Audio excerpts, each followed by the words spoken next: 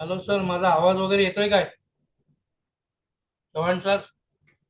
हो सर, येतोय येतोय आवाज. सर, येतोय. Yes sir, yes. हो, हो.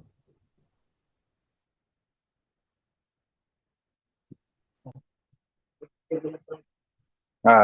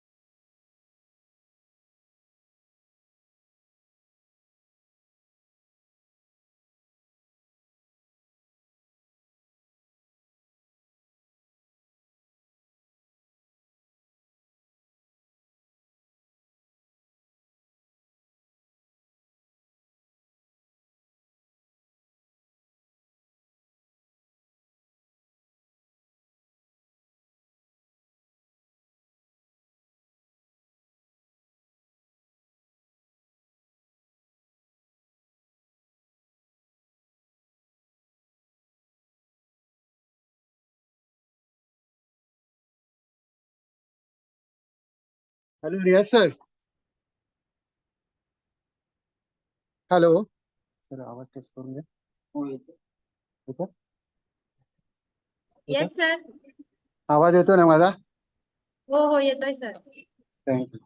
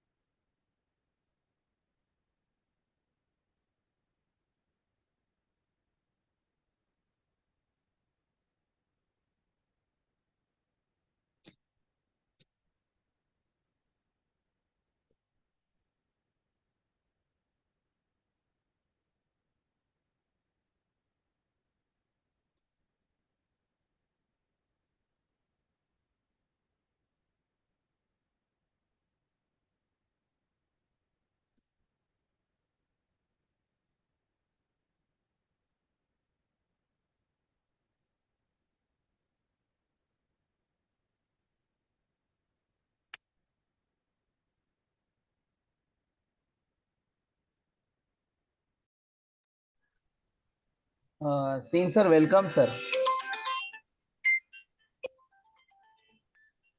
Dr. Singh sir, Dr. Parag here. Please welcome on virtual platform. Good morning to everyone. Good morning, good morning. Dr. Main sir, welcome sir. Good morning, sir. Good morning, good morning. Namaskar. Let me introduce Dr. Singh sir. Suresh नमस्कार. हाँ नमस्कार. अडिगल sir नमस्कार. नमस्कार. नमस्कार नमस्कार. हाँ बस ठीक है. HK Singh sir. Sir, हाँ Dr. Main sir, he is BOS member and head of economics department very good. for University of Mumbai. So nice to you, sir. So nice to you. We are meeting virtually. Let us hope to meet directly very soon. Yes, you need a page. You Rakesh Sharma is my friend, and few other from your department, BHU. No, you are from BHU, right? Yes sir, Dr. Singh sir from BHU, Banaras Hindu University. Okay. Most of the professors of economics departments are my friends, sir. Yeah. The number of teachers in my university is around 3,500. Yes. Economics is in a separate faculty known as social sciences. I am head and dean of faculty of commerce, and there is another faculty known as Institute of Management.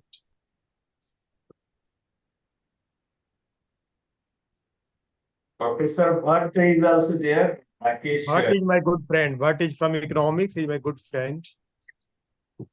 When I came as professor from Allahabad University, he also came as a reader to Banaras Hindu University. Ken Bhatt. Ken Bhatt.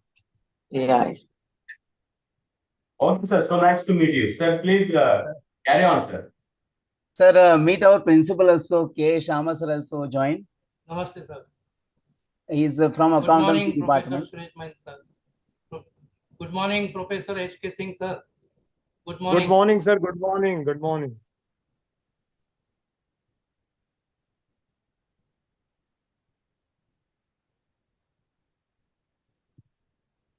Technical team, shall we start now? Are you ready?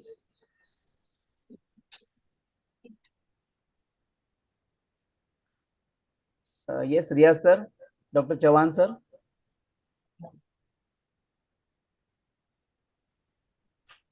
Yes, sir. Yes, sir. Yes. Yes. Shama sir, shall we start? Yes, sir. Indulka sir? Okay, okay.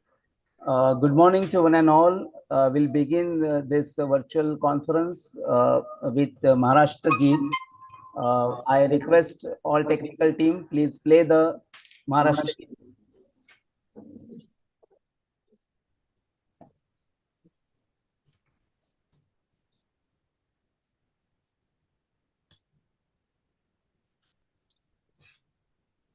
जा रहा है तो बस चालू है ना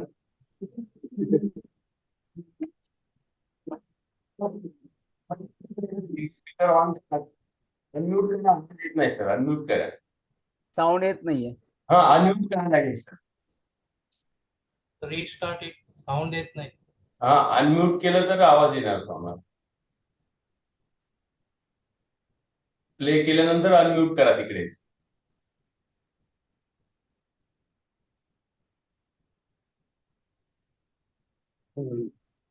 त्यांना कोणाला ऐकायला जातं.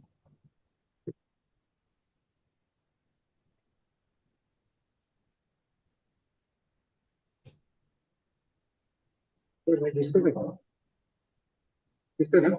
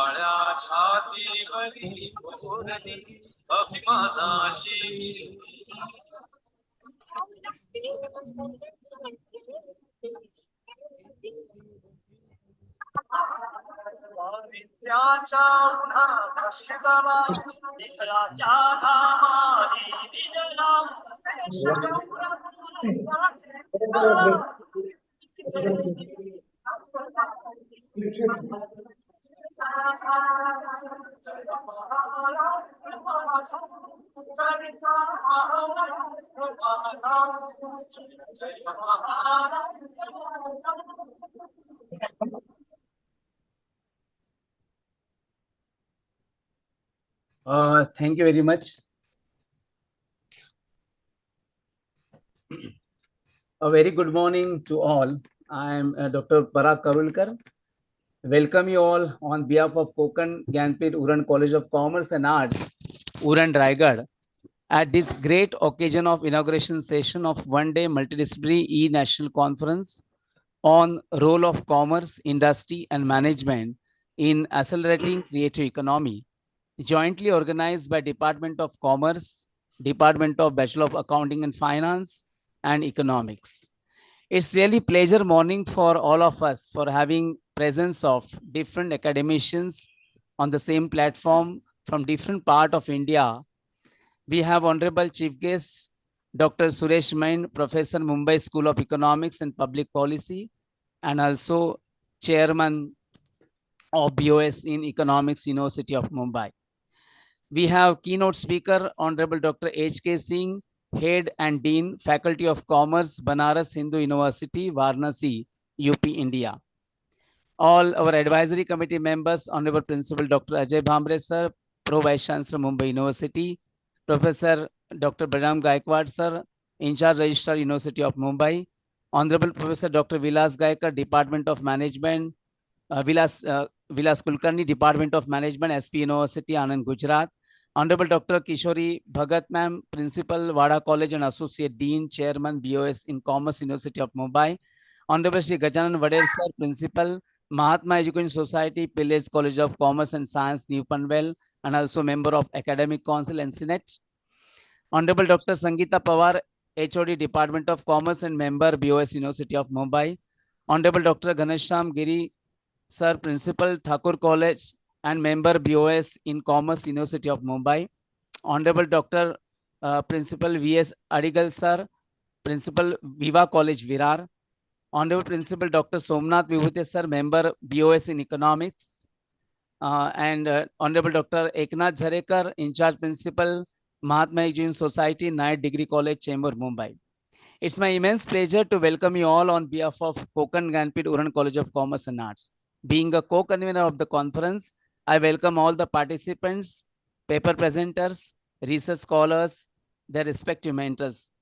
I also take this opportunity to welcome our CEO of Konkan Gyanpith, Honorable Shri Pradeep Chandra Shungarpure Sahab, our beloved Principal, Professor K. Sharma sir, convener of the conference, Professor V.S. Indulkar sir, HOD, Department of Commerce, Professor Dr. H.K. Jagtap sir, HOD, Department of Economics and co-convener of the conference, Professor Dr. A.R. Chavan sir, Secretary of the conference and IQSC coordinator, Mr. T.N. Ghyar sir, our office superintendent, and all the organizing committee members, teaching and admin staff, as well as students. I once again welcome to all. Now I request to Professor V.S. Indulkar sir, HOD of Commerce Department and convener of the conference, please give introductory remark about conference. Please, sir, over to you. Are you hearing me? Yes, sir. Yes. Okay. Good morning, everybody. For inauguration session of National E-Conference, Konkan Gyanpith Uran College of Commerce and Arts, Uran Raigad, Department of Commerce, Department of Bachelor of Accounting and Finance, and Department of Economics organize one-day multidisciplinary e-national conference on role of commerce, industry, and management in accelerating creative economy on 13 April 2024. Myself, Professor V.S. Indulkar, Associate Professor and Convener, we are warmly welcome to this virtual meet of multidisciplinary e-conference. Today's honorable chief guest, Dr. Suresh Main, Professor, Mumbai School of Economics and Public Policy, Chairman of Board of Studies in Economics, University of Mumbai. Guest of honor, Honorable Professor Dr. Balaram Gaikwad, in charge Registrar, University of Mumbai, and Director of DLL, University of Mumbai. Keynote speaker, Honorable Professor Dr. H.K. Singh, Head and Dean, Faculty of Commerce, Banaras Hindu University, Varanasi, Uttar Pradesh. Professor K. Sharma, who is the in-charge principal of the Konkan Gyanpith Uran College of Commerce and Arts, Uran Raigad. Dr. Arun Chavan, Conference Organizing Secretary and IQC Coordinator, KG Uran College. Convener of the conference, Dr. Parag Karukar, Assistant Professor in Commerce, and Dr. H.K. Jagtap, Assistant Professor in Economics, Konkan Gyanpith Uran College of Commerce and Arts. All the academicians, researcher, research scholar, students, and all the dignitaries who are present on this virtual platform, we are warmly welcome to all of you. A very good morning and warm welcome to the one-day multidisciplinary national conference organized by Konkan Gyanpith, Puran College of Commerce and Arts, Puran, where we are privileged to gather together today under the auspices of intellectual exchange and collaborative exploration. As we embark on the journey of knowledge, dissemination and disclosure, it is my honor to introduce the distinguished dignitaries gracing us with their presence today. We are honored to have with us Shri Pradeep Chandra Shungarpure, the CV of Konkan Gyanpith, Puran College of Commerce and Arts, whose vision and leadership have propelled this institution toward excellence. Joining us are the esteemed chief guest to Professor Dr. Suresh Main, Professor of Mumbai School of Economics and Public Policy, Chairman of Board of Studies in Economics, University of Mumbai. In the realm of academia, whose insights promise to enrich our deliberation. Accompanying him as to our guest of honor, Professor Dr. Baliram Gaikwad, the in-charge registrar of University of Mumbai and Director of DLE University of Mumbai, whose expertise adds the immense value to discourse. Today's keynote speaker, Professor H.K. Singh, Head and Dean Faculty of Commerce, Banaras Hindu University, Uttar Pradesh, focusing on recent changes in the commerce industry and management, which accelerating for creative economy. Last but not least, we are graced by the presence of our beloved Professor Kishore Sharma as a in-charge principal of Konkan Gyanpith Puran College of Commerce and Arts, whose unwavering commitment to education inspires us all. The theme of today's conference, the role of commerce industry and management in accelerating creative economy, resonates deeply the evolving the dynamics of our global landscape. The concept of creative economy underscores the transformative power of innovation, entrepreneurship, and cultural expression in driving economic growth and social progress. In the area characteristic by rapid technological advancements and interconnectedness, the insertion of commerce industry and management assumes paramount significance. Indeed, the present and future prosperity of nations hinges upon their the ability to harness the creative potential embedded with this sphere. From fostering entrepreneurial ecosystems to leveraging digital technological for market expansion, the role of commerce and industry in shaping the counters of a vibrant creative economy cannot be overstated. Equally crucial is the role of effective management practices in optimizing resource allocation, fostering innovation, and nurturing talent pipelines that fuel sustainable growth. As we convene to deliberate on these pressing issues, it is imperative to recognize the imperative of collective action and interdisciplinary collaboration. By synthesizing the expertise of diverse stakeholders, academia, industry, government, and civil society, we cannot unlock new avenues of opportunity and chart a course toward inclusive prosperity. In conclusion, I urge all participants to actively engage in today's discussion, exchange ideas, and explore innovative solutions that have the potential to redefine the contours of our economic landscape. Together, let us embark on a journey of discovery and enlightenment as we strive to accelerate the creative economy for the betterment of humanity. I hereby hand over Dr. Parag Karulkar. Over to you, sir. Thank you very much, sir. Thank you, sir. Thank you, Indulkar, sir, for having brief out about the conference. Now I request our beloved principal, Kishore Sharma, sir, please have a welcome address. Please, over to you, sir. Am I audible? Yes, sir. Okay. A very good morning to one and all present over here. I, Professor Kishore Sharma, extend a warm welcome to all of you gathered here today for one day multidisciplinary nationally conference on the role of commerce, industry and management in accelerating creative economy. I especially thank our chief guest, Professor Dr. Suresh Main, Professor, Mumbai School of Economics and Public Policy, Chairman of Board of Studies in Economics, University of Mumbai, for gracing the occasion with his valuable presence. I express sincere gratitude to our former principal and IC Register, University of Mumbai, Professor Dr. Baliram N. Gaikwad sir, for being a valuable part of the conference. I also express a big thanks to our keynote speaker, Professor Dr. H.K. Singh, Head and Dean, Faculty of Commerce, BHU, Varanasi, Uttar Pradesh, and all members of advisory committee and our chair and co-chairpersons for the day. Without your kind support, this conference wouldn't have seen the light of the day. I also welcome to Honorable Sri Pradeep Chandra Binayak Shungarpure sir, Chief Executive Officer of Konkan Gyanpith, who is present over here.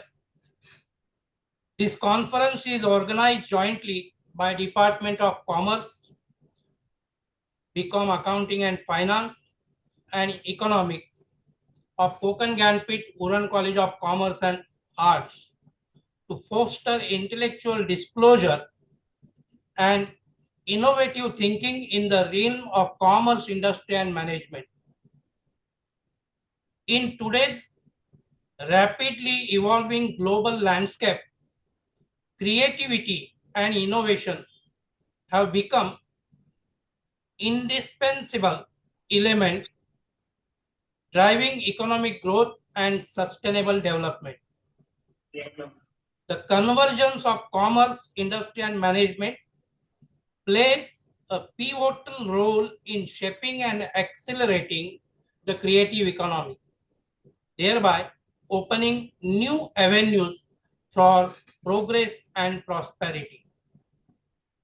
Though this conference, we aim to explore the multifaceted dimension of creative economy and delve into pivotal role that commerce, industry, and management plays in its acceleration. By bringing together experts, scholars, and practitioners from diverse fields, we hope to facilitate insightful discussion, exchange of ideas, and collaborative efforts to harness the full potential of the creative economy. I encourage all participants to actively engage, share your expertise, and contribute towards generating innovative solutions and strategies that can drive sustainable growth and foster a culture of creativity and entrepreneurship. I extend my sincere gratitude to the organizing committee, esteemed participants, for their invaluable support in making this conference a reality. Together, let us embark on a journey of exploration, discovery, collaboration, as we strive to unlock the transformative power of commerce, industry, and management in accelerating creative economy. Thank you. Thank you very much. Thank you, sir. Thank you, sir, for having a welcome address. There is some slight change in the schedule because keynote speaker Dr. H.K. Singh having one viva in the university, and that's why we are going to have a speech or keynote address before the chief guest. So please kindly note this. Let me introduce our keynote speaker, Professor Dr. H.K. Singh, former Vice Chancellor, MUIT, Lucknow, Managing Editor, Indian Journal of Commerce, President, Indian Association for Management Development. Professor H.K. Singh is presently holding the post of Head and Dean of Faculty of Commerce at Banaras Hindu University, Varanasi. He has been the founder, Vice Chancellor of Maharshi University of Information Technology, Lucknow. He has a teaching and research experience of more than 36 years. He joined his teaching profession in the year 1986 after qualifying JRF NET UGC New Delhi. He has been working as Professor of Commerce, Banaras Hindu University, Varanasi for more than 16 years and Associate cum Assistant Professor for 2 decades at Allahabad University in the disciplines of accounting and finance. He has supervised more than 2 dozen doctoral candidates. Professor Singh has been the gold medalist of BCom and MCom from Allahabad University and has written 19 popular academic books and have around 47 research papers to his credit. His 3 books have been awarded as best textbooks by AICTE New Delhi. Professor Singh sir has been the Executive Council member of Indian Commerce Association for 2 terms and sectional chairman of AICC's seminar on special economic zones held at the Nagpur in the year 2008. He has also been the treasurer of Indian Commerce Association and managing editor of Indian Journal of Commerce. He has been the patron of reputed International Journal of Business and Social Studies, Hermeneutics, and chief managing editor of Quarterly Journal of Management Development. He has been the sectional chairman of All India Accounting Conference held at Chandigarh in the year 2015. Professor H.K. Singh sir has also been nominated as President, Indian Association for Management Development in the year 2016. He has been member of various academic bodies and experts of selection committees of more than 2 dozen universities.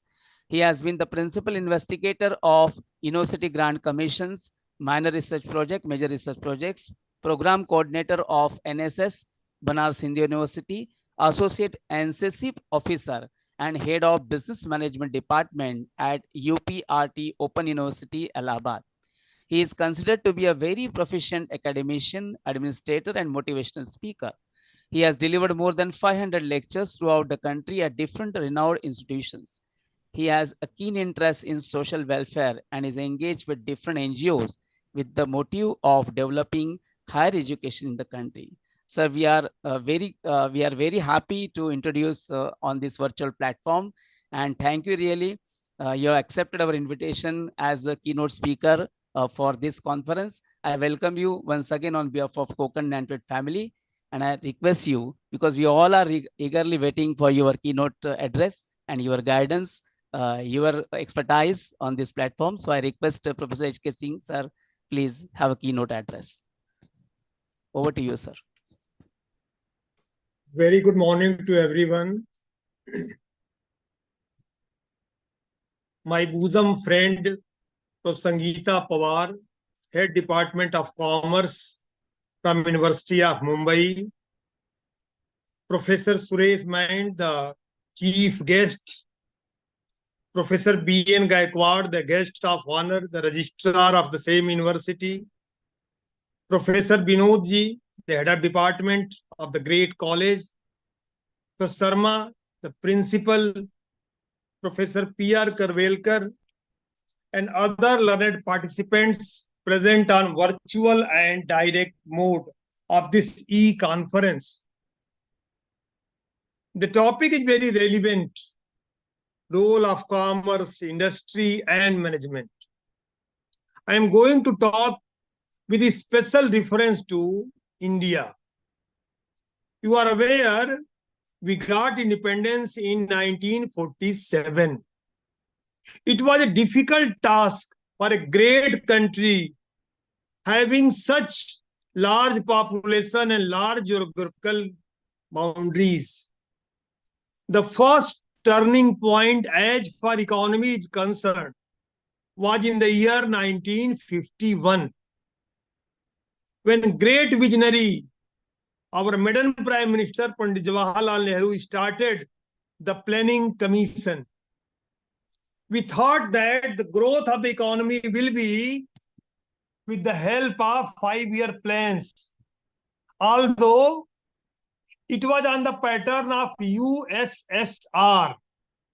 In Russia, they started 20-year plans. In our country, we started 5-year plans. So this was the first turning point. Pandit Nehru's vision was socialistic pattern, major shift on public sector. In the same country, in 1971, same party was the ruling party, Congress party. Now the Prime Minister was Mrs. Indira Gandhi. Mrs. Indira Gandhi gave the shape of more and more emphasis on public sector. And therefore, the Sikh cotton mills of Ahmedabad were given in the shape of nationalized, means public sector. NTC was started. In 1971, the major slogan was Poverty Eradication Program. You see, first, 1951. Second turning point, 1971. In the same context, Lal Bahadur Shastri was the Prime Minister for some time. He also thought of Green Revolution because there was crisis economy. Shastri ji के सम्मुख कोई भी और विकल्प नहीं था. The economy was having crisis. उन्होंने कहा कि सोमवार को सब लोग व्रत रहिए. There was food crisis and he was compelled to decide about green revolution. जय जवान जय किसान. The economy was in the bad shape, crisis economy. The orientation was on production. Now the third turning point, 1991. All these were occurring after 20 years. In 1991, Narasimha Rao government, same Congress party, champion finance minister Mr. Manmohan Singh Saab. But now we decided just reverse, not nationalization. We thought privatization, and it was decided LPG.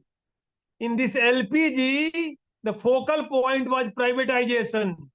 Liberalization, privatization, globalization. Balco was the first concern, Bharat Aluminium Company. Although it was profitable, but government decided to privatize the Bharat Aluminium Company. देश को बताया गया कि तीव्र विकास के लिए now the engine will be privatization. आप देखिए, मैं आपके सम्मुख एक कठिन सवाल रखता हूं.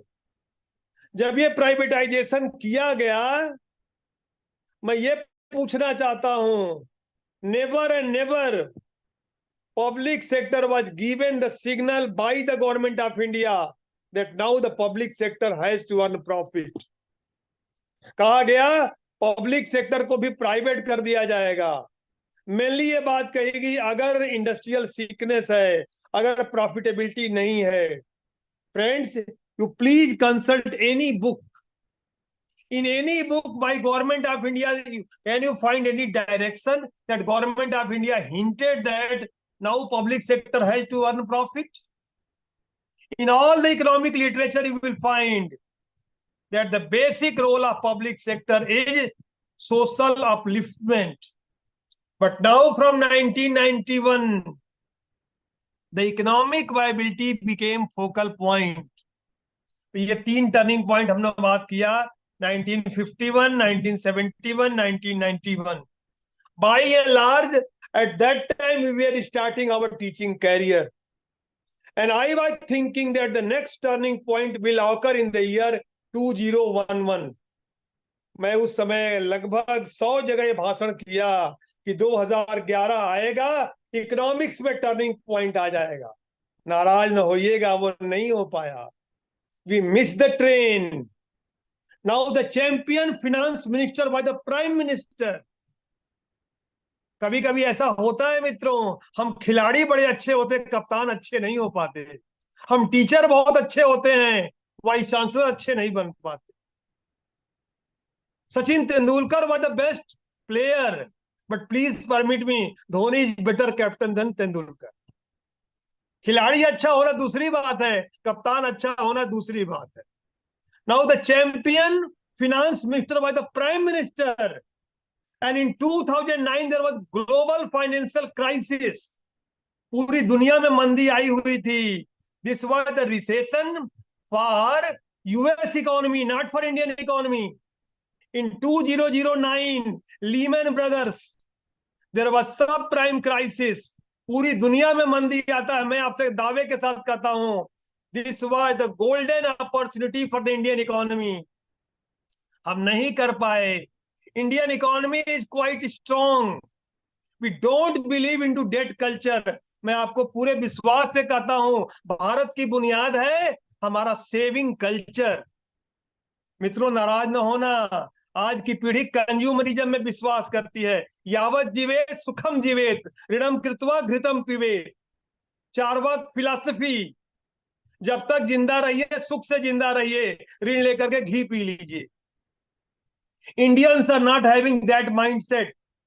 We are having saving orientation. Friends of accounting are aware there is conservatism culture. हमारे यहाँ अकाउंटेंसी में पढ़ाया जाता है रूढ़िवादिता, conservatism, anticipate future losses and make provision for it. We are not anticipating future profit. We are anticipating future losses and we are making provision for it. The global financial crisis was hinting to make refinements into the economic policies. लेकिन नाराज न होना मित्रों, 2011 में आर्थिक नीतियों में हम और आप परिवर्तन नहीं कर पाए. मैं तो 30 साल से भाषण कर रहा था कि 2020 आएगा और 2020 में Indian economy will become developed nation. Vision of Abul Kalam that India will become the developed nation, वो नहीं हो पाया. 2020 भी आया, लेकिन 2020 ने जो हमें कष्ट दिया है, न भूतो न भविष्यति. ऐसा तो पहले कभी हुआ ही नहीं था. 2020 में हम उम्मीद करते थे India will become the developed nation, but we were in worst situation. The Covid was started in our country in the year 2020. लेकिन मैं आपको बता दूं, this COVID was also golden opportunity for Indian economy because we have taken two major steps in 2020. Number one is ANBA, Atmanirbhar Bharat Abhiyan, Self-Reliant India Movement, and number two, NEP. मैं पूरे विश्वास से कहता हूं, ये दो भारत सरकार के प्रयास हैं. एक तो ANBA, आत्मनिर्भर भारत अभियान, और दूसरा NEP, national education policy. Both are same, both are complementary, both are supplementary, friends.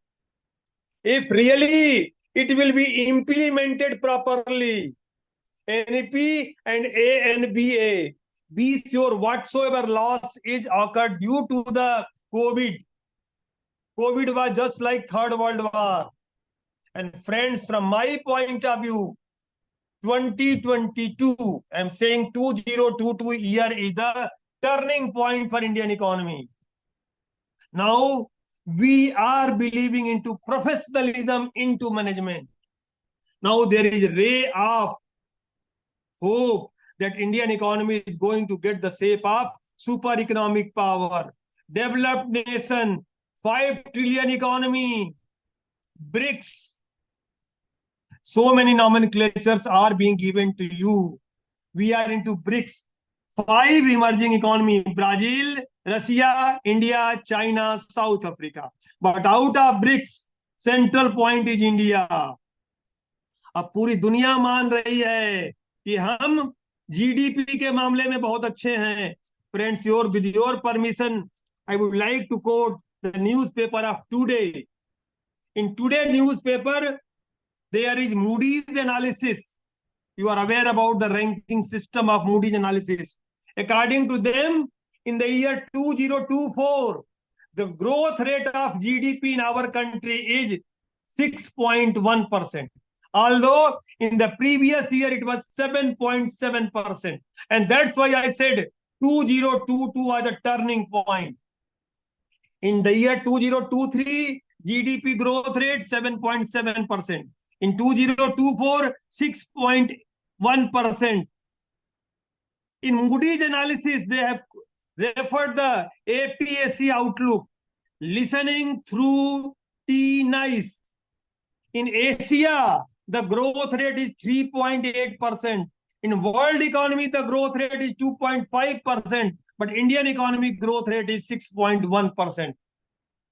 Friends, when I was a student, it was being said Indian economy is underdeveloped. Third world country, Commonwealth nations. At least this generation is finding that we are in the best. We are in the super economic power. But please permit me, from my point of view, economies are having only two categories. Number one is mismanaged, and number two is well managed. Friends, if you are believing into well managed economy, you are putting emphasis on professionalism, be sure very soon we are going to get the shape of super economic power, developed nation. But for that point, certain suggestions I am going to provide. Number one, the first suggestion is IMS, Indian Management Services. You are aware, in our country, the apex body for examination is UPSC, Union Public Service Commission, which is holding the examination of IAS. जो परीक्षा होती है IAS की, Indian economic service, Indian foreign service, Indian forest service, अरे क्यों नहीं Indian management service. जिसके पास प्रबंधन का ज्ञान हो, जिसके पास वो पढ़ाई हो, जिसके पास वो हुनर हो, वो क्वालिफाई करे IMS.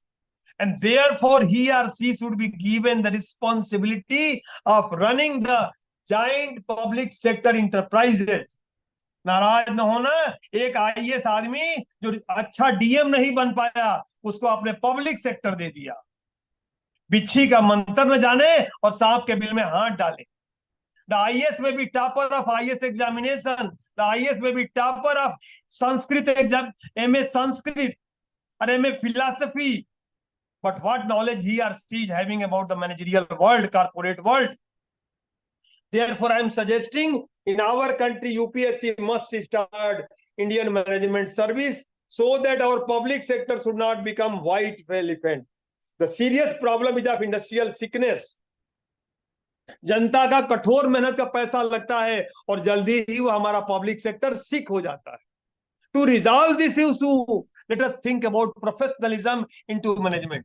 वो तो भला हो भारत सरकार का, कम से कम अब हमारे IAS लोगों को भी ऑस्ट्रेलिया भेजा जाता है MBA की डिग्री लेने की. आपका ये जो कॉन्फ्रेंस है, it is hosted commonly by various disciplines. Friends, be sure, my mother subject is economics. Be sure commerce was originated from economics. But friends, please permit me, when economics became more and more abstract, theoretical, therefore we started applied economics. It means paradigm shift from theory to the practice. And that applied economics, business economics, managerial economics, somehow was known as commerce.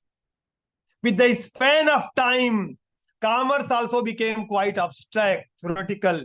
Then we started applied commerce, and applied commerce was known as management. Starting point, economics. Before economics, there was politics, politics to economics, economics to commerce, and commerce to management. And nowadays, in best universities of the globe, they are not running management department, they are running applied management. The friends, political science to economics, economics to commerce, commerce to management, and management to applied management. But from my point of view, the comprehensive term is business education and research. Don't make demarcation into watertight compartmentation of economics, commerce, or management. Make a comprehensive shape by clubbing the all, which will be known as business education and research. And for business education research, the Harvard Business School philosophy of case study method. You are aware in NEP there is focus on case study method. Supplement the theory with the specific cases. And why only American cases, Japanese cases, Chinese cases, Korean cases? Why not Indian cases? Why not Bharatiya cases? Why not Hindustani cases? We have to supplement the theory with the Bharatiya cases, Hindustani cases. The best case is Ramcharitmanas. The best case is Gita. Friends, management starts with MBO, management by objective, propounded by Peter F. Drucker. And best example of MBO is Gita. आपको याद होगा, Arjuna was their main hero. But Arjuna was not so effective without the support of Lord Krishna. Lord Krishna was the best manager. Lord Krishna is the best example of motivation. The way in which Lord Krishna motivated Arjuna is unparalleled. Lord Krishna motivated Arjuna and he converted the efficiency into effectiveness. किस तरह से युद्ध के मैदान में अर्जुन का मोह भंग हो रहा था और किस तरह से उनके एफिशिएंसी को इफेक्टिवनेस में कन्वर्ट किया. मैं तो काशी से बोल रहा हूं, आप करमती से बताना चाहता हूं. LPP, linear programming problem. The first point is objective function. जैसे हम और आप 1-1.5 घंटे के लिए मिले हैं, there must be specific objective. जीवन के 1 घंटे का, 1 सेकंड का, 1 मिनट का स्पेसिफिक ऑब्जेक्टिव होगा. पूरा जीवन गुजार दिया बिना certain objective. Number 2 point, subject to the constants. आज मैं कुछ उद्देश्य लेके चला, जितना बड़ा उद्देश्य लेके चलेंगे उतनी बड़ी बाधा आएगी, आप जान लीजिए. अगर बड़े उद्देश्यों को लेकर चलेंगे बड़े कॉन्स्टेंट्स आएंगे. जितना बड़ा उद्देश्य हम लेंगे उतने बड़े constants. Objective function subject to the constants. But third point, my dear friend teachers, please try to understand. Third point is rather more important, non negativity. हम उद्देश्य लेके चले, बाधाएं आई तो क्या हम निगेटिव हो जाएंगे? No. Teacher will remain always positive. And why only teacher? आप सब ह्यूमन बीइंग हैं. Convert your human being into being human. हम निगेटिव नहीं होंगे. मैं काशी में बैठा हूं, ये कबीर की धरती है. कबीर ने कहा था हमारा आपका स्वभाव होगा सूप जैसा, सार सार को गही रहे थोथा दे बाहर. हमारा आपका स्वभाव सूप जैसा होगा, जो अच्छा मिला ले लिया, जो खराब मिला छोड़ दिया. अगर ये 3 बातें हमारे दिमाग में रहे, objective function, subject to the constants, non negativity, be sure success will be definitely for you. Anyhow, I was talking about the turning points of Indian economy, 1951, 1971, 1991, and next we were expecting in the year 2011. And from my point of view, the turning point occurred in the year 2022. In that process, Government of India took one more step. Planning Commission was converted as Niti Aayog. आपको पता होगा नीति not the Hindi word, National Institution for Transforming India. And all the efforts of Government of India somehow are towards converting our Indian economy into developed economy.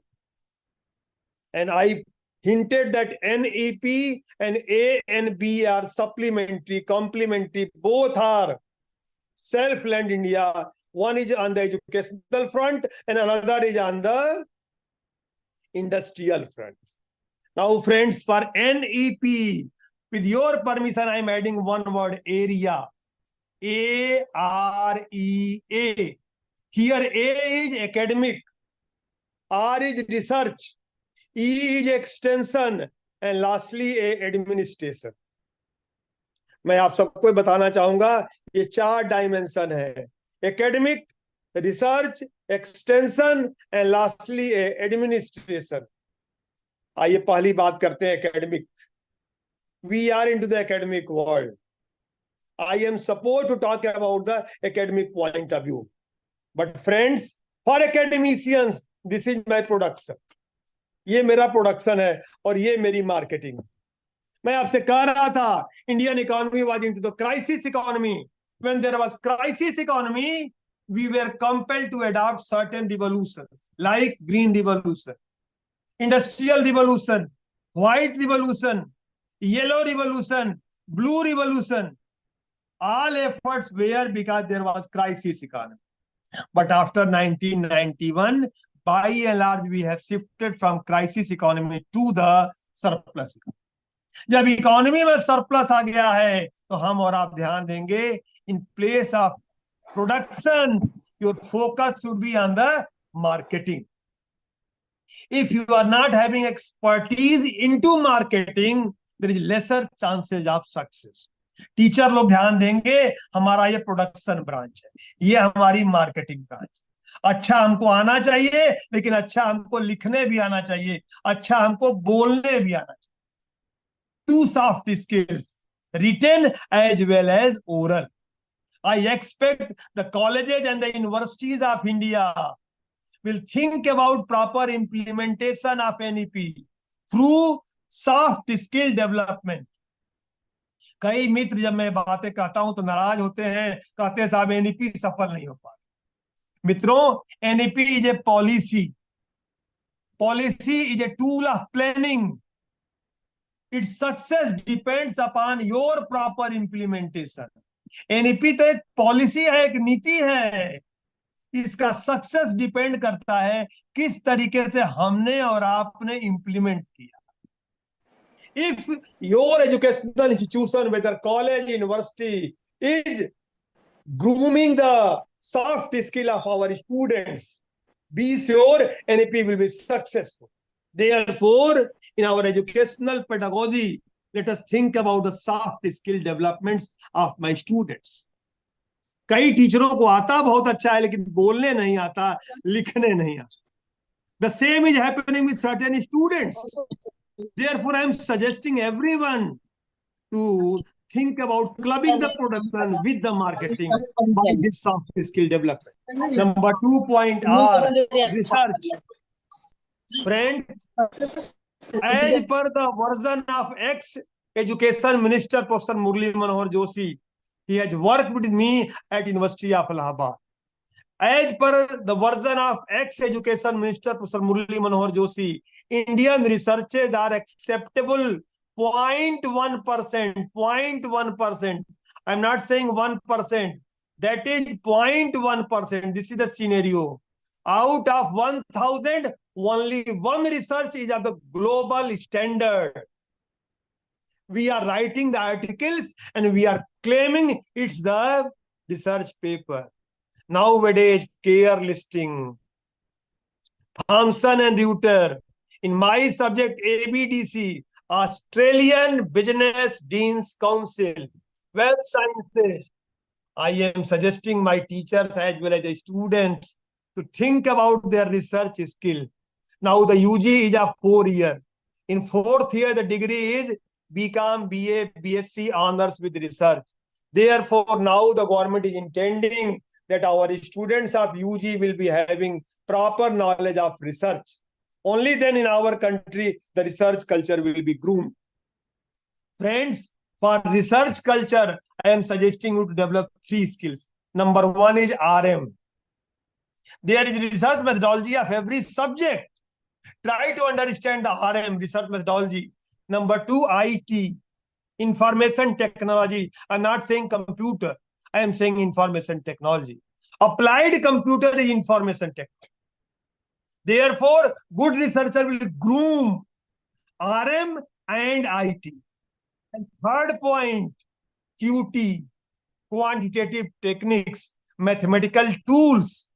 If you are having idea about these 3, RM, QT, IT, then only you can claim you are the best researcher. You are writing the empirical papers based on even case study method of Harvard Business School. You may ask to me the Harvard philosophy.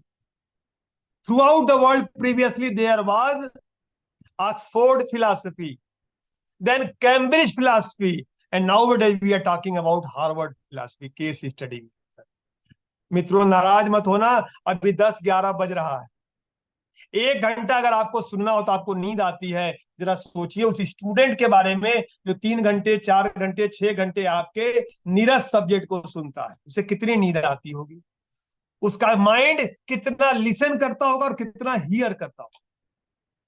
Therefore, club, your teaching with empirical researches, Harvard philosophy, two-way communication. The teacher will not be teacher. The teacher will become the coordinator of the class. And the student will become the learner. It is the Harvard philosophy. By that, we can think about making our classes more and more fruitful. मैं थोड़ा lighter mood में आपसे कह रहा हूं, club the education with entertainment. From my point of view that is edutainment. हम कोई entertain करने किसी को नहीं आए हैं, लेकिन शिक्षा में कहीं कहीं हास्य का पुट भी होगा, जिससे कि हमारे बच्चों को अब वो क्लास रुचिकर लगने लगे. अब तो आईआईटी और आईआईएम इस पे चिंतन हो रहा है किस तरह से पढ़ाया जाए कि बच्चों को ज्यादा आनंद आए, बच्चे आपकी बात को पूरा का पूरा समझ जाएं. Third point, extension in the word area, academic, research, extension, and lastly administration. Third point is extension. I am working for BHU.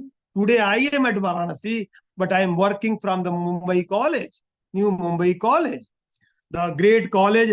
I am really thankful to that great college for inviting me. The name of the college is kguc College of New Mumbai. They invited me. It means today I am working for the College of New Mumbai. In the internet age, now you are aware, after COVID, internet and government of India is even providing the internet facility to the rural area. Therefore, work for extension activities. I am not a professor only for BHU. I am a global professor. And I expect everyone to think about that. Global knowledge transmission. If there is internet, there is no need to directly go to there. MOOC, SWAYAM, you are aware about the system. Facilities are there. In NEP, without direct teaching, your system of virtual platforms can help about your purpose. And lastly, A, administration, good governance. Your college is B grade. I do hope in next cycle you will attain A grade. But for that purpose, I started with A, academic, research, extension. I am completing by A, administration, good governance. नाराज मत होइएगा, गीदड़ों की team हो और अगर शेर दिल कप्तान हो तो टीम की विजय हो जाए, और अगर शेरों की टीम हो और कप्तान अगर गीदड़ दिल निकल गया तो आपकी टीम हार जाए. मैंने शुरू किया था ना धोनी से. Dhoni was knowing A turn around management. 20 over के मैच में 18 ओवर तक हार होती रहती थी और अंत के 2 ओवर में और अंतिम बॉल में भी छक्का लगता, जिसको हम लोग अपने भाषा में कहते हैं turn around management, converting the sick unit into profitable unit. सीढ़ियां उन्हें मुबारक हो जिन्हें छतों तक जाना है. सीढ़ियां उन्हें मुबारक हो जिन्हें छतों तक जाना है. जिनकी मंजिल आसमां हो उन्हें रास्ता स्वयं बनाना है. Turnaround management, converting the sick unit into profitable unit. I pray, Lord Vishwanath, your college must acquire A plus, A double plus through NAC. But for that purpose, out of those 7 parameters, these are 4 important points: area, academic, research, extension, and administration. Now I am going to complete within 5 minutes. I request the organizers to please provide me more 5 minutes. Is it okay, sir? May I continue? Yes, sir. Yes, sir. Please. Okay. Lastly, I am giving the word SWOT. SWOT. हमारे यहाँ ये काम बहुत होता है acronym का. Metro company ने पंखा बनाया. Now there is problem of branding. The branding was done just reversing the metro as Artem. Metro का उल्टा कर दीजिए, METROORTEM. Metro company gave the name Artem fan. The same I am saying to you. Convert the SWOT into TOWS matrix. Not SWOT, TOWS, TOWS. Convert the T into O. Convert your threat into opportunity and W into S. मित्रों, यही जिंदगी है, यही जिंदगी है। एक limited time के लिए आए हो। Convert your weakness into strength, convert your threat into opportunity. जब जिंदगी में संकट आवे, जान लीजिए गोल्डन अपॉर्चुनिटी नॉक कर रही है। I am getting the name of mister Amitabh Bachchan. Amitabh Bachchan father was simply a teacher, lecturer. He was neither reader nor professor. At University of Allahabad, मैं अमिताभ बच्चन की टोटल पर्सनालिटी की बात नहीं कर रहा हूं, मैं एक बिंदु आपसे बात करूंगा. His father was the lecturer at University of Allahabad into Hindi, and his son decided to work into film industry. Friends, it's Herculean task to get the entry for first generation. नहीं मिलता है. अगर आपके पिताजी university में नहीं रहे हैं और आप यूनिवर्सिटी में आना चाहते हैं, उस दर्द को मैं जानता हूं. My father was simply headmaster. Entry नहीं मिलती है, कोई घुसने नहीं देता है. Amitabh Bachchan decided to work into film industry. You must be knowing that incident. It was the incident of AIR, All India Radio. The interview was conducted into All India Radio. Although Amitabh Bachchan father was knowing the expert, he wrote a letter to the expert. Please try to understand the language. If my son is found competent, the assignment should be given to him.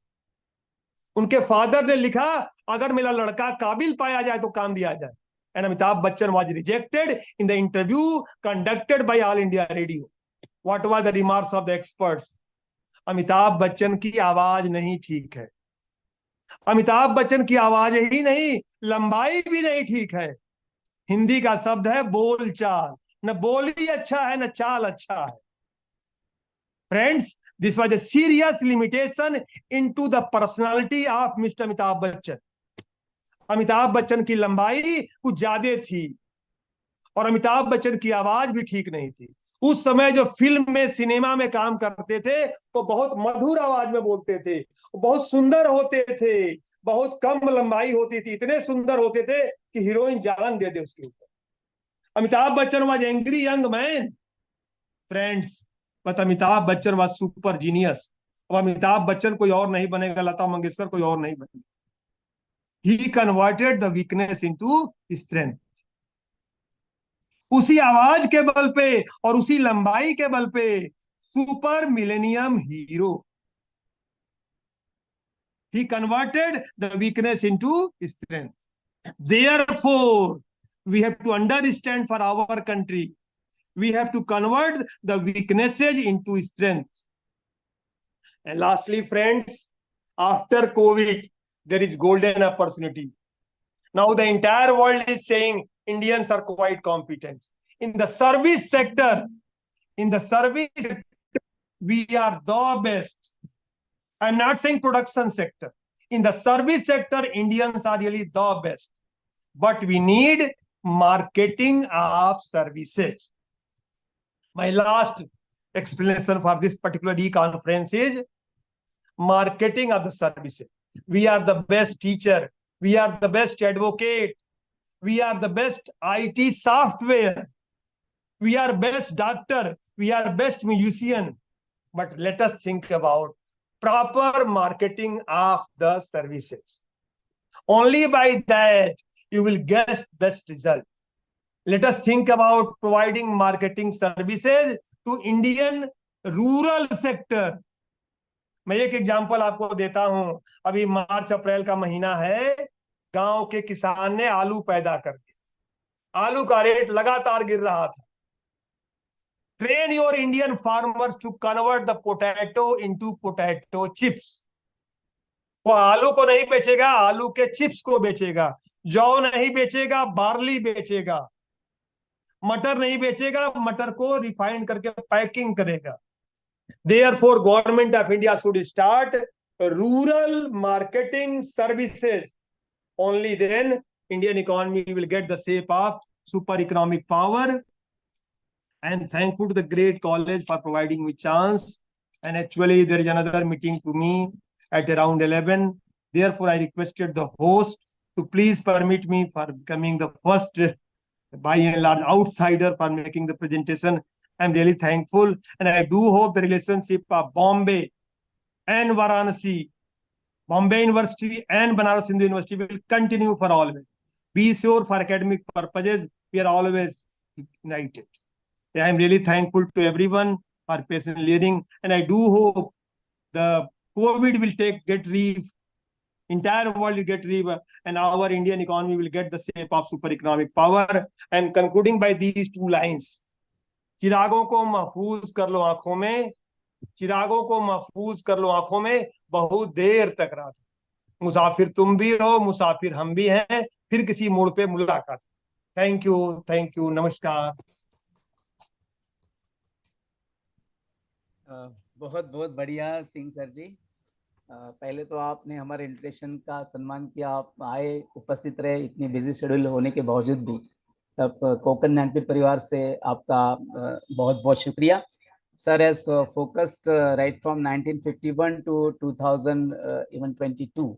Whatever the changes has been taken place in the economic and even the government plays a very important role, has been playing very important role in the economic development of our country.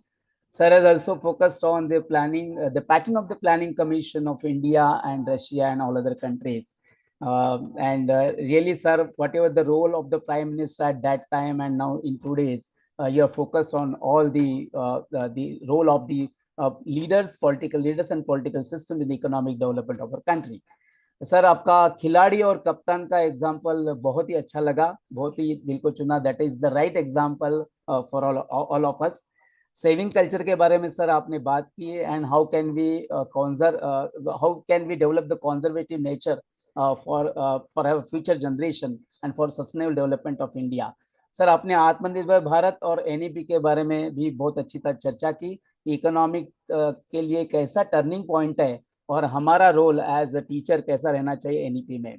How India becomes और now want to have a central point in the world, that also you spoke about, and overall GDP growth of the country. Mismanage और well manage, इसका भी आपने concept बहुत अच्छी तरह define किया. उसके लिए हमारा यूथ का role Indian public service commission में कैसा रहना चाहिए, उन्हें कौन से चैलेंजेस स्वीकारने चाहिए, उसके बारे में भी आपने प्रकाश डाला. यहाँ पे एजुकेशन के बारे में सर आपने बहुत अच्छी तरह चर्चा की. जीवन में उद्देश्य बहुत होना चाहिए, उद्देश्य नहीं रहा तो आपका जीवन सफल नहीं हो सकता. 4 जो पिलर्स आपने बताए, A for academic, R for research, E for extension and A again for administration, ये 4 पिलर्स को हमने अच्छी तरह समझ के लिया और उसको इम्प्लीमेंट किया तो हमारी डेवलपमेंट कंट्री की बहुत अच्छी हो जाएगी. सर, यह focus on the research also कि हमारा रिसर्च में कंट्रीब्यूशन कितना आगे जाना चाहिए. हार्वर्ड फिलोसॉफी का आपने एग्जांपल दिया, and turn around strategy is very important strategy. बहुत अच्छा सर एग्जांपल आपने दिया. स्वॉट का कंसेप्ट को हम कैसे टॉस में कन्वर्ट करें, and this is a very good example. Marketing of service sector is also important because we are very poor in marketing. We have to develop the marketing skill, communication skill.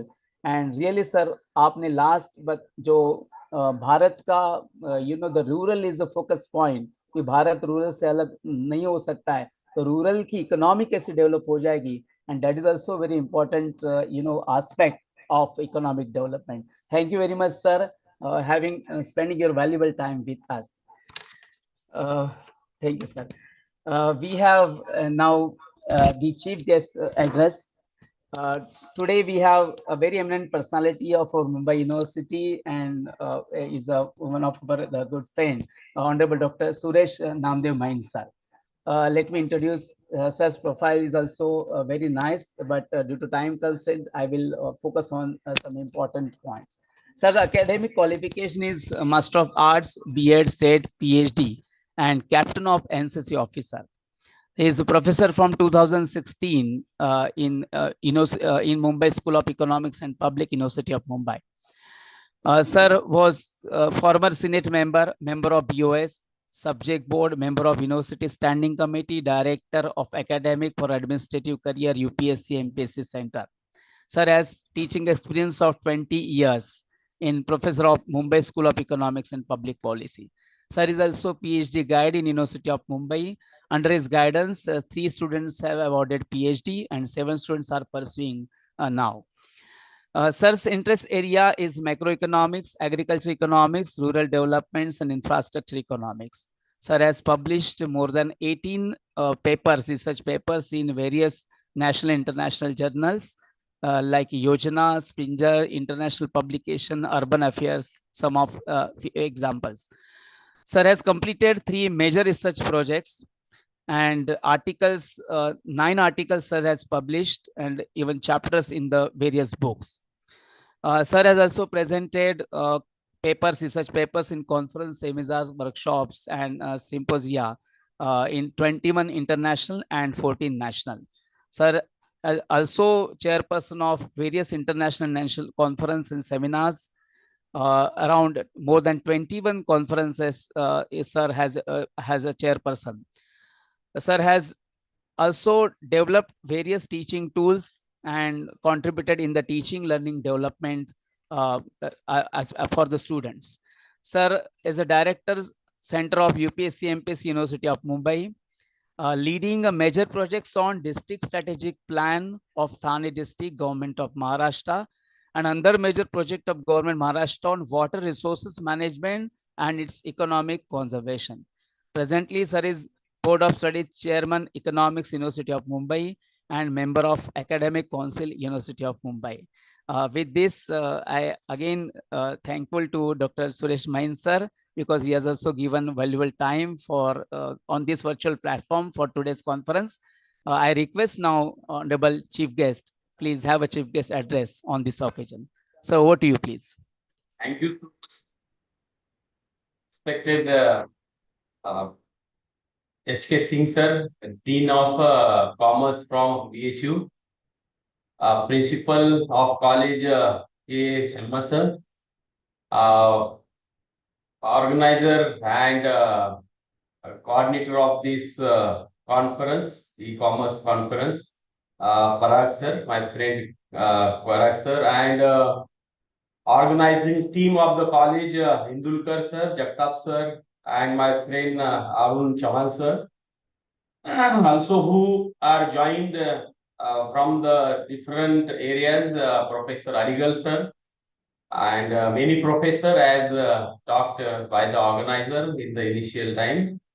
All the respective faculty members of the college and all the professors teaching and non-teaching and their students who joined this one day online national conference with the good selection of theme. First of all, I would like to congratulations to Principal Shama sir and Parag sir and organizing team sir, all the team and faculty members for selection of this theme, which is very much relevant in the today's era, that the role of commerce, industry and management in the accelerating creative economy of India, which is very, very important for the the bright future of India. I hope that all the researchers which made papers on the sub themes, and they will be definitely focused on the different aspects of this Indian economy. I would like to again express my gratitude to the organizer for invitation of as a chief guest of this online conference, and I also would like to extend my thanks to the management and CEO of the college. Thank you so much to one and all. Now, I would like to just keep some your time for the highlighting of this very crucial theme of the conference. And this is the good efforts which you are taking with the proper theme, which very much relevant as I mentioned that, because as you know that the India now moving ahead with the vision for Vikshit Bharat 2047. And in this movement, I feel and believe that India is now moving with the strong path with its own sectorial development, which are the main pillars of the economic development. As pillars, they are performing their best. And I would like to just highlight two things. What is the scenario of India, present scenario of India in that path of 5 trillion economy? If you go for the vision of 27-28, India as a country, we have set out that the goal of a 5 trillion economy and its achievement. Accordingly, the many schemes which are taken as an initiative for the achievement of this 5 trillion economy. So, in the economic survey recently, that the data sources, whatever highlighting about the scenario of India and its development path, that is we require to consider, and we should know what is the reality of India. Few things I think I will share with the PPT, which will be helpful to understanding of India's present scenario of the economic development. And that can be, I think, help to understand what is India's development optimism and challenges in the future, and how we can succeed for these goals. So I feel this is visible to you. My screen I am sharing. Is it visible? If somebody will be respond, please. Yes, sir. Thank you. If you go for the India's prospect in the recent macroeconomic variables, which are talking something very important about the present scenario, according to the report, economic survey and Niti Aayog report also, which talking about the milestones of India. As per this slide, if you check that the economic potential of India, recently how it's growing with the faster growth rate. If you see this, the present scenario about the economy, which talks about the growth, which is the on a better position with the around as financial year 21-22, we are highlighted around the 8% and above that. In the same time, if you check about the world, which growing with an average of the 4.9 means around the 5%. So it's extremely resilient that the growth rate which we are going ahead with the present scenario. Of course, with the support of, as a given theme in the conference, that the commerce, management, primary and secondary sector, all are the performing with their strengths. So this is the faster growth rate is the potential of economic development, which highlights. Second important as a macroeconomic parameter or variable, if you check about the external sector and its stability, which highlights the better position is as per the report around 61,000, means about that around 800 US dollar in the terms of crore, and it's the fourth largest forex country, which now we got the position in the world. So it's the terms which talks about the better scenario of this forex earning in the Indian economy. Another financial sector stability that parameter, which talks credit growth of double digit, which almost happening with the capital risk asset ratio around 16.6%. It means it is indicating that our saving and stability of the financial sector. CRAR, which talks the better position.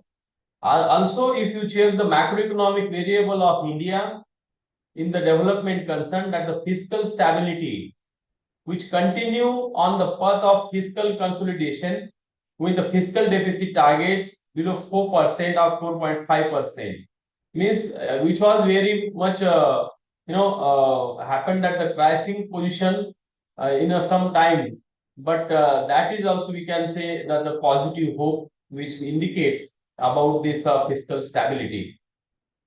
According to the price stability, double digit in that inflation, which comes in the little below level, like a 4.5%. Once upon the time that our growth, inflation growth was, or inflation rate, which was called more than 5.5%, means it was called as the Hindu growth rate, Hindu inflation rate, and that which was at around a double digit, but we succeed to little bit brought down. It's 4.5%. Another important parameter of the investment of India, that called the as a GFCF, gross fixed capital formation. It is indicating India's investment ratio, which if you check about the has taken jumped around the 35.3%, and it's the fourth quarter of financial year of 23, which having the better position about the investment rate. According to again that the Niti Aayog report recently, which talks the better that the GFCF position of the India, which is the notable thing for country. Again, if you go for the increase in the capex, it is also highlighting that the better position with the 2% growth rate in the financial year of 14 and 5% in the recent year of financial year last quarter 2023, means from 2% to 5% is the increasing position, which talks about the positive transformation of this capex. If you go through the enlarge these the parameters of India, and then if you check that is it possible to achieve accelerate the better position of country in the development of India, then I think we partially can confident or talk that yes, as a person of economics or researcher, we should talk about that yes, economy of India, which is in the growing path, which we can use at the 5 trillion. We can go for the 5 trillion economy with our uses of acceleration of the agriculture, manufacturing, and service sector support. Here, if you check about the sectorial growth and its performance, as the topic of this conference is the e-commerce and its contribution of development. If you check continuously of the e-commerce industry and its growth, which going to increase around from 2010 4.4 billion to recent year in the 2023, it is increased around $120 billion. It means from that the prospect of 4.4 billion 2010 to 2023, it is increased up to the $120 billion.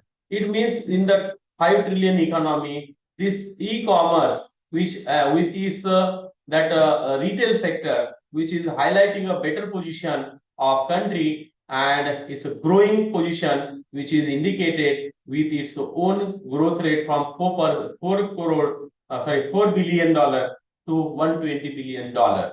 So we can say that with the base of this macroeconomic variables, economy of India, which going on the right path for this development of this 5 trillion economy. Now, what are the opportunities for country in this development process? It's like always talks about the India is the young country and aspirational society. This is the we can say that the out of state that India always performing better, and it is pointed out with the services, particularly software services at the global level, which recognized by the world. And India proved that, particularly India's youth has proved that the better performance in the global for this kind of aspirational sector. But again, here as an opportunity, when we are talking, we have the young age group, okay? But some preparation, of course, which is required as challenges. I think at the end point, I will talk that, because for these young people's young mindset, young force, we should utilize with the we should upgrade with the skills. Then we can attract more demographic dividend. So this is the opportunity for country. And if we could not convert it as in that young or aspirational sector, then it can be harmful with the unemployment.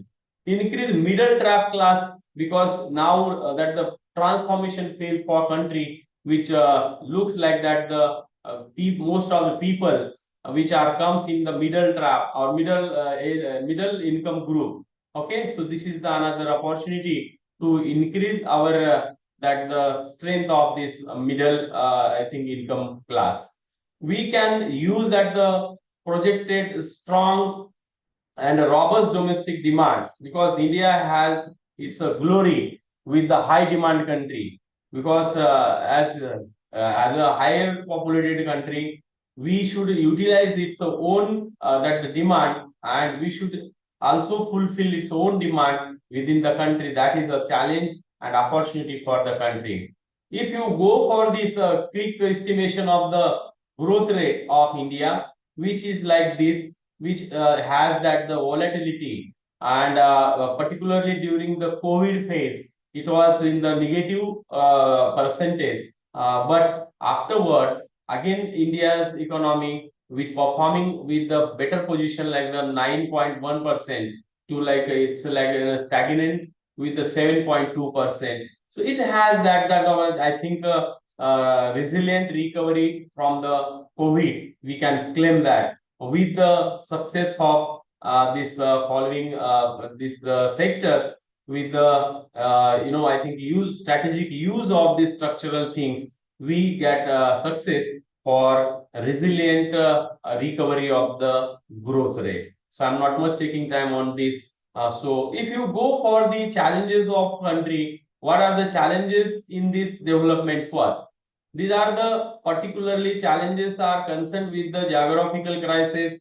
Particularly, we seen that at the what are the movements are happening at the domestic level and international level are the matter for country. So that as mentioned that the bullet points like the Red Sea crisis, which was restricted to the trade of world, not only about the India. That crisis has reduced that thing. Again, that Russia and Ukraine crisis, I'm not going to detail because I have, I think, limited time. So these are the things which are the geopolitical crisis as we have that challenge.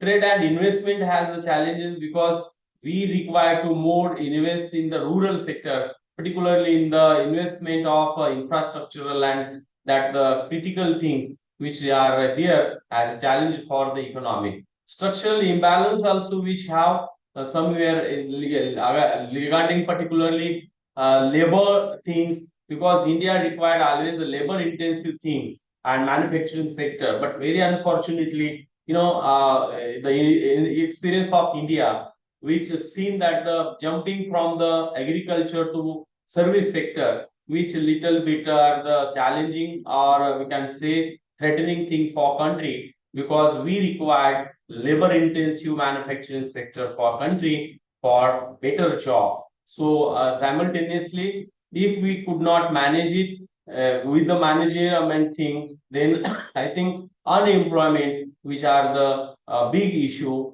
comes for the country as a challenge. So we required convert it as an opportunity with the up skill of the peoples, or particularly for the youth. We should provide that the better education qualities and upgrade of the skill.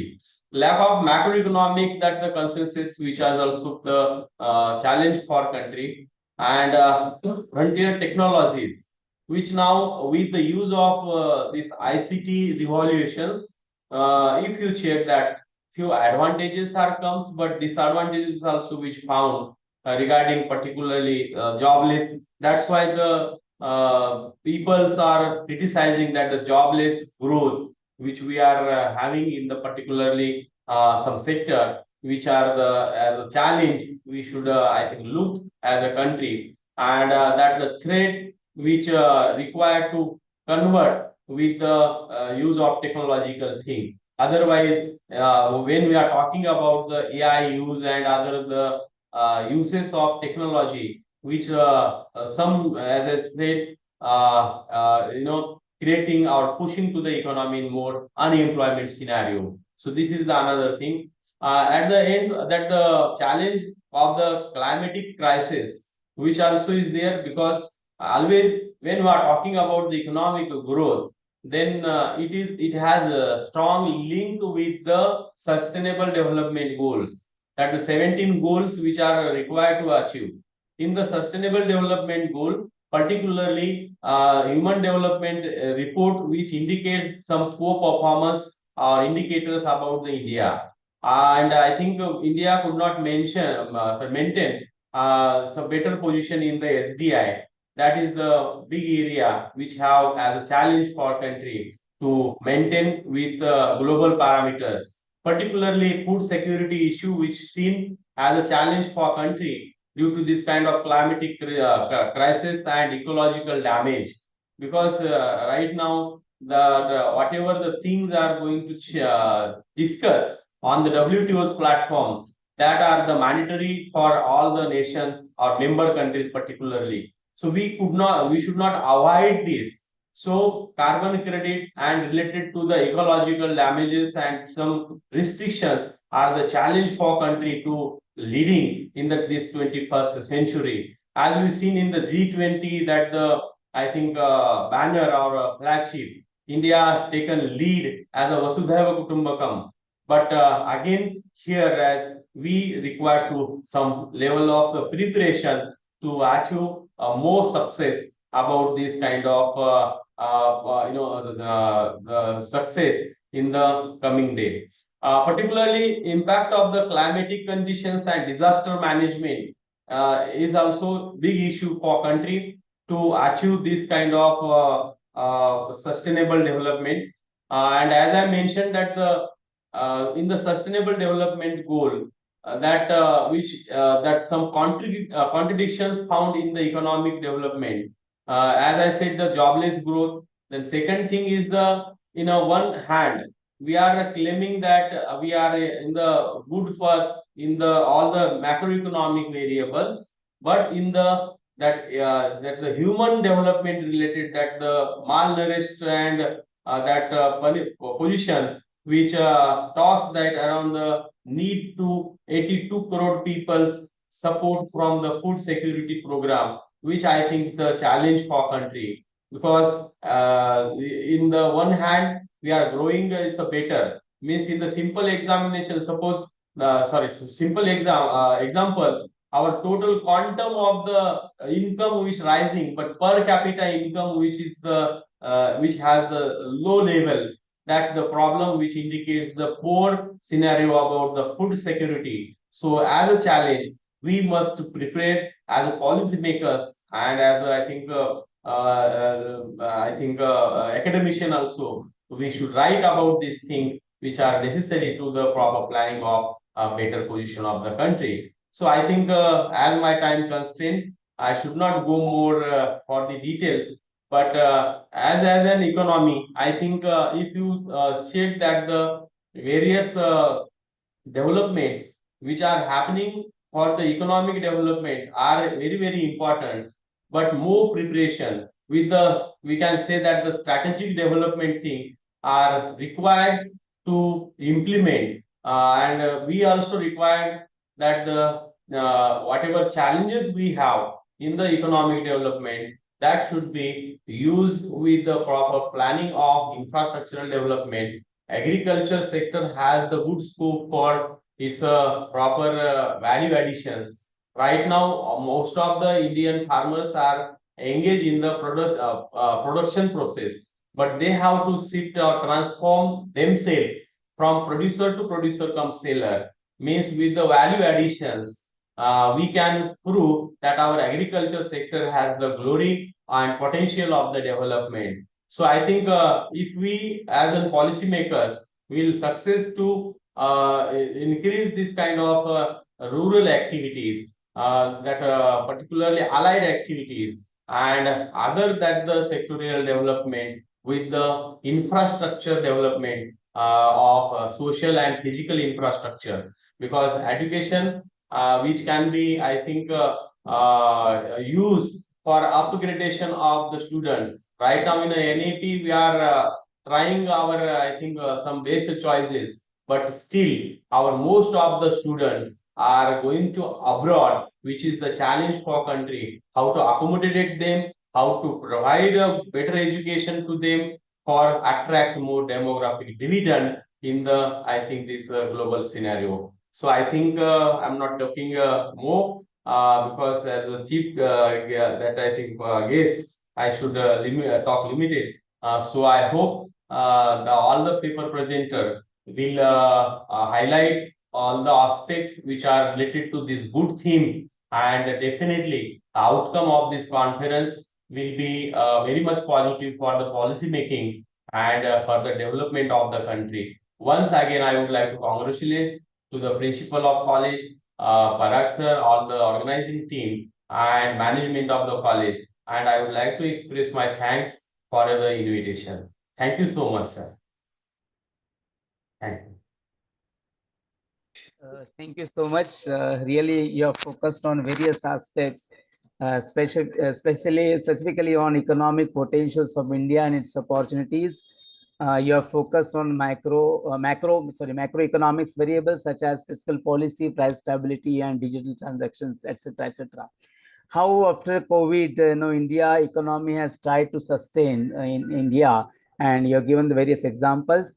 Even your focus on the challenges, what India is facing, the geopolitical, trade and investment, structural imbalance, and technological challenges, and a lot of challenges we have to overcome that.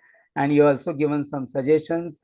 If the strategic plan will be there, definitely we will have economic development, and India will become a development country. How agriculture, the agricultural base of our India and how it contributes in the development of economy. So yeah, really focus on the agricultural aspect also. That is one of the important aspect for development of a country. And the last point that you have focused that I like very much, how can we stop our generation youth to go abroad, and how the NEP will play the important role to sustainable brain drain in India. And that is also good idea, good, the aspect of the research. Thank you very much, sir, for spending your valuable time with us. It's a really wonderful morning for all of us on this virtual platform. Thank you, sir. Now we are moving towards the end of the inauguration session. Now I request our colleague, Professor Riaz Patan, sir, Department of Accounting and Finance, please put a vote of thanks. Thank you, sir. May I audible? Sir. Yes, sir. Yes, sir. Yes. Good morning. On behalf of Konkan Ganbethuran College of Commerce and Arts, it's my privilege and honor to extend a heartfelt expression of gratitude to each one of you for gracing this auspicious occasion with your esteemed presence. On behalf of Konkan Ganbethuran College of Commerce and Arts, I extend hearty vote of thanks to our chief guest, Honorable Professor Dr. Suresh Mensah, who spared time from his busiest schedule to grace the occasion.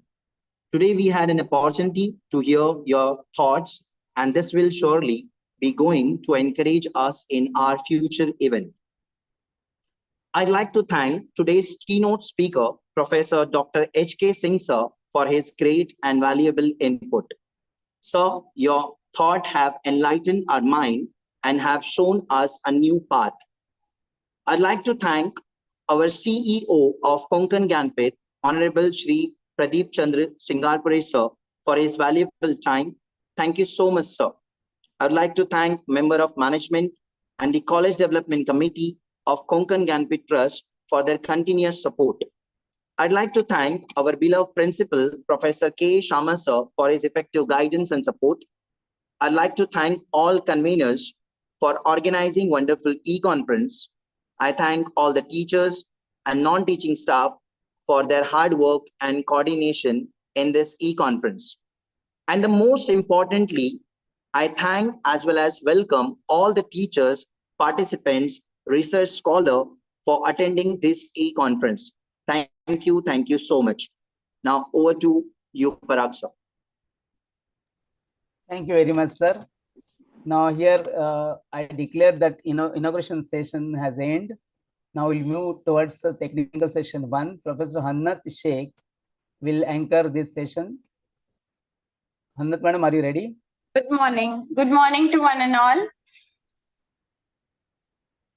Am I audible, sir? Yes, you are audible. Yes. A very good morning to one and all. Myself, Hannah Sheikh, 1 minute, Assistant madam. 1 minute, QC. please. Sorry to interrupt you. Dr. Chanu, Yes, ma'am, sir. are you hearing us, na? Chanu, ma'am? Yes, sir, she's there. Yeah. So, sir, I'm Good- here. Good morning, everyone. Good morning, Just I'm good morning, trying good to morning. join from my PC. Okay. Okay. Right now, I'm joining from mobile. Now, I'm trying to join from my PC so that I can share the slides. Yes, please carry on, sir. Thank you, ma'am. Thank you. Thank Dr. you. Rajesh sir is there, Vinayak Rajesh, chairperson. Are you there, sir? Rajesh sir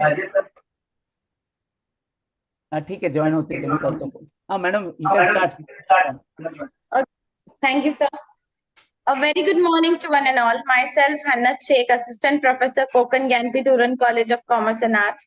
I extend a heartful of welcome to you all for the first technical session of our one-day international conference on the role of commerce, industry, and management in accelerating the creative economy. As we have heard wonderful speakers in our inauguration session, a very knowledgeable morning that we have had. Today, we are fortunate enough to have many more gems from various universities that are going to honor us with their knowledge. So, for this technical session, we have eminent resource person, Professor Ayaktam Chanu ma'am, Professor and Dean, Faculty of Commerce and Management, Bodoland University, Assam. And the chairperson of the technical session, Dr. Vinayak Rajesh sir, Principal, KB College of Commerce and Arts, Women.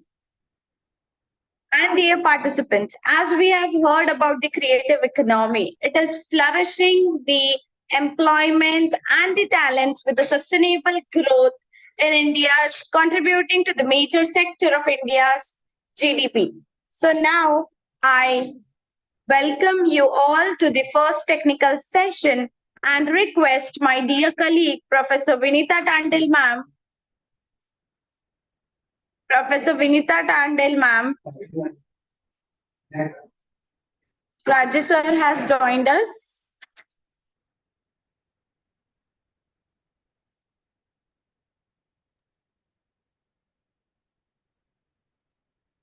I now request my dear colleague, Professor Vinita Tandil ma'am, to introduce and welcome our chairperson, resource person for the day, Professor Chanu ma'am. Vinita ma'am, please. Thank you, Anat ma'am. Good morning to one and all present here. It's an immense pleasure to introduce our Honorable Chief Guest, Dr. A.I. Chanu ma'am, who has graciously accepted our invitation to join us in this digital space. We are truly delighted to have her here. Dr. A.I. Chanu ma'am is a former head of the Department of Commerce at Bodoland University, Assam, India, and currently working as a professor and dean. Previously, she was working in the Assam University Dipu campus, Dipu, Assam. She has more than 15 years of experience in PG, 2 years of experience in UG, and more than 15 years of experience in research. She completed her PhD in liberalization and its impact on working women with special reference to Manipur from Manipur University in 2007 under the School of Social Sciences. She has also completed her MCom from Manipur University in 2001.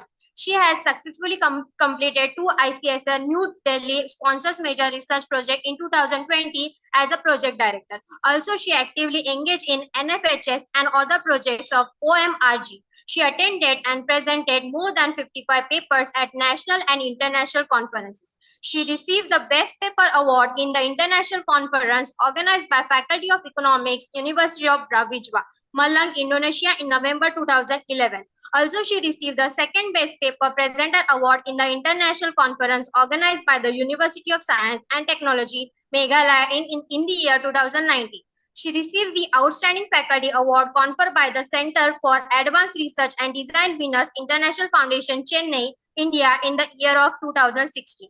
She was also nominated twice in the top best paper for the MSG Gold Medal Award in Imperial Research of Presentation at the conference of the Indian Commerce Association. She was invited as a keynote speaker, resource person, chairperson, feature speaker, etc. in the international conferences, seminars, and the faculty development program organized by different institutions in India and abroad. She has been actively engaged in the teaching and research activity in the areas of entrepreneurship, finance, marketing, and international business. She has published 50 research articles and 5 books by reputed publishers. She has also guided 12 PhD scholars and 9 MPhil scholars successfully and currently guiding 6 PhD scholars. She is advisory board member of Nepali Journal of Business, Nepali Journal of Management, Northeastern Journal of Commerce and Management, etc. And also she is member of many professional organizations. Thank you, ma'am, for joining us today. We have honor to have you with us. With that, now I invite Dr. A.I. Chanu, ma'am, to come forward and address our distinguished audience. Please, ma'am. Thank you. Thank you so much. Thank you very much. Hope I am audible to you. Yes, ma'am. Okay. So let me stop the video so that I can share it properly. And please allow me for some minutes so that I can share the screen. So I have only few points to share with the audience, since it is about the creative economy and the role of commerce and management. So let me share the screen. Yeah.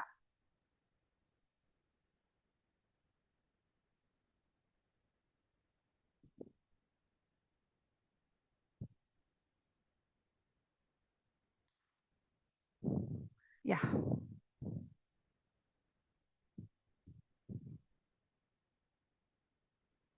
Yes, hope it is visible to everyone at this point of time. Yes, ma'am. Yes, ma'am. Yes, ma'am.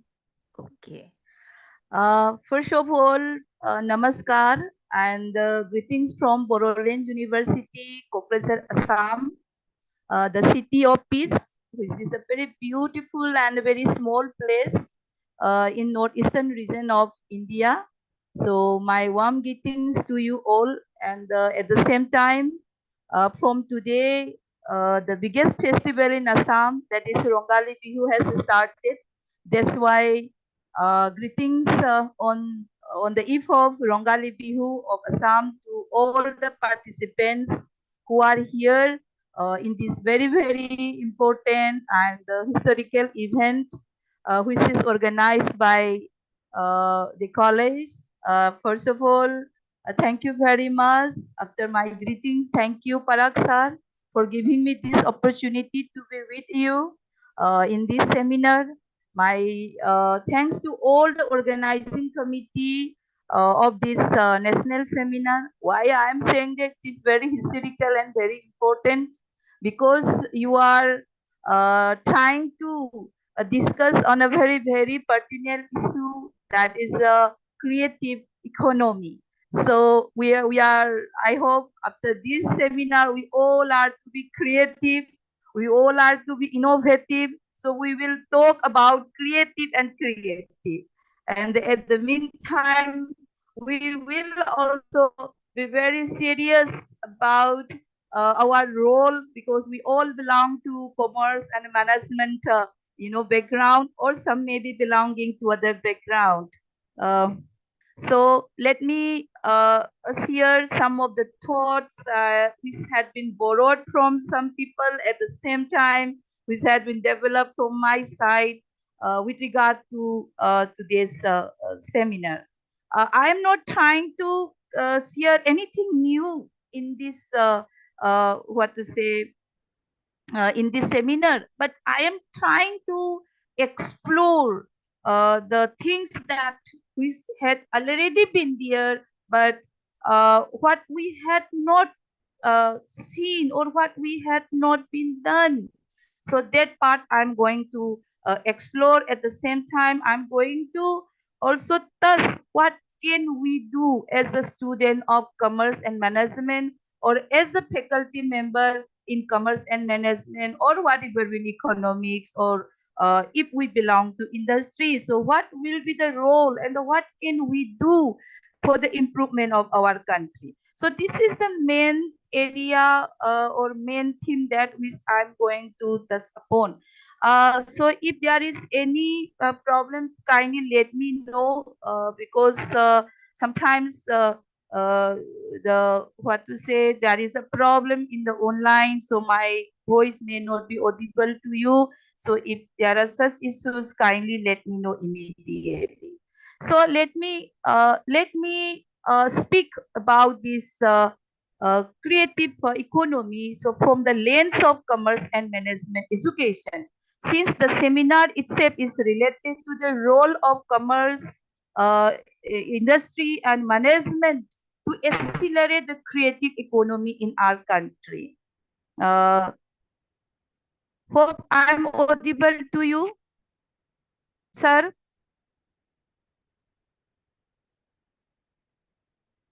Am I audible to you, sir? Yes, madam. Okay. So let me start with these 4 points. That oil was the fuel of the last century, but the creativity is the fuel of this century. This century means the century that we are having, we are going through. So those countries which are having oil are known as the rich countries. But today, if we do not have creativity, if we do not develop creative mindset, then gone case.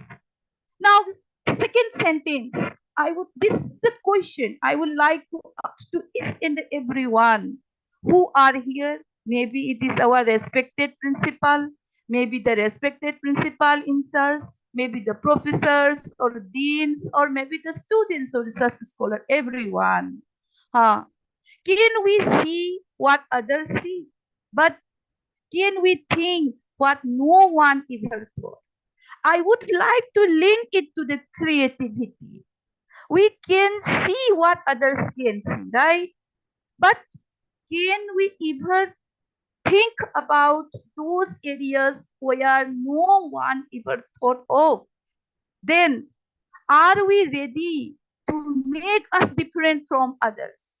I repeat this question to each and everyone, for each and everyone, that are you ready? Are we ready to make us different from others? Then, this question again to each and everyone, are we afraid of asking wrong questions? If we can give the answer of these 3 questions, then we will know ourselves that how creative we are. If we allow our students to give the answer of these questions, then we will know how creative our students are. Then we will be able to say that, yes, what will be the future of our country? Now, I'm coming to that, the very basic theme of this creative economy. If someone look the literature, or if someone goes through the literature, everyone will find it. As I have already told you in the beginning, that some of the ideas are borrowed from different literature. So in the research, we have to acknowledge it, right? So I am acknowledging it. So what the creative economy means, what does it mean? Since the seminar topic is related to the accelerating creative economy, so I do feel that it's better to discuss firstly on the creative economy, then we may go to the role of commerce and management to accelerate the creative economy. So someone says that, or many says that, what creative economy is an orange economy. Orange itself represents the creativity. Maybe because of that, creative economy is also considered as an orange economy. My background itself is also made as orange to show that creative economy is an orange economy. What does it mean? It is totally a knowledge-based economy where the value of goods and the services is derived from intellectual content rather than their physical properties. When we discuss about the traditional economy, we always focus on the physical properties of the goods and services, right? But when we say about the creative economy, as I had mentioned, this sensuous economy is a creative economy. So it means here this is mainly about the creative, or so to say, intellectual content. When we speak about the intellectual content, it is purely and purely based on knowledge. Second is that from the commerce and management point of view, if I say what this creative economy is, a production model where goods and the services are exclusively based on creativity. If there is no creativity, then we cannot say that that type of economy can be considered as the creative economy. In the meantime, again, so one of the most important characteristics of the creative economy that it encompasses all the industries relying on creative activities. You are very lucky enough, Parag sir, because you are in the lane of Maharashtra. And it's nearby Mumbai, you have already informed me. And the Mumbai is a center of creative activities. So when we speak about the creative activities, everyone knows that firstly, this is art and culture. Our Hollywood, our Bollywood, our Tollywood, or our cinemas, our dramas are the main example of creative activities. But the creative activity is also you see it's also found in all the areas now. When we speak about food, when we speak about our clothes, when you see about the dances of different ethnic groups in the entire northeastern region, you see how creative they are.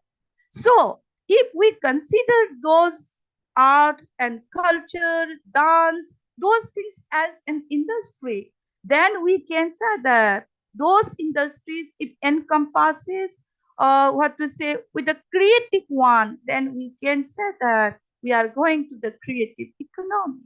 In the meantime, we can also say that creative economy is an alternative option of promoting social inclusion and empowerment, cultural diversity, and the human development.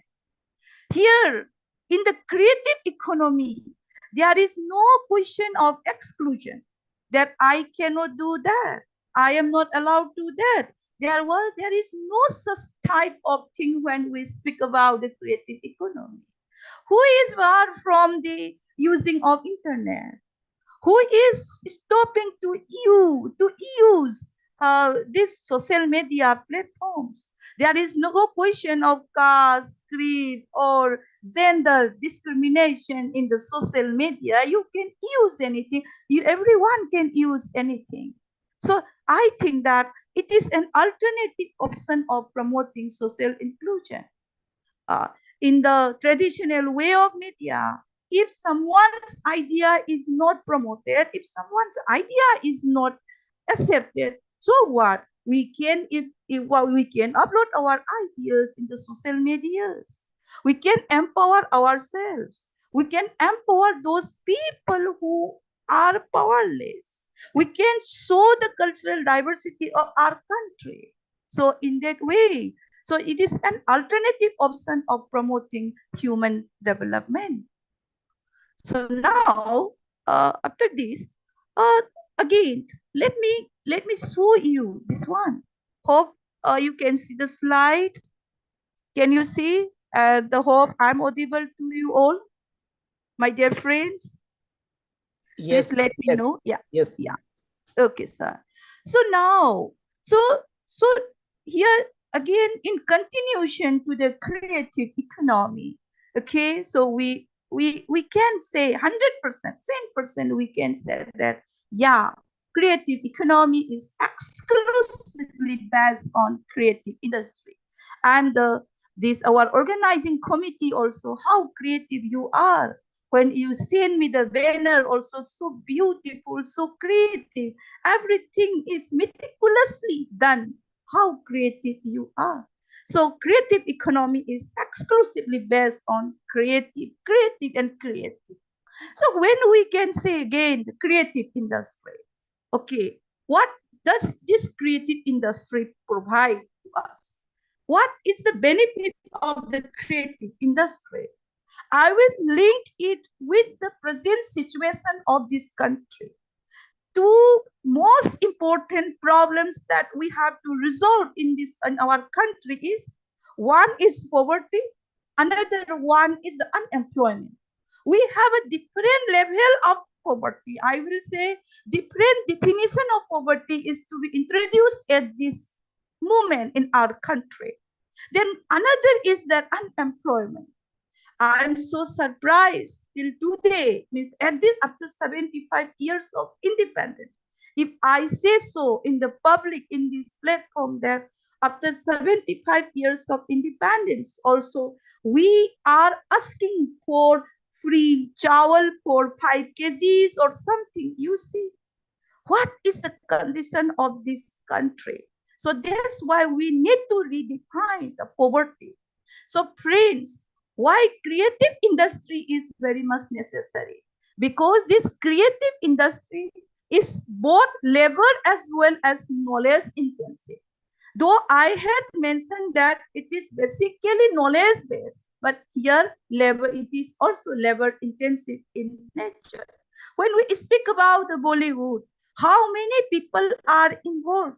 Not only creative ideas from the content writers or this one story writers or directors, so many people as labor are involved. Okay. Now coming that one, this one. Second is that employment opportunities both skilled and unskilled youths and women also. As far as that unemployment is concerned, as I have already mentioned, we have to at any cost give employment, create employment for our youth. In the keynote speech, Professor S.K. Singh has already mentioned about our youth. Okay, my concern is that how to improve our youth as a skill. But the question is that this world is not only for the skill. There will be always unskilled people also.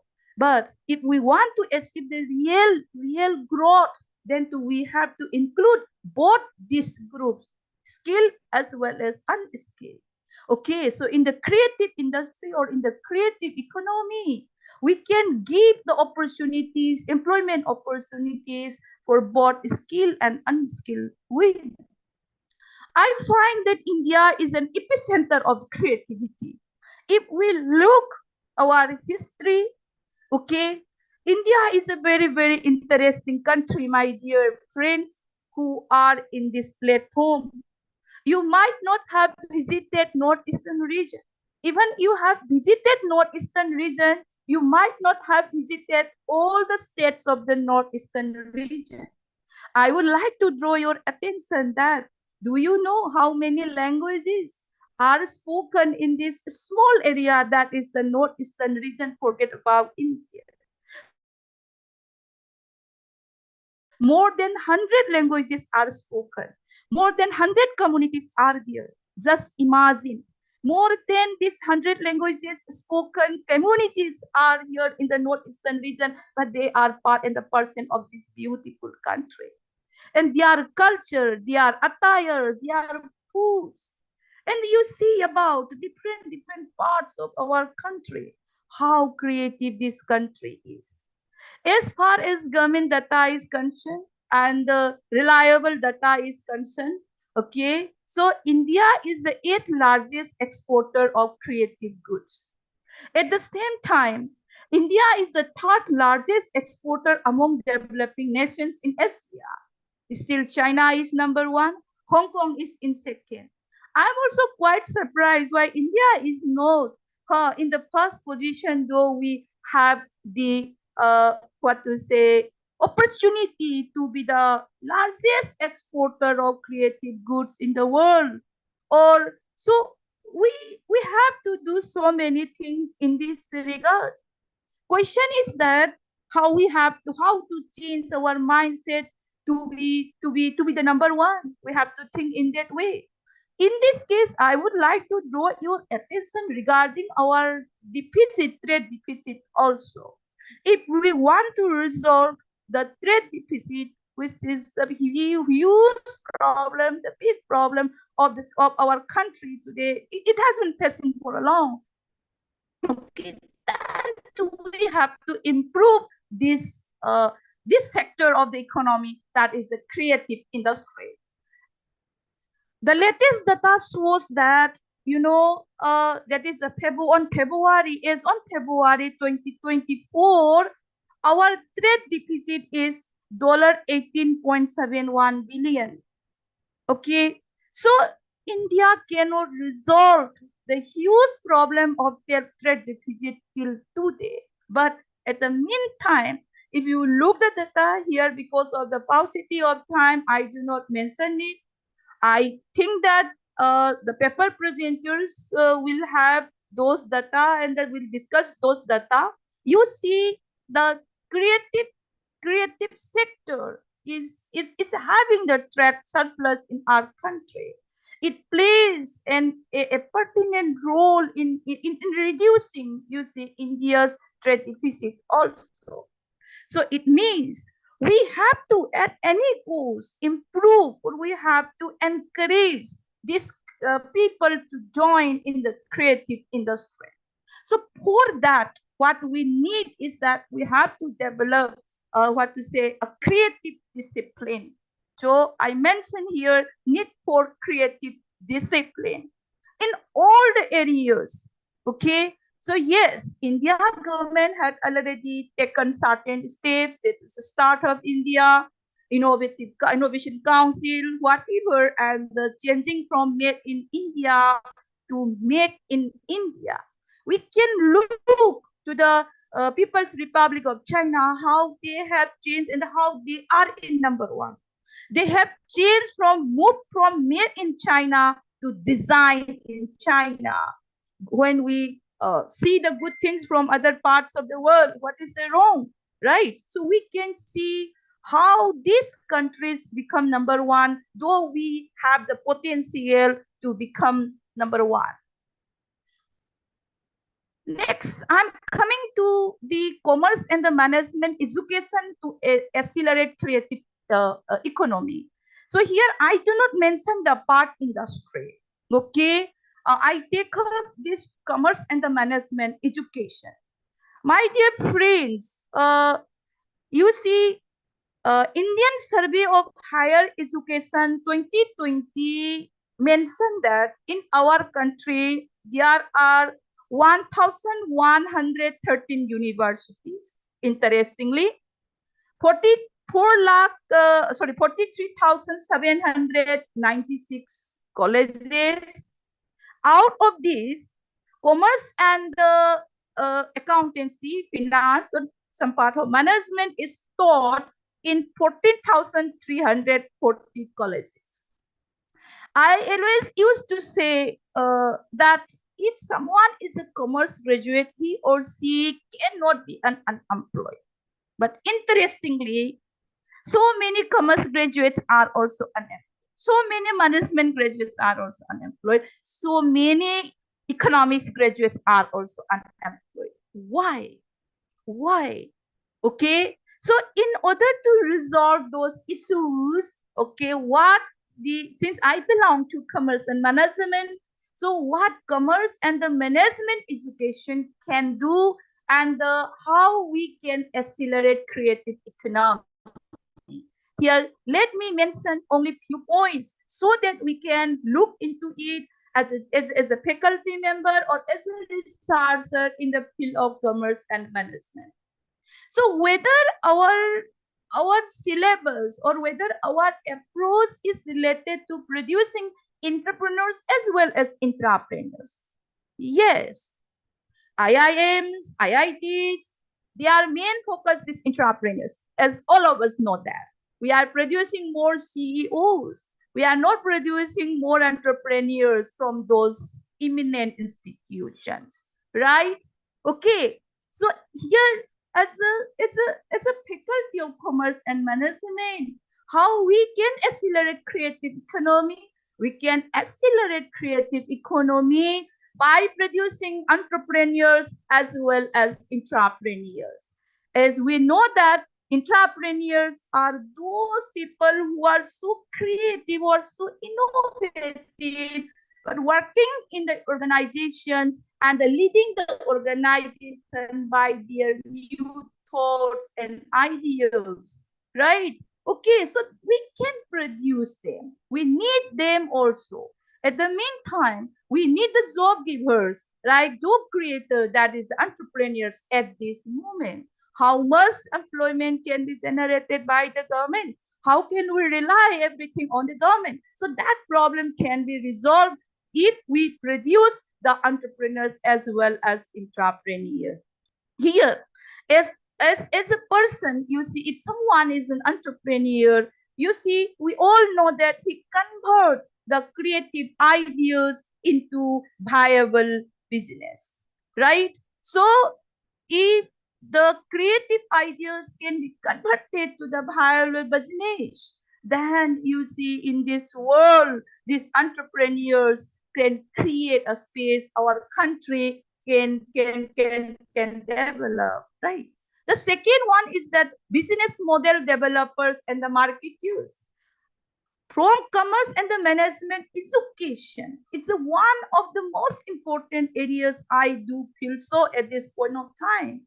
There is the need for visible business model developers as well as the marketer. As Professor S.K. Singh said in the beginning, that there are so many teachers, but they cannot speak well. That's why they cannot communicate what they know. So this is about the marketeers. We all have to be the marketeers. Otherwise, who will know what we are thinking? Here is a question of the personal brand developers. How to develop a personal brand is a very, very important area, and it is taught in the commerce and the management education. The third one is about the intellectual property management. We in our classes, through our classes, I'm telling these two things, in our class and through our class, we can develop this mindset how to respect the intellectual property. It's a digital era. Okay, there are so many pirated things also. Okay, so those things should be avoided. Okay, then next is equipped with digital marketing and the e-commerce. Digital marketing, you see here, through this our students can be equipped and they may develop. Okay, and now you see, at the meantime, we are in this e-platform, right? Okay, our students can develop their ideas. Our students can develop through this education how to develop this digital marketing platform or e-commerce platform in the form of practical. Next is this idea on consumer trends and the consumer patterns. If we do not know the consumer behavior, then how will we sell our goods and services? So this is to be taught at any course in commerce and the management education. Yes, it has been teaching. We know that there is a separate paper on marketing. We have been doing it. So through that, we can play a very, very important role in for accelerating the creative economy. Next is all about the collaboration and networking. My dear friends, you see this commerce education, everyone will accept it, focuses on building professional network and fostering effective partnership with other people. This platform is also all about connecting the network. Parag sir is there, principal sir is there, everyone is there. Through this seminar, through the workshops, we develop our relationships. So commerce education in what to say, we have a separate paper. This is called as a business communication, and you see, at the meantime, the success of any business is also depend upon about not only the good ideas, good business idea, good business model. So it also depends upon the collaboration as well as the networking. So At the meantime, I have already mentioned it's all about communication and storytelling. If someone becomes a very good storyteller, okay, then her or his story can be sold at anywhere.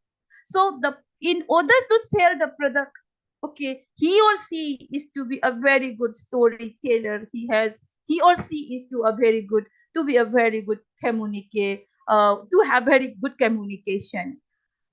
Coming to that one, next is about the data analysis and the business methods. So commerce and the management education, this is, we all know that how the data analysis is done, what type of business methods are applicable in the present scenario or in the coming days. So I would like to say that by doing this, we can help to accelerate the creative economy. And to have a creative economy or to have a developed economy, whatever be, okay, the main important thing is that critical thinking and the problem solving. Most of the time, we blame these problems. We do not try to resolve the problem. But I do feel that the most important objective of our commerce and the management education is to develop the critical thinking capacity of our students, of our future, because students are our future, and the problem solving capacity. If such type of things are developed, then automatically we can, our students can easily know what are the economic growth strategies and how the social development can be done in our society. So these are the things that I would like to communicate to each and everyone, because everyone is learned enough, and it's a time for digital era. Okay, everyone can access everything nowadays. So I am just trying to remind or refresh the mind of our intellectual and the learned people who are here, and reminding that yes, we the commerce and the management faculty members can play a very, very significant role in accelerating this knowledge-based economy. And we are not inferior enough. Our country has the potential to be a #1 country in the world, because our history, our culture has already shown that we are highly creative in nature. We look, we see the mandis, we see each and everything. We can see that, we can know that how creative we are. Then how can we be in the 3rd position or 4th position? We have the potential to be in the #1 position. So with these things, I would like to conclude my deliberations. Thank you very much. Thank you, each and everyone, and have a very, very positive and creative day. Thank you. Thank you, dear Chanu ma'am, for your precious time and sharing the knowledge on this evolving concept of the creative economy. As you rightly said, creativity is the fuel of this century, and the orange itself is a created color through the yellow and red. So the changing the traditional concept of jobs into the modern self-employment through the hobbies and passion is the need of the time, that is going to interplay between human creativity and intellectual property, that is the knowledge and technology. So you have very well addressed the participants. Thanks a lot for your valuable time, ma'am. Thank you so much, madam. Thank you. Dear participants, we have our chairperson for the technical session, Dr. Vinayak Raje, Principal of KB College. I request my dear colleague Vinita Tandil ma'am to introduce our chairperson. Thank you, ma'am. I welcome the chairman of technical session 1, Dr. Vinayak Rajesh sir, for today's conference. Dr. Vinayak Rajesh sir is the principal of KB College of Arts and Commerce for Women, Thane. He has 28 years experience He is a PhD guide at Mumbai University for the subject of commerce. He has guided 2 PhD scholars and also currently guiding 2 PhD scholars. Sir has published 10 research papers at the international level and 16 at national level. He is also a BOS member of Joshi Bedekar College, Thane and Vivekanand College, Chembur. Thank you, sir, for being with us.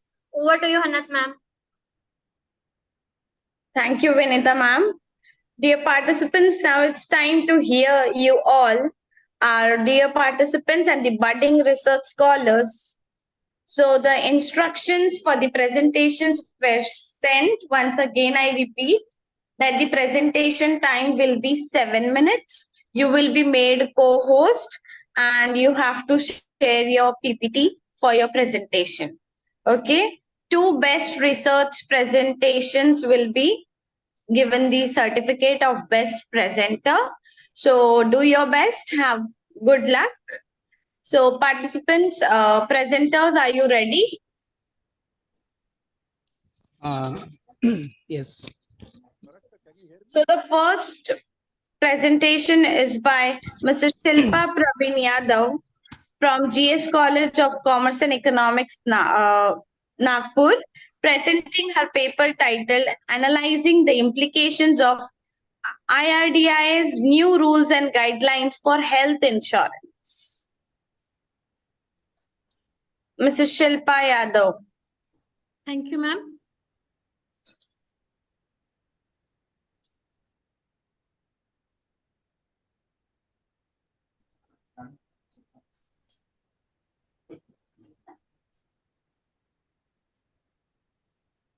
Am I audible?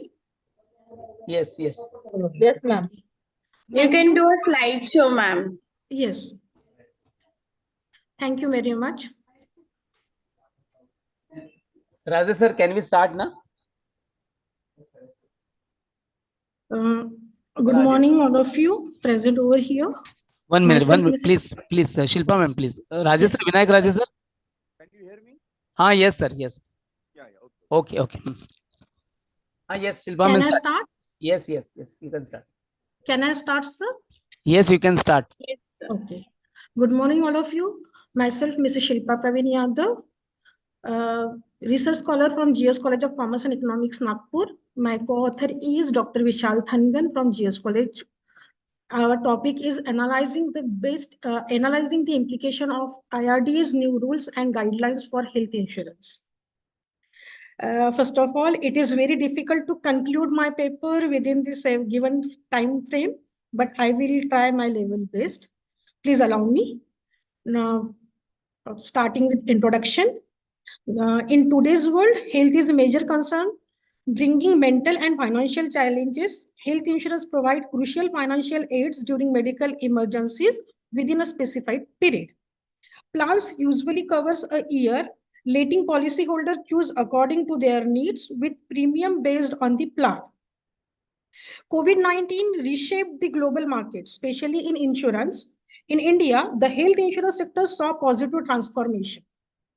The Insurance Regulatory and Development Authority of India, IRDA, oversees insurance to ensure fair practices and statutory regulatory. IRDA adjusts its guideline to accommodate technological advancement during rapid industrial changes. In 2020, new guidelines were introduced to address evolving needs. Next, research methodology. My paper is totally depend on the secondary data. Objective of the study, to study new guidelines issued by the IRDA, find the reason of change of guidelines by IRDA, the benefits to change of guidelines on customers, to know the benefits of modified guideline on the health insurance company. Now, hypothesis. New guidelines of IRDA helps to provide benefits to health insurance customers as well as helps to increase the business and consumer base of health insurance companies. Moving towards the rules and health insurance specified by the IRDA, policyholder needs to renew their policy within the stipulated time period. Secondly, group insurance is valid for only 1 year. it is duty to of insurance company to inform the terms and conditions to the policy holder. Company needs to provide migration facility to the policy holder, as well as provide credits and bonus to the policy holder. It is important to justify and clear the reasons for rejections to the policy holder. Then amount of premium of policyholder should be clear and justifiable. Standardized guidelines provide 3 points, that is claim rejection, claim settlements, and additional telemedicines. Claim rejection: if policyholder renew their health insurance policy continuously for 8 years without any gap, the insurance company cannot deny their claims. Claim settlement: it is very important and necessary to settle their claims within the 30 to 45 days. Additional telemedicine: it is a new policy provided by the IRDA that has introduced new provisions aimed to enhancing convenience for policyholder to medical practitioners or doctors to offer and access medical services, consultation, and opinion at the remote place. Then next one is the functions. The IRDA possesses fully authority to concerning the registration, renewal, updating, cancellation, and withdrawal of any insurance company registration as well as the company products. IRDA consistently operate in the best interest of the policy holders only. Is engaged the regulation and development of the insurance industry sectors. IRDA oversees the Tariff Advisory Committee. In the event of dispute, policyholders, insurance company, and third parties, IRDA intervenes proactively to the facility resolution. The IRDA also conduct a periodic audit of insurance company. Next, cashless hospitalization under the health insurance. It is very important feature. The introduction of cashless everywhere in the health insurance policy makes a significant changes in this market. These features encourage new and existing policyholder to buy and renew their health insurance, providing flexibility and reducing stress by offering medical care at any hospital of their choice, whether it is in the network or not. The main 3 features are there. Number 1, notification, admissibility criteria, and other consideration. Notification: policyholder must notify at least 48 hours prior to the hospital admissions, or in case of any emergency, it must be made within the 48 hours of admission. Admissibility criteria: if the policyholder adheres the terms and conditions outlined by the insurance company. Nextly, other consideration: charges of contingent upon the rates established for hospitals by the insurance existing panel. Next, IRDA's guideline for telemedicines. The telemedicine practice guidelines issued by the Medical Council of India on March 25, 2020. It is very useful for the people who are located in the remote area. For claim settlement, insurers don't need to submit separate documentations. Next, process of getting benefits of new guidelines by the IRDA. Number 1, know your policy. The policyholder need to understand every terms and condition mentioned in the policy. Secondly, explore hospital. It is very important to know what is the reputation of hospital, available facility, quality of care, location, and accessibility for the hospital. Thirdly, given notification to the insurance company, as discussed earlier, at least 48 hours prior to the hospital admission, or in case of any emergency, made within the 48 hours of admission. Nextly, preparation and maintenance of document properly, because if you want to claim, then you need to keep and store all medical expenses bill as well. Lastly, customer assistance helpline. Company should dedicate a helpline number to assist customers with their queries and claims. Next, benefits of the new guidelines to the policy holder. There are multiple benefits. Number one, multiple policy can be taken by any policy holder. The portability facility is also available with the health insurance. You can modify your policy with another, or you can take another policy from the another company. Cashless treatment are now available at everywhere. It provide mental and financial support to the policy holder as well as the patient. You can get the benefit of tax within the section 80D. Now healthcare checkup also available periodically. A family floater plan means you can take one plan for all the family. No claim bonus if you cannot claim within the specific time period. So you can also get bonus within the policy. Nextly, limitations. My paper is totally depend on the secondary data. The data is collected from the IRDAI websites, internet as well. Data limitations, that is secondary data. Global generalizability not be applicable everywhere. Research methodology, that is solely reliance on the secondary data. External factors such as economic fluctuation, change in the healthcare policy, or global health crisis could be influenced in the finding and conclusion of my study. Lastly, conclusion. IRDA's new guideline have transformed health insurance in India, focusing on customer protection, process efficiency, and transparency.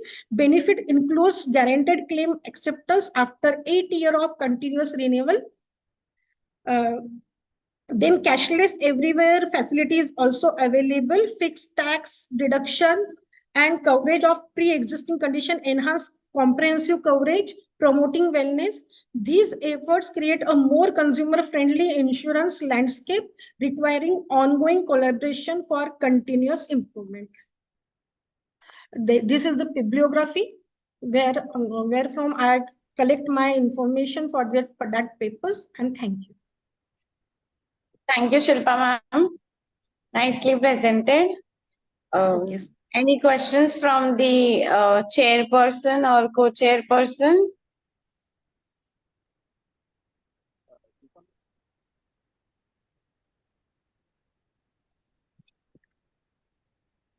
Okay, so we shall move towards our next presenter. Thank you, ma'am. Mr. Murugesh Devendra sir from Lala Lajpat Rai College of Commerce and Economics, presenting his paper on a study of growth and recent trends in microfinance sector in India. Mr. Murugesh sir. Yeah, ma'am. I'm audible? Yes, sir. You can share your screen now. Yeah, just a second.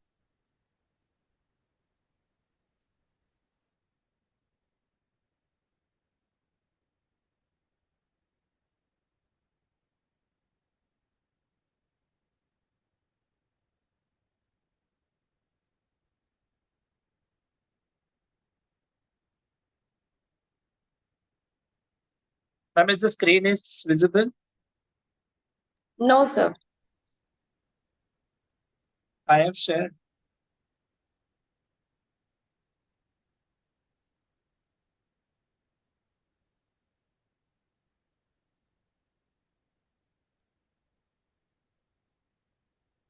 Share screen, share option. Now also? It isn't visible, sir. Take next one, madam. He will take the help of other. A minute, sir, and then we'll take next.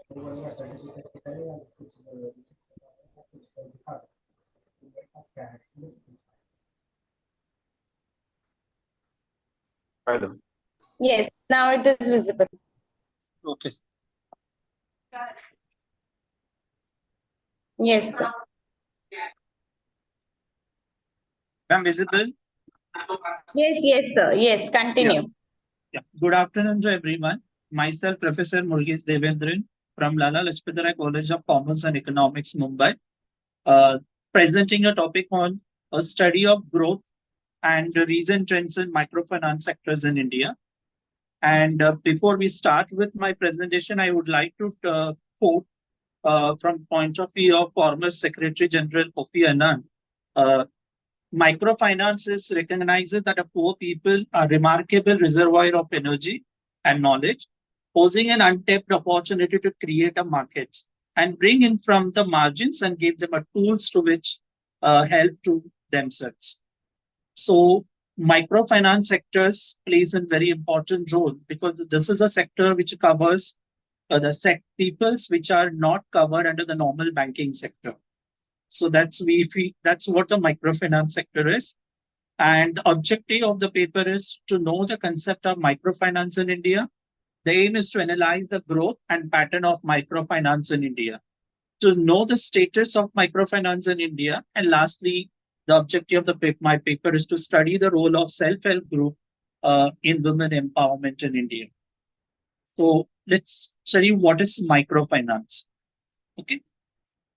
Microfinance is a provision of the credit and other financial service, the products of very small amount to the rural poor, especially not only the rural poor, semi-urbans and urban areas, for enabling them to increase their income level, and also it helps to improve their standard of living.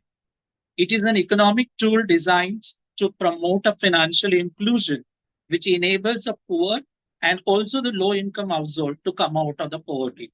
So microfinance is also called as a microcredit, which is basically gives a very small amount of the loans to the poor people in rural, semi-urban, even in urban areas which are not covered under traditional banking system. The next, what are the components of microfinance? Microfinance consists of 4 important components, that is microcredit, microinsurance, microsaving, and microfinance institutions.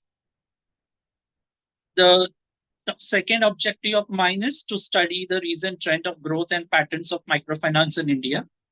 The table table 1 represents a number of microfinance institutions in Indian states and in the Union territories. The source is Bharat Microfinance Reports in 2023.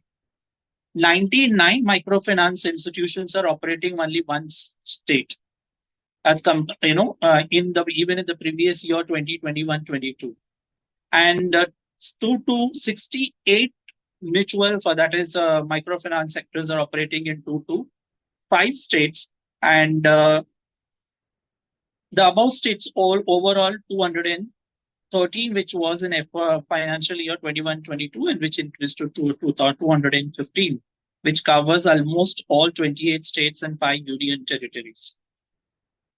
The 10 states. Now let's do the next second point is that the top 10 microfinance is operating in a number of Indian states and the union territory as in March 2023. These are the top 10 microfinance institution which operates in various states. The number 1, Asirvad, which operates in almost 25 states. And the second place, it is a Satin, which operates in 24 states. And Satya again 22. The Annapurna Finance Fusion, 28 states. And Chaitanya India, which is a least, which operates in 12 states as per the statistic that is in the March 2023 status. These are the the top 7 microfinance non-banking institutions. And second is the trend is that is we are going to talk about the client reach, how microfinance sectors have reached the client and number of people have covered. So the first table shows that in 2023, 181 total. So that means the number of new borrowers, which is in terms of lakhs, which is increased to 181 total as compared to previous year 170. And the total non-banking microfinance institution in the right side table, this shows that the various microfinance sectors which covers borrowers. So the total again, it is 181 in 117. In that, the NBFC microfinance sector covers almost 153 and 101 lakh. That's a client reach. Workforce participation. The next is that it is a workforce number of staffs in lakh. So the number of staff is also increased. The table shows that the last 10 years statistic from 2013 till 2023. So we can see the table. The number of staff has been gradually increased from 2013. That was a 0.76, which increased to 2.16 in 2023. The loan portfolio, the amount of the loans dispersed and by this microfinance sectors. So which is, again, it shows that the last 10 years statistic.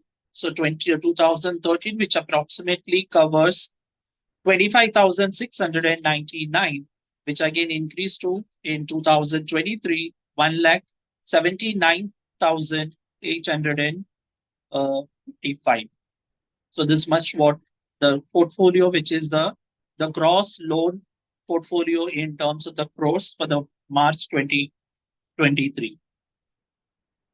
And next, my objective is to study the status of microfinance sectors in 2023, which contributes almost 130 lakh jobs and 2% of our GVA, gross value added product. That is the National Council of Applied Economic Studies shows that. And also, as per the RBI studies, it has a potential to reach almost 6.3 crore unincorporated as well as non-agricultural enterprises. And RBI recently said the defined microfinance as a collateral-free loans, especially given to the household whose income is up to 3 lakhs. And it is possible to ensure future of microfinance by transiting all the micro loans into formal sector, which are working through the bank or microfinance institutions. As of March 31, 2022, the program covers approximately 130 million families and also 11.9 million self-help groups with accumulative saving that is a $472.4 billion. During the financial year 21-23, 3.4 million self-help groups were credit linked and the loans worth $997.2 billion were disturbed in the form of loan. And the credit outstanding, $1,510.5 billion for 6.74 million self-help group. On an average, it is 0.24 million per self-help groups. And the very important thing, recently the E-Shakti program, which is digitalized data of over 1.2 million self-help groups, so to facilitate them to credit. Your time is over. Huh? Please wind up.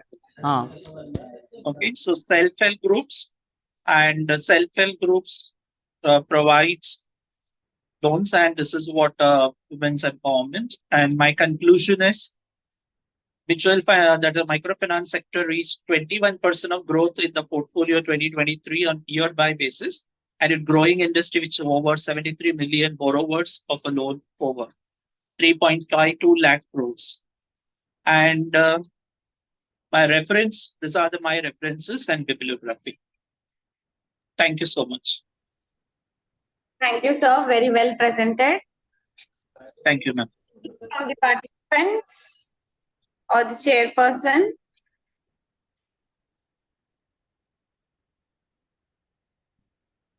Okay, thank you, sir. We will now move with the next participants. This is Varda Katle ma'am and Madhura Surve, Assistant Professor at Viva College, presenting their paper on a study on digital marketing, its opportunities and trends. May I, madam? Yes, sure.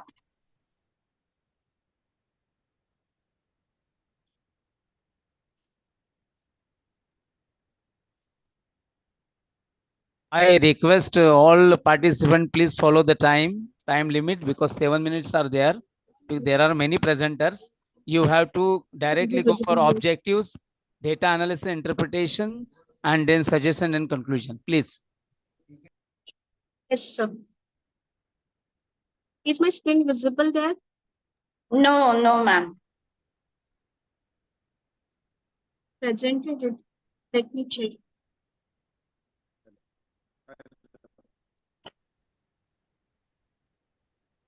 Already played. बोला Rajesh sir बोला ना. Share. Share screen, no? No, no. Yes, yes. Okay. Now is it visible? No. No, no, ma'am. I have shared the screen. Turn on the share option from here. Share, Yes, yes. then go to your file. And then file or screen. Share Right. and go Then to screen. Screen. yeah. Okay. And then open your. Now is it visible? No. It's not visible yet. Okay. Yeah, that is screen sharing. Is it visible now, madam? No, ma'am.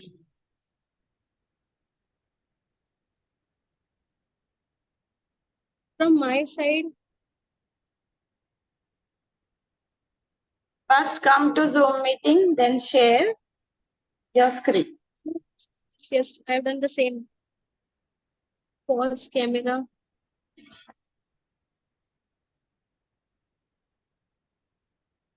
Should I stop sharing? Because here they have showing me the option stop share. Madhura madam, you do one thing.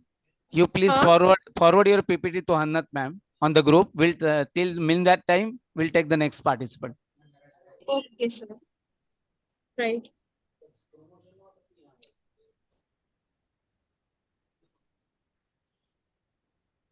Now it is visible, ma'am. Is it visible? Yeah, open your PPT. Is it visible now? First slide? Yes, your screen is there. Go to your slides. Yes, yeah, I opened the slide. Your slides aren't visible, ma'am. Your screen is visible. But I have opened the slide, madam. Should I Actually, try? do slideshow. I'll inform you. Once it is visible, I'll inform you. Click on present.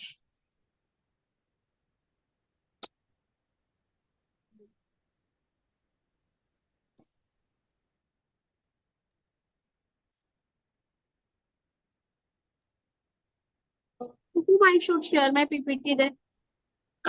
Share it in the group. I'll put it over here. Okay, fine. Take the next one.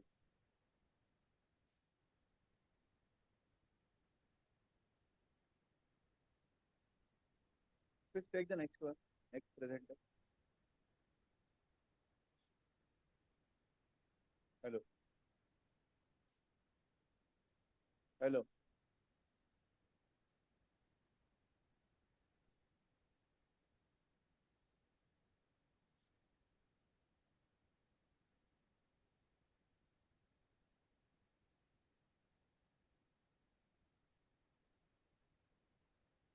Hello. Hello. Sir बोला sir. Take the next one, the next presenter. मी तेच म्हणते next one घ्या. So, we'll be going with the participant. She has shared, sir. Sorry. Madam उसका PPT मांग लो, forward करो अपने group में. Yes, I have shared, madam. And उसका लास्ट में ले लो अभी. वो आगे का जा.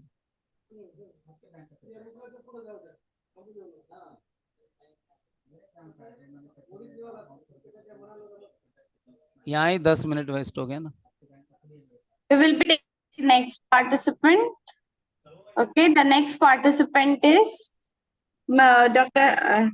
Research Scholar Helena Milton Alfonso from Nirmala Memorial Foundation College, presenting her paper on a study on the difficulties encountered in the social entrepreneurship in India. Helena, ma'am. Yes, ma'am. Yes, ma'am. Just 1 minute. Sharing the screen. Yes.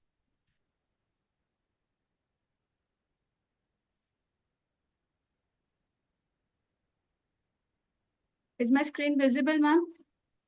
Yes, ma'am. Yes. Okay. I'm Assistant Professor Mrs. Helena Milton Alfonso, currently pursuing my PhD from Mumbai University. Today, I'll be presenting on the paper titled A Study on the Difficulties in Social Entrepreneurship in India. Now, social entrepreneurship, practically, if we see, it is different from the common misconception of social work. And what actually sets this concept aside is social entrepreneurship, if we see, it is a for-profit endeavor. They focus on profit, but along with profit, they also focus on serving the society, basically. According to the recent research, there are more than 15 million social entrepreneurships in India.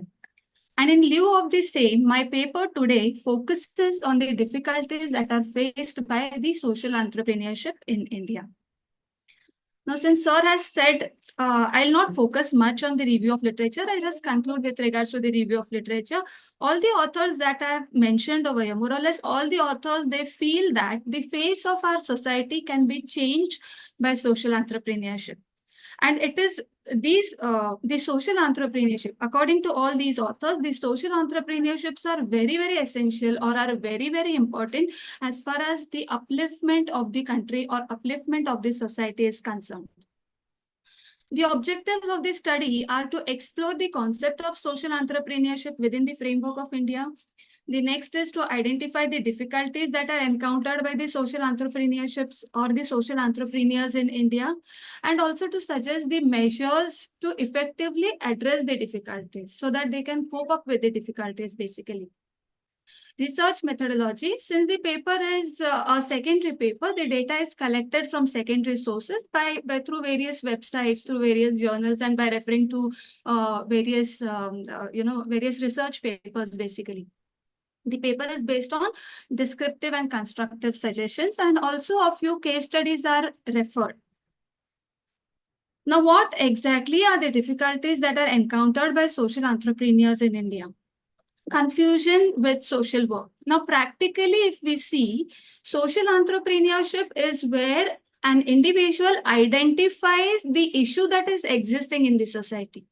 And then this individual comes with an innovative solution, basically, to curb that particular issue. But whereas when we talk about social work is a profession. And in this profession, what happens is there are these people, the social workers, who actually are more interested in helping other individuals, or maybe helping a few families, right? The next is challenging marketing strategies. Now, social entrepreneurs, practically, if we see, their budget is very restricted, and that is the reason why, if they are rendering particular services, or maybe they are into the manufacturing of products, whatever it is, no. It becomes very difficult for them to market either their products or to market their services as well. The third is criticisms by society. Most of the times, the members of the society, they feel or they think that why would an individual, right, be interested in helping others, right? And that is how the society criticizes the social entrepreneurs. The society feels that this particular individual, the social entrepreneur, he has some kind of a selfish motive. He has his vested interest, and that is the reason why he's trying to find out the problem in the society and trying to find out the solution as well for the problem. So that again is one of the most important difficulties that is encountered by the social entrepreneur. The next one is managing budget. As I mentioned before also, no, the budget is very, very restricted. So that is the reason why giving credit to the society, or maybe making available the factors of production, it really becomes very, very difficult for though it is not impossible, but it becomes very difficult for the social entrepreneur.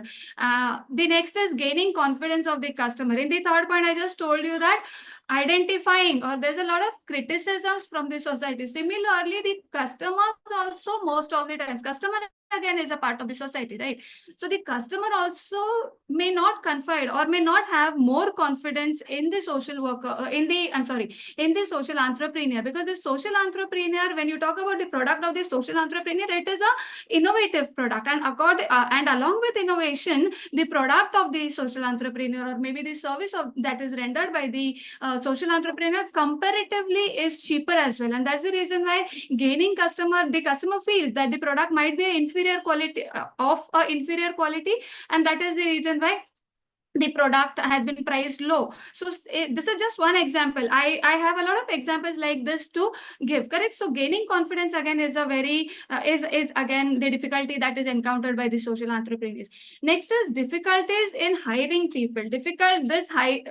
Getting people who have similar type of interest again is very difficult. Now people, when they work for the corporate sector, salaries are high, then the growth is high. The growth comparatively at the in the corporate sector is high. But when you talk about social entrepreneurship, here what happens is the growth is too slow, right? So that again, finding people with similar type of interest is a bit difficult for the social entrepreneur, and that's the reason, and that is how again the social entrepreneur encounters this particular difficulty. Now we will talk about the strategies that confront these difficulties. The first is appropriate establishments for training and development. Now, if the government establishes more appropriate training and development centers for the social entrepreneurs, it will be easier for people to come into this sector basically. Second is integration of social entrepreneurship in the curricular. At the higher education level itself, if we incorporate a course or if we incorporate a subject that talks about social entrepreneurship or that is related to social entrepreneurship, again, we may have a drastic increase in the number of social entrepreneurship in the near future. Next is generation of widespread awareness. A lot of efforts should be put in so that there is a widespread awareness of this particular sector or this particular field basically for the people. Offering infrastructure and fundamental amenities. Good infrastructure facilities may help us to develop more social entrepreneurs. Sorry? Try to conclude, your time is over. Okay. I would give examples. In conclusion, I would talk about 3 case studies, right? The first case study is of Miracle Couriers. Now, the owner of Miracle Couriers is Dhruv Lakra. What Dhruv Lakra has done is he has employed people with hearing disabilities and people who are mute. Normally, these kind of people, they have very limited number of jobs. But Dhruv Lakra, he has specifically ensured that he recruits these type of people only for his organization. The benefit here is such people, they have, Dhruv Lakra has generated employment opportunities for these people. The second case study is of Sampurna Earth Private Limited. We have 3 partners here in Sampurna Earth Private Limited. What they have done is the waste that is not paid much attention to. What he has done is what they have done is they have hired these 15 to 20 waste pickers, informal waste pickers, and they trained these waste pickers for waste composition basically and to run the biogas plant. These waste pickers, what has happened to these waste pickers is they are now earning 15 to 20% more than what they actually earned before. The last case study is of Sumita Ghosh. Sumita Ghosh is an entrepreneur who actually wanted to work for the rural artisans. And Sumita Ghosh wanted to start a business. But for starting a business, no bank was at the initial stage. No bank was ready to finance her. But this did not stop her idea of starting the business for the rural artisans, for the poor rural artisans to be more specific. What she did was she had 1,000 rural artisans. So she requested each one of them to put in 1,000 rupees as the capital, right? And then this is how she collected 10 lakh rupees. And from those 10 lakh rupees, she started the business which helped the rural artisans. Kindly conclude, please. We are very short of time. Sorry. This is my conclusion, ma'am. This is the last slide. This is my last slide. So this is how Sumita Ghosh basically generated employment for the rural artisans. Thank you very much. Thank you, ma'am. Very nicely presented. Interesting presentation on the topic. So now we will move with the next participant, who is Dr. Vijay Mahida. Welcome, sir. Vice Principal and HOD of Lakshmi Chand Golwala College of Commerce and Economics, presenting his paper on an analytical study on challenges faced by digital marketing in India. So are you there? Yes, yes. Am I audible? Welcome, sir. Yes, sir, you are audible. Is the screen is visible to everybody?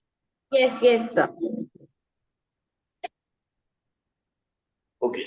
So, as introduced by Madam, the topic is an analytical study on challenges faced by the digital marketing in India.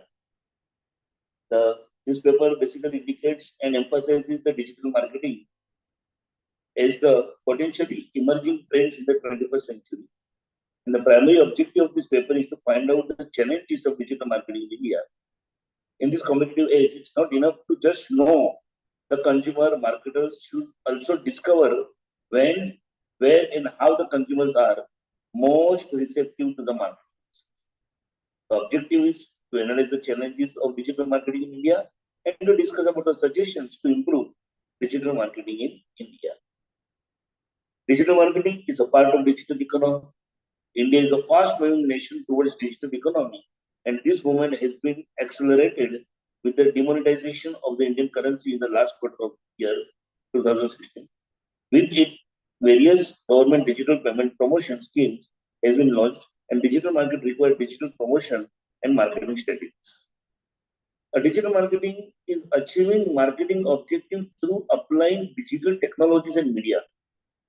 So digital marketing is about utilizing digital technology to achieve the marketing objective. It remains a useful term because digital marketing requires a certain skill set to utilize the digital technology effectively.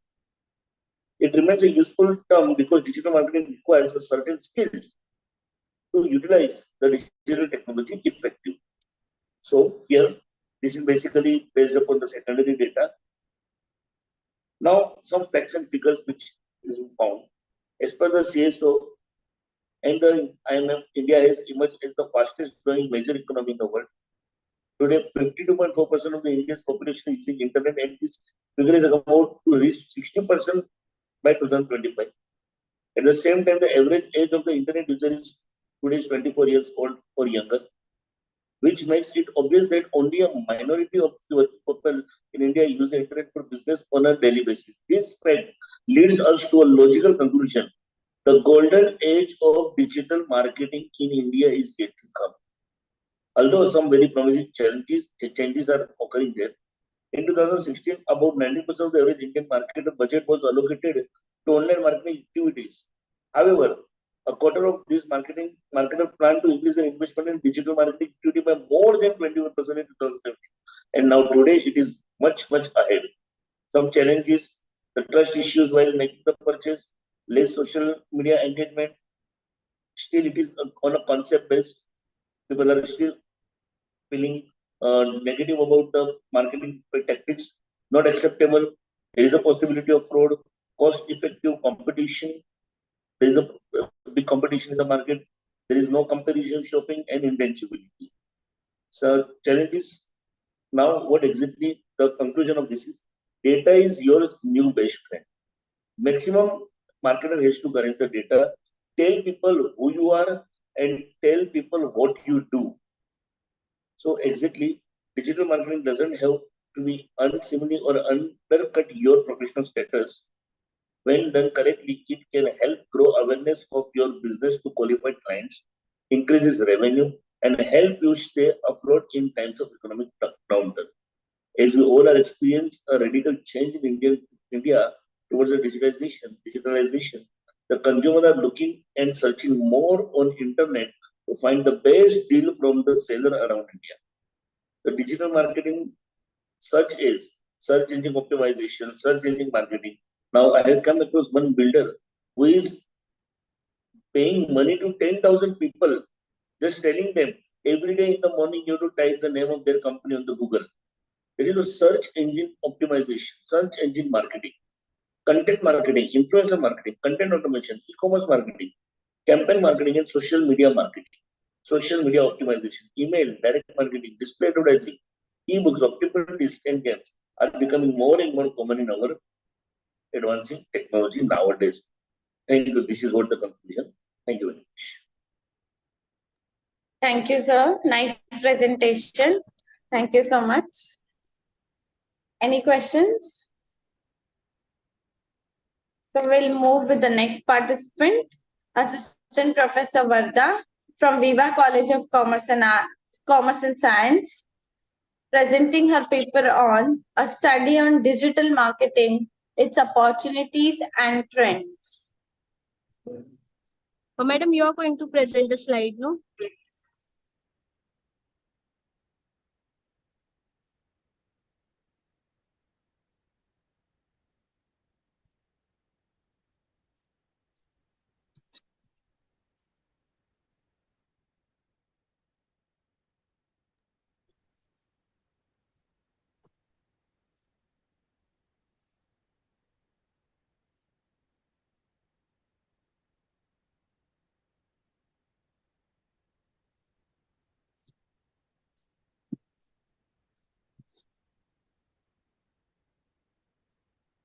Is it visible?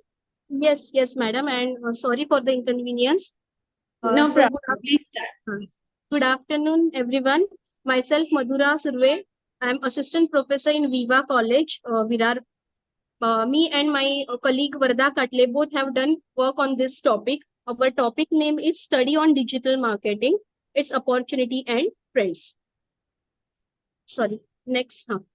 So from last few years, it has been observed that nowadays people are moving to digital marketing instead of traditional media. Earlier, people were focusing on TV, radio, etc., traditional media. But nowadays, as people prefer internet more, companies are company are also shifting their preference from traditional media to digital media. The main goal of this paper is to study that only. So now, what is digital? Okay, next slide. Okay. What is digital marketing? So digital marketing is nothing but doing marketing with the help of digital media. So many digital media are available in the market: social media, web-based, email. So with the help of that media, companies are doing their promotion. That is called digital marketing. In simple word, this is whenever we use electronic media, this is called digital media. So the main objective and aim of this topic is to know more and more about the digital media. The objective include to offer detailed understanding of digital marketing growth as well as development in India. Okay.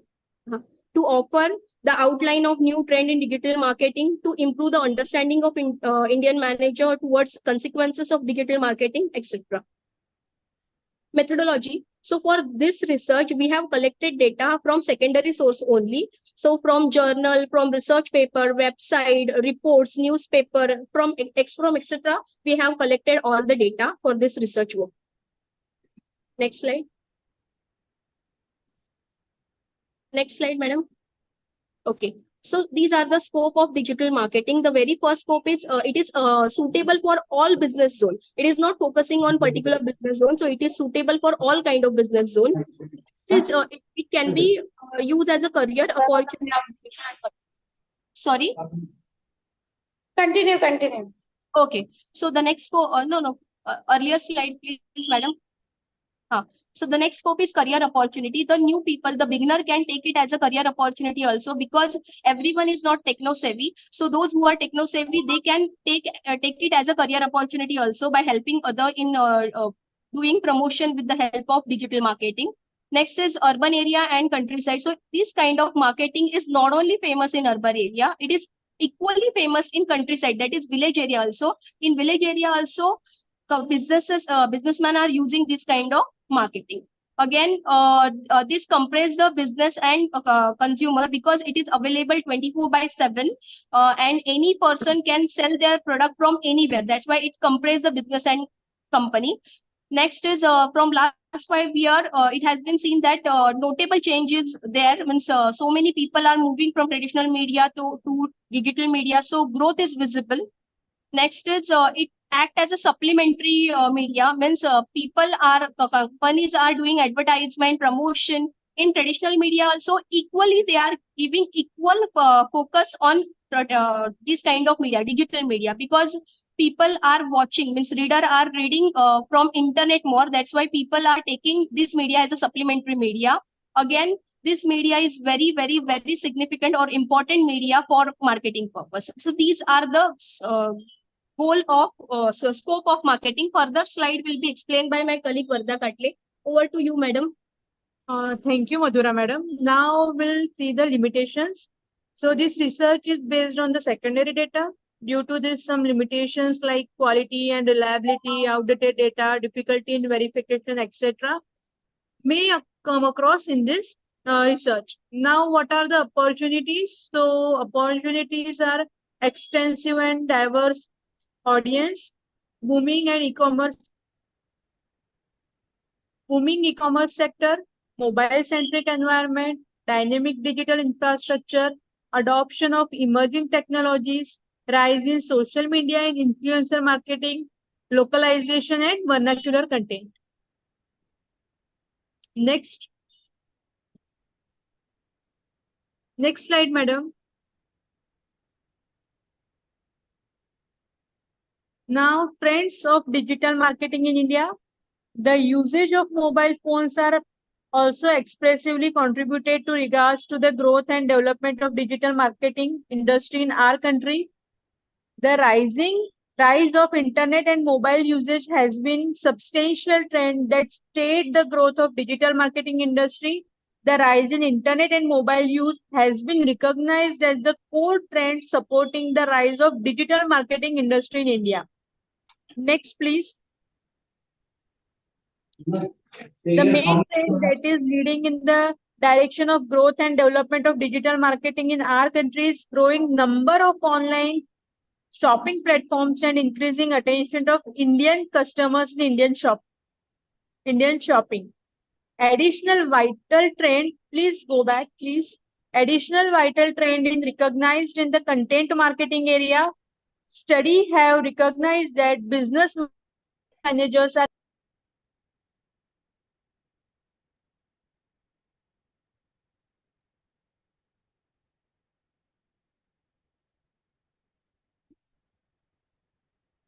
You aren't audible, ma'am. Next slide, please. Now, finding and conclusion. The major findings of the research study specific.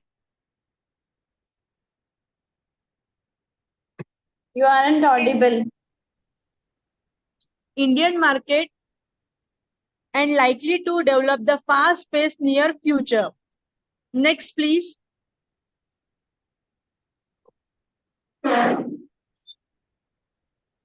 Yes, am I audible to you now?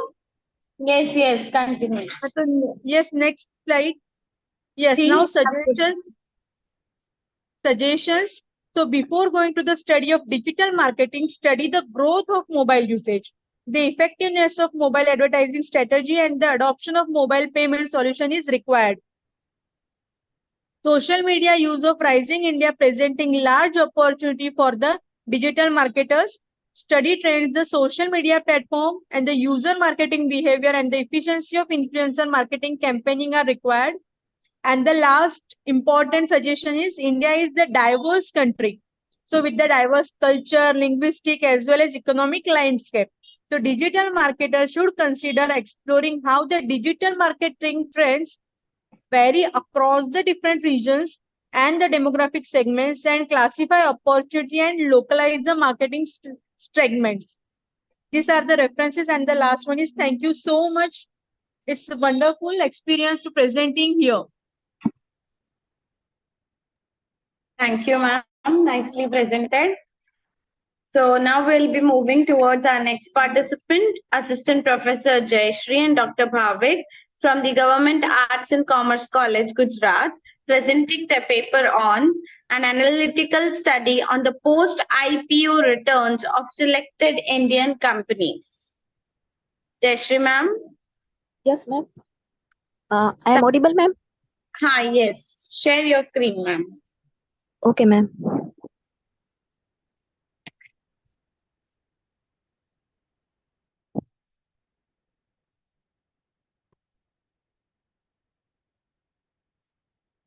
मेरी screen show हो रही है ma'am? No, आपका video of करो और share screen करो. Okay ma'am.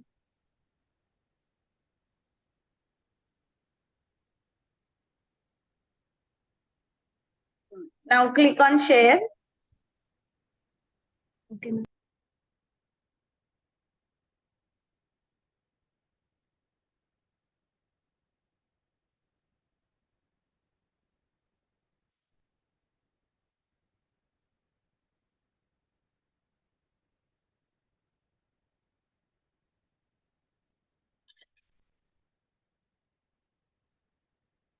If you are facing issue, kindly share your PPT on the group.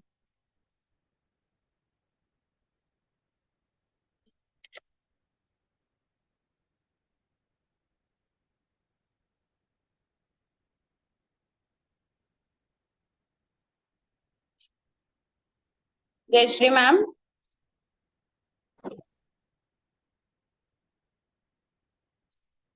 If there's an issue, kindly post your PPT on the group. Till that madam next ले लो. वो madam आपको भेजेगी group में.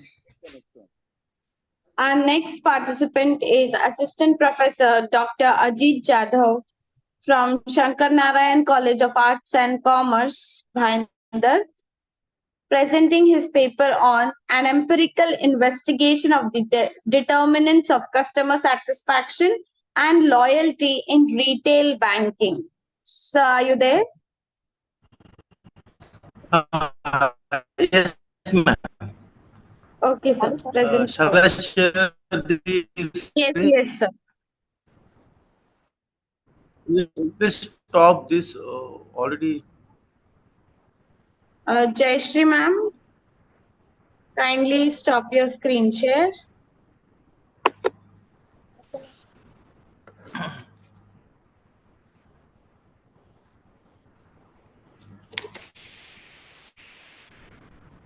So you can share your screen now.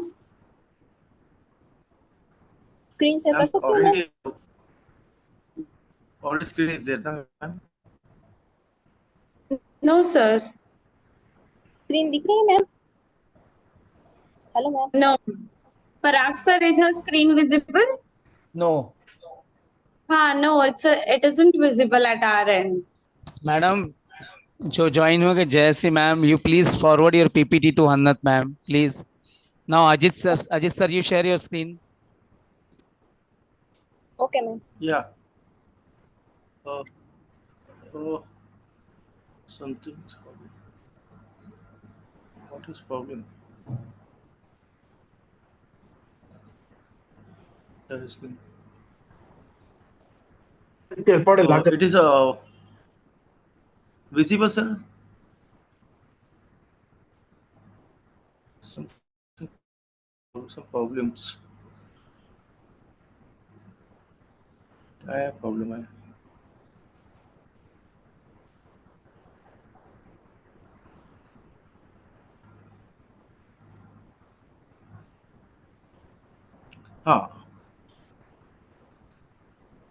Yes, screen is visible. No, sir. Now? Not visible. What's the problem? Another screen is there. What is? Sir, please send your PPT also to Hannat madam. Next participant. Participants, is the screen visible at any other screen? Please let us know.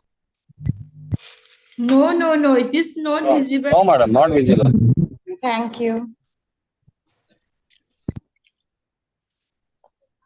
Dr. Jadhav sir, you also send your PPT to me.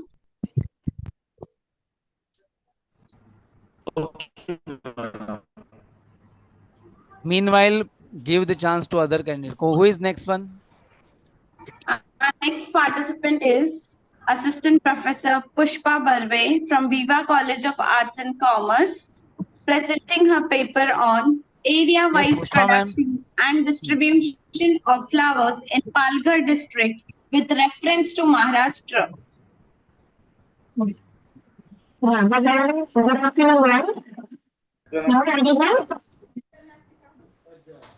Yeah, you are audible, madam.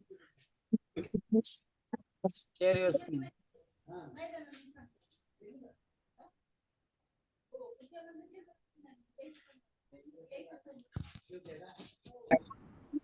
Hello अभी शुरू हो रहा था लेकिन मेरा वो दिख नहीं रहा था तो भेज रहा हूं Yes, Pushpa ma'am. बाप रे.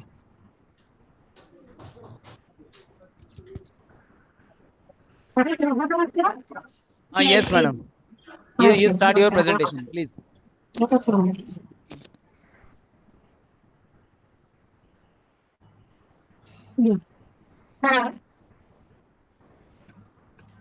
Yes, ma'am.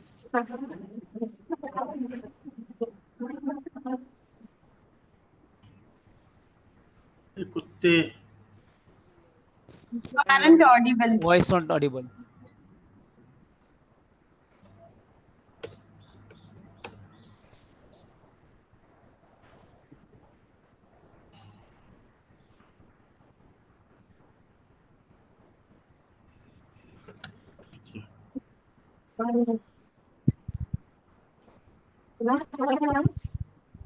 You aren't audible, ma'am.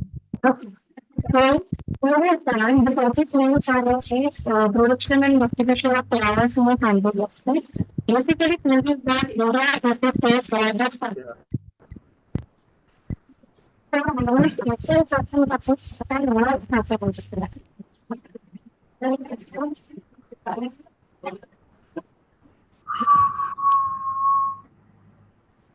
yes chutti yes ramkur chavla dono Pushpa ma'am, you are not audible totally. Hello.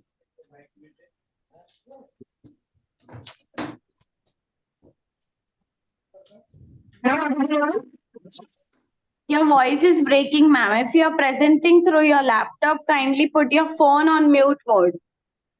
And see whether your voice buttons are plus plus.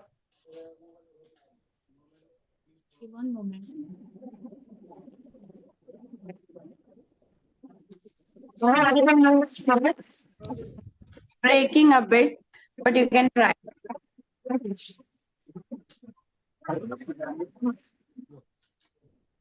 You aren't audible, ma'am.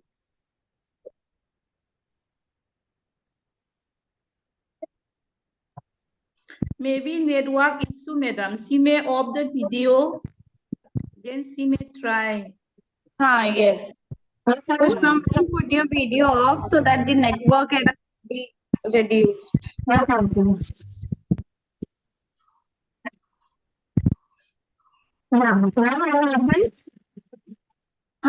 now. Okay. So, as well as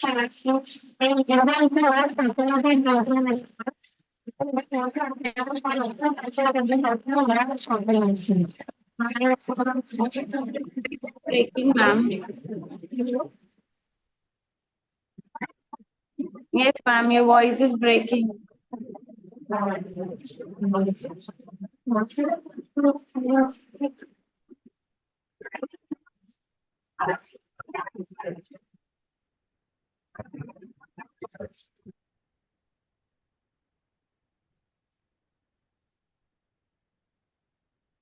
Participants kindly be in network so that this type of technical errors can be avoided.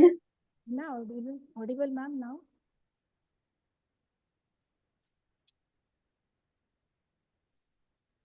Vinayak sir, shall we move on to the next one? Hello. Yes, madam. Give chance to the next participant, please. Yes, madam. Okay. Hello. So, ma'am, there is a severe network issue at your end. We are not able to hear you. So we'll go with the next participant, Mhatre Tushar Chandra, research scholar from Konkan Gyanpi Turan College of Commerce and Arts, presenting his paper on mobile banking, technological initiative for in-hand banking.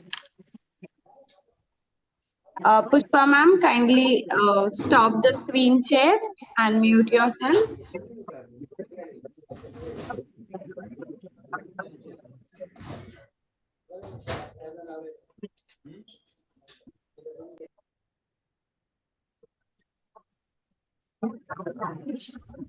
Yes, Tushar sir.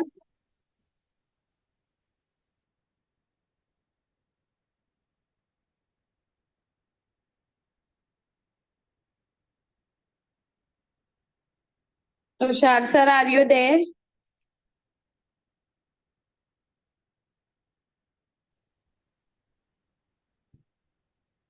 My screen is visible, ma'am. Yes, yes. Just Hello, madam. Yes, sir. Take the next one. I think it's not there to Sharma. Okay.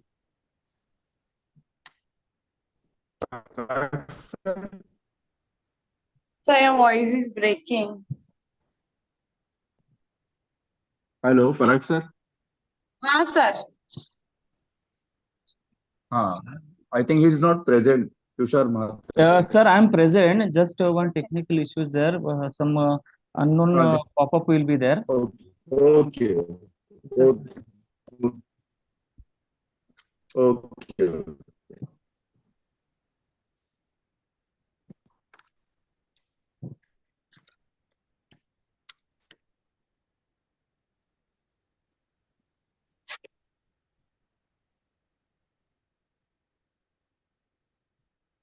Tushar sir.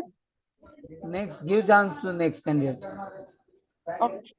Because everyone having the problem of sharing the PPT. Participants, kindly please look into the issue. So now we'll take Jayashree ma'am. Okay. We have her PPT.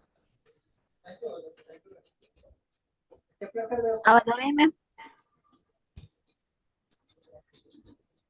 Yes, Jayashree ma'am, you can present. आवाज आ रही है ma'am? Yes, yes. Okay, नमस्ते, मेरा नाम है जयश्री चूड़ा और मेरे को ऑथर है भाविक सरपंच आसरा और मेरा पेपर का टाइटल है an analytical study on post IPO return of selected Indian companies. Next, in recent year, a tremendous increase has been found in the number of Indian firms which went public. These firms aim to obtain fund for various purposes such as expansion, diversification, financing their working capital needs, purchasing an asset, debt reconstruction, etc. One of the major source of raising required fund for this firm is by opting for an initial public offering. Next, objective है मेरे इस research paper का to study post IPO return of selected company to identify whether return of IPO are positive और negative for the selected period, to analyze the impact of various variable on post IPO returns of selected Indian IPOs. Next.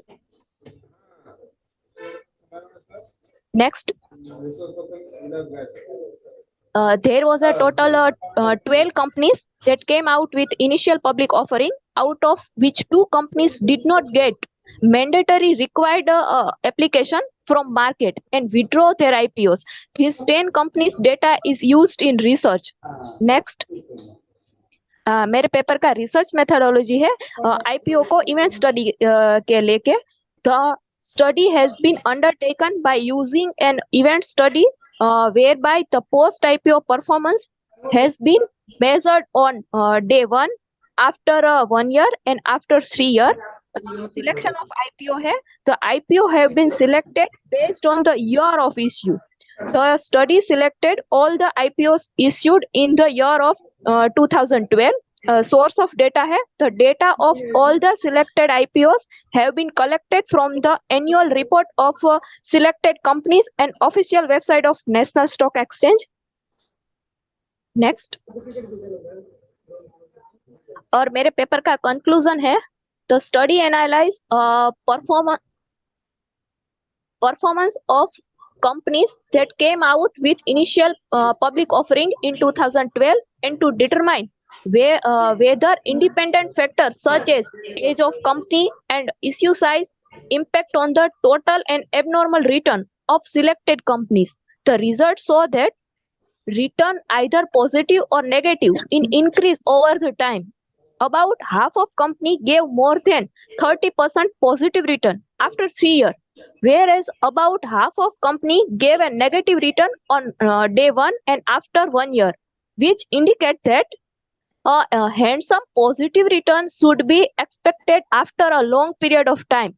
Study also signify that there is a significant relationship between age of company and return of company, and there is almost a negligible relationship between issue size and return of companies. Study saw that on first day 50% IPOs gave negative return, which indicate that the share have been valued at more than intrinsic or fair value, while 50% are valued at less than intrinsic or fair value. Next, suggestion है investor के लिए, investor should invest in IPO after carefully studying the stock holders, quality of management, age of company, sector growth, government policy, and checked if a company is backed by a well-established group. Thank you, and thank you, Uran College, for giving me this opportunity. Thank you, ma'am. Thank you, ma'am. Nice presentation. Now we will move forward with दोन नंतर our घ्यायचे का next आपण? दोन paper नंतर घ्यायचे second. participant, Dr. Ajit Jadhav, sir. Ready असेल Share PPT. Ready असेल तर ठीक आहे. रेडी आहेत ना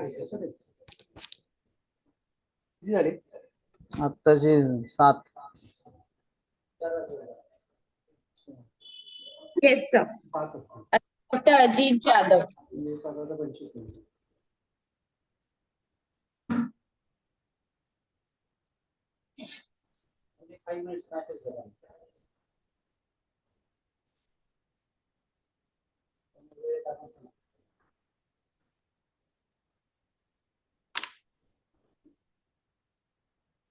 Dr. Ajit, sir.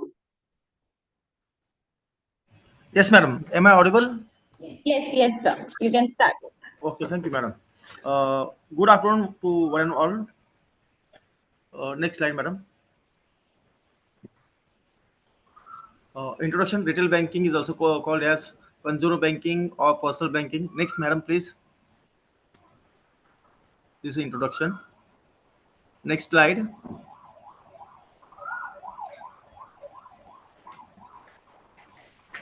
Extensive review of past literature was done to get insight of the research area. So these are some past research used to prepare this research paper. Next, madam. To proceed with research in an organized manner, objectives are set as to empirically identify the key determinants of customer satisfaction and loyalty in retail banking. And second objective is my research paper is to examine the relationship between customer satisfaction and customer loyalty in retail banking. Next, madam. These are the demographic details gathered to decide the sample to gather primary data. Next, madam. This is a research methodology. This research is descriptive and analytical type. Structured questionnaire has prepared which include dichotomous, multiple, Likert scale questions. Survey method used to gather primary information. Convenience sampling technique used to gather information from the respondent. Concurrence alpha coefficient was calculated. Alpha value was above 0.7%. So therefore, reliability and validity is showing better. Then primary as well as secondary data has collected to prepare this paper. 400 samples are used to gather primary information, and statistical test applied, parametric as well as non-parametric test has applied. Next, madam. Hypothesis. First, H0, there is no significant difference in both determinants of customer satisfaction and customer loyalty among individuals with different educational qualification. Dependent variable in this hypothesis is customer satisfaction and customer loyalty. Independent variable is demographic determinant, that is educational qualification.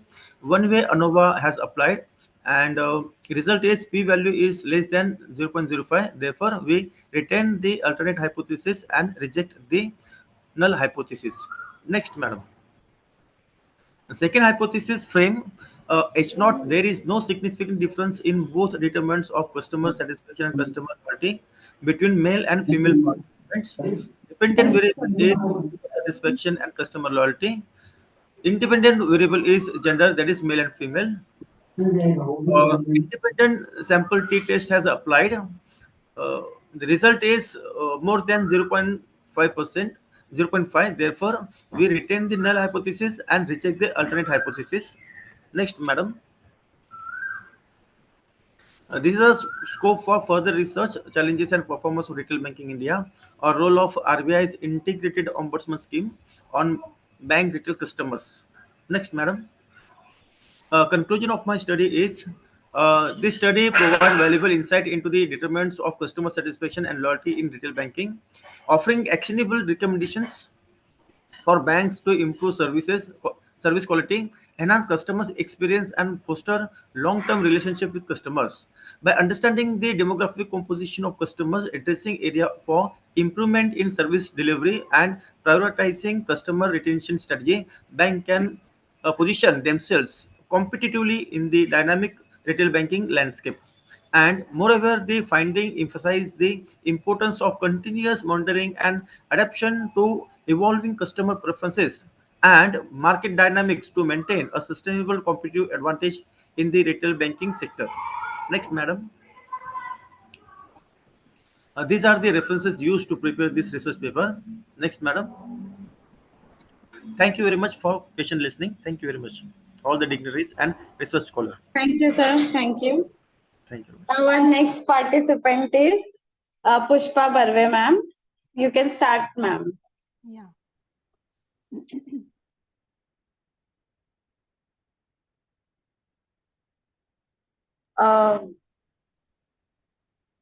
Yes, ma'am. I'm Tushar, sharing sir, the screen. wait a bit.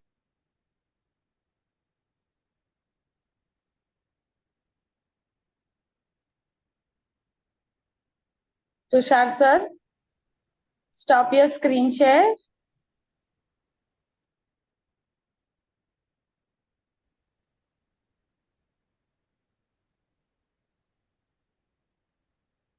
Hello, Tushar, sir. Is it? Is it? No, sir. Go back to the Zoom and click on stop share. Yes, thank you. We'll take your next. Yes, Pushpa ma'am, now you can start. Yeah, ma'am. One moment. I'm sharing the screen. Be quick, please.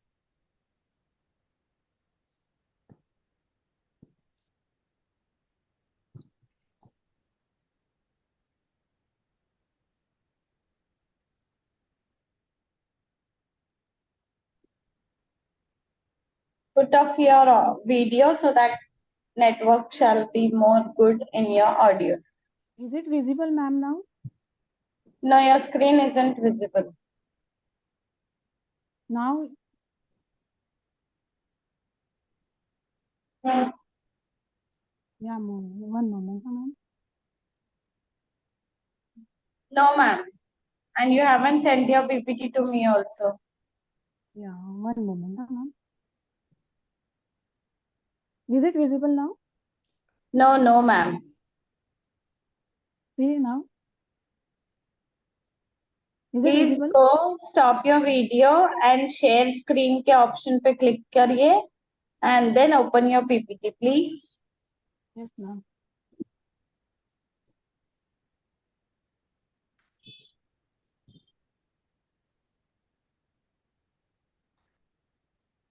According to Sheikh and Ajloto. Yes, ma'am. What I have to Mobile do? banking is a subject of Stop video I have to do, ma'am? Yes, go and click on share. Click on share. Yes. Click on screen. Okay. Share screen. If you aren't able to do it, kindly send your PPT to me, ma'am. Okay? Yeah. Yes, ma'am.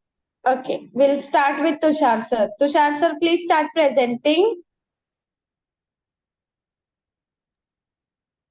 Tushar sir, you can present now.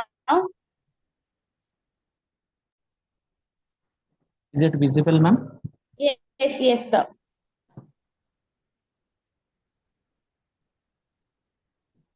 You may start. Good afternoon, sir. Good afternoon, madam. Myself, Tushar Chandra Matre from Konkan Ganpet College of Commerce. I am going to present a research paper on the title Mobile Banking, a Technological Initiative for Indian Banking, under the theme of Role of Commerce, Industry and Management in Accelerating the Creative Economy.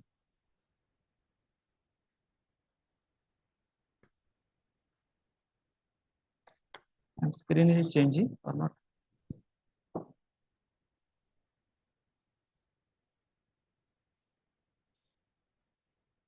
As an introductory part, mobile banking, it is a subset of electronic commerce that is formed at the basic of mobile application technologies and services. It is defined by the Sheikh and Kajloto. Basically, mobile banking offers these facilities, services by creating mobile applications that work with the portable electronics like tablets and phones. With the help of mobile banking, there are different services offered by the bank like fund transfer, mobile recharge, e-fixed deposits, SMS alerts, blocking of items, merchant banking, bill payments, like an. With a view to study, the researcher has put 3 objectives to study the concept of mobile banking.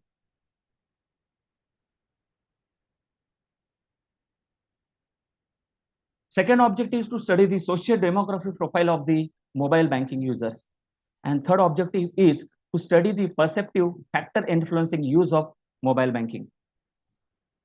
Hypothesis of the study: there are no significant association between demographic profile of including gender, age group, education, qualification, occupation, annual income, and perceptive factors affecting the mobile banking. As an important part of the part of my research study is a research methodology. This current study, the present study, is a descriptive in nature. It is used to study the perceptive factor influencing the use of mobile banking in Mumbai metropolitan region. The primary data will be collected with the help of online structure questionnaire method, while the secondary data will be collected with the help of various collected resources, newspapers, journals, periodicals, reports, various mobile services provided companies, instruction manuals of bank, articles, research papers, and so on. I want to focus on the point that the sample collected by researcher is near about 243 respondents, of which near about 216 were completed in full form. And that's why the sample unit will be taken as a 200 respondents as actual mobile banking users. The sample size, obviously, it is 200 respondents, that is actual mobile banking users from the Mumbai metropolitan region. And for the same, convenient sampling method will be used. The researcher has conducted the pilot study of 20 banking users. After that, Cronbach alpha reliability test was conducted to check the consistency, internal consistency of the perspective factor influencing behavior of mobile banking users. The Cronbach test result shows that good, excellent internal consistency of the perspective factors. The result will be presented in front of the screen, that some male factors will be dominated. The data for present study has been collected from 200 respondents. Out of it, male and female mobile banking user, it was found that 62.50%, that is near about 125 respondents were male and 75 respondents were female. The result shows that male dominate the mobile banking users. Likewise, in some studies, in educational, in age, in occupation, in annual income, the data will be, the study will be, the result shows that while using mobile banking services, the income level of users have been consistent. Same, to test the hypothesis and correlate the demographic profile of perceptive factor, the researcher has conducted chi-square test. The correlation result is as follows.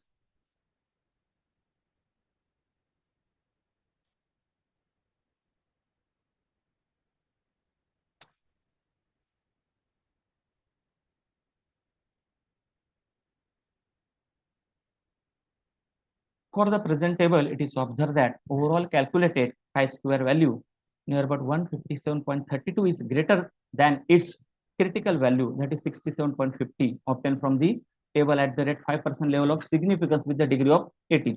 And also p-value is 0.000, which is less than the significant value of the 0.0, that is 5%. And so the researcher accept the alternate hypothesis, that is 5% level of significance with the degree of freedom of 50 for the difference in perceptive factors, variables influencing the behavior of mobile banking users. Hence, the result is significant. And hence, it can be concluded that there is a significant difference between in perceptive factors, variables influencing the behavior of mobile banking users. And so, alternate hypothesis, there are significant association between demographic profile, that is gender, age, group, educational qualification, occupation, annual income, and perceptive factors affecting mobile banking use is accepted.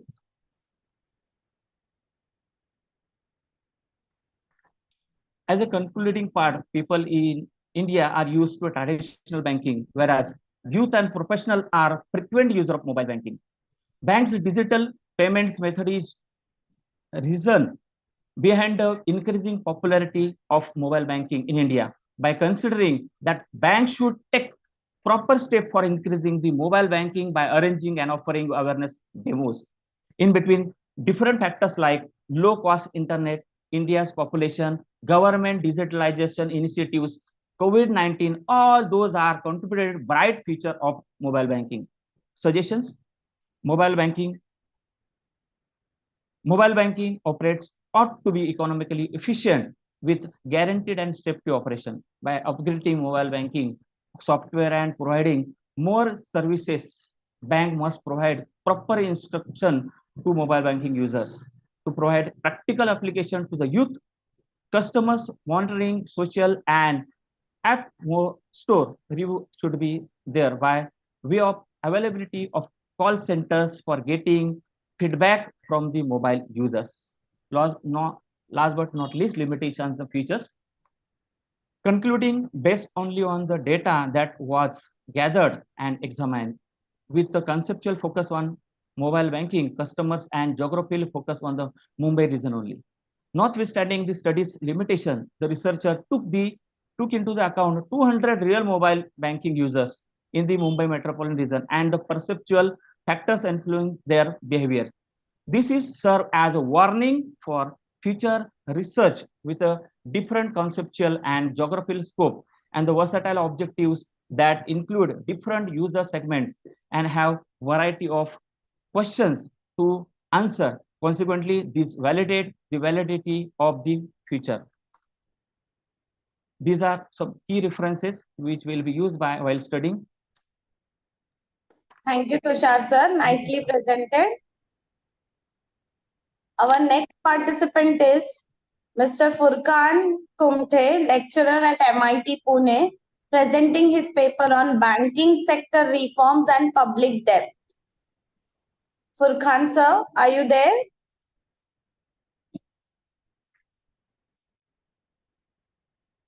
Furkan sir, are you there?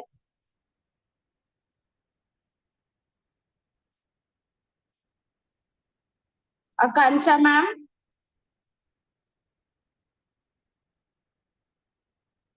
After 2 slots, sir. Akansha ma'am?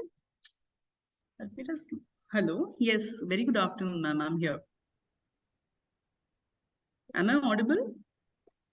Yes, a bit loud, please. So our next presenter will be Professor Akansha Mangaonkar from Dalmia College of Commerce and Arts, presenting her paper on Blue Economy, the New Paradigm of Indian Economy. Ma'am, please share your screen. Ma'am, I've started sharing my screen. Is it visible? It isn't visible. Okay, ma'am. Give me a moment. I believe now it is visible. Yes, you can start presenting. Okay, ma'am. So very good afternoon to all the dignitaries present over here. My name is Akanksha, and I'll be presenting my paper on blue economy, a new paradigm in Indian economy. As far as blue economy is concerned, India is a progressive nation, it has never been behind something or never has lacked in any perspective. Blue economy was introduced in India in the form of blue revolution, but the scope of it was very limited at that time when it was initially given as Neer Kranti mission by Mr. Harilal Chaudhary and Dr. Arun Krishnan. Today, the scope of entire blue economy has grown far and wide. Blue economy has come from green economy. So the way we have carbon emissions and control, which needs to be taken care of in the green economy, we have the blue carbon. So we require the sequestration. Marine biotechnology needs to be developed, renewable energy. So we need to change our focus from green to blue. I believe it's a color change, but not only a color change, it requires a lot more focus on climate change and how to bring it about. So why this particular economy is important? Because water is the most essential source of our life, and I'm afraid the most ignored source of resources, which we have not come across so far. So climate change, food security, we usually focus on trees for that, but we ignore oceans. To change this perspective, we require blue economy. Along with it, surely we have many examples of various countries in Asia who are prospering on the basis of blue economy. So main purpose of studying this blue economy was, first and foremost, it has been introduced in India in the interim budget. So yes, so blue is the next green is what I would like to say. So Asian countries which have already prospered from it, I would like to study that, and we can surely have some learnings from their mistakes, because today's mistakes are tomorrow's contributions. Moving ahead, there are many policy initiatives also which have been taken up by the government. Due to paucity of time, the study had to be limited to a secondary source, but then I have tried to incorporate as many as I could. China, Indonesia, Bangladesh, Japan, and Malaysia, all our neighboring countries, they are prospering, moving from underdeveloped to developing countries like Malaysia. China is one of the biggest game-changing economy today. They have surpassed their economic barriers, and they are controlling the fishing grounds, which were earlier dominated by Japan and America. With their blue economic policy, yes, China is becoming a bigger player in the fishing markets. Indonesia, Bangladesh, though we find the countries are smaller in quantity, but due to aquatourism and even marine tourism, they have gained a newer edge in the world tourism market. Japan, needless to say, minimalistic resources and maximum returns is the key mantra of Japan's success. Policy initiatives, it's always good to learn from those who are already successful. India is always a country which is friendlier with those from whom we can always learn. So we have signed agreements with France and Norway, who are helping us out with developing the infrastructural changes. For example, the coastal road that we are all experiencing. All the infrastructural development is coming. The technology has been imported from France as well as Norway because of the agreements we have signed. The Sagarmala project, the OSMART project, even Pradhan Mantri Matsya Sampada Yojana, all these, they have been initiated. The main concern today, like all the other Asian countries for us, is effective implementation of these policies. So there are a few challenges which we still are facing in spite of all these policies, that is unregulated and overfishing. poverty and hunger cannot be camouflaged with anything. So that is leading to these unlawful practices of overfishing and even unregulated fishing. But I'm sure with certain changes in the policy, I believe we can overcome this problem as well. Marine pollution. Now, this would require tremendous social and political will to stop in order to protect our valuable blue resources, climatic change, and even proper infrastructure. So for all of these challenges, we have policies, but effective implementation would require, first and foremost, linking all the employees with the bank accounts, with as in the Jan Dhan Yojana, which we have. If we have proper bank details, yes, the money which is coming from government can directly be transferred to the employees without any middlemen. That will ensure effective and strong implementation of our policies. Marine life insurance should not be restricted to only those who are working in the traditional marine areas, but it should be extended to all those who are currently working under all the schemes which we have mentioned before. Financial inclusion should not only focus on farmers, but it should also focus on fisher folk. Training and education centers, they need to be on hybrid mode, not just the physical centers are necessary, but we require people to gain knowledge from any source wherever possible, however possible. With internet and few good resources, I believe it is a plausible thing to do. Migration has caused majority of issues along the coastline is what we have seen. One of the major examples is Mumbai. Mumbai's coastline has been one of the richest one, and it was indented at one time, because of which we had mangroves and no cyclone could enter us. But today, mangroves have been cut so that people can reside. We need to stop this. If migration stops or at least gets reduced or at least gets a proper rehabilitation, then we can think about a better ocean life. To conclude, I would like to say that it's time to turn a new blue leaf in India's economic paradigm. We need to focus along with our green initiatives, also on our blue initiatives. The companies which are focusing on developing the Indian economy from a green perspective should turn blue and provide employment here as well. To summarize, we have resources, we have potential. Problems are with social political will, instability in environmental conditions, and economic viability. So we know the problem, we know the solutions. If we get on with it, I believe we can have a better future. These are the few references which have been used in order to make this paper. And thank you so much for patient listening. Thank you so much, everybody.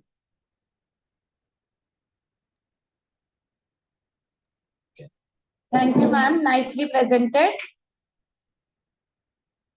Any questions? Please share your, stop your screen share. The next presenter will be Pushpa, ma'am. Yeah, ma'am. Good afternoon, all.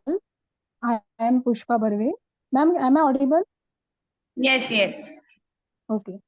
So, myself, Pushpa Barve, I am from Viva College, and my topic is production and distribution of flowers in Palakkad district.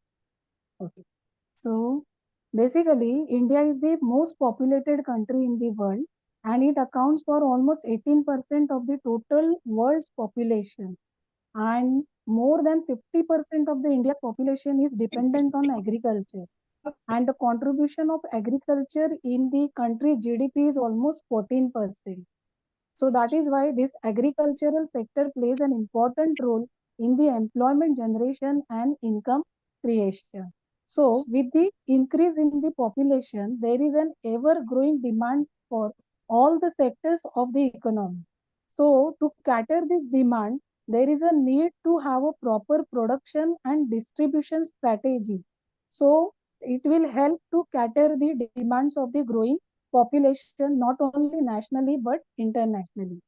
And it is being rightly said that the success of any business largely depends upon its ability to Its success depends of every business largely depends upon its ability to reach effectively to the target audience. And that is why this production and distribution can play a vital role in contributing to the overall economy of the country, right? And basically the area chosen by me is that of Palghar. Okay. Basically in Palghar, the literacy rate for male is 72% and for female it is 59%. And in Palghar, there are many small and marginal farmers who are having marginal land holding, and for them agriculture is the prime occupation, right?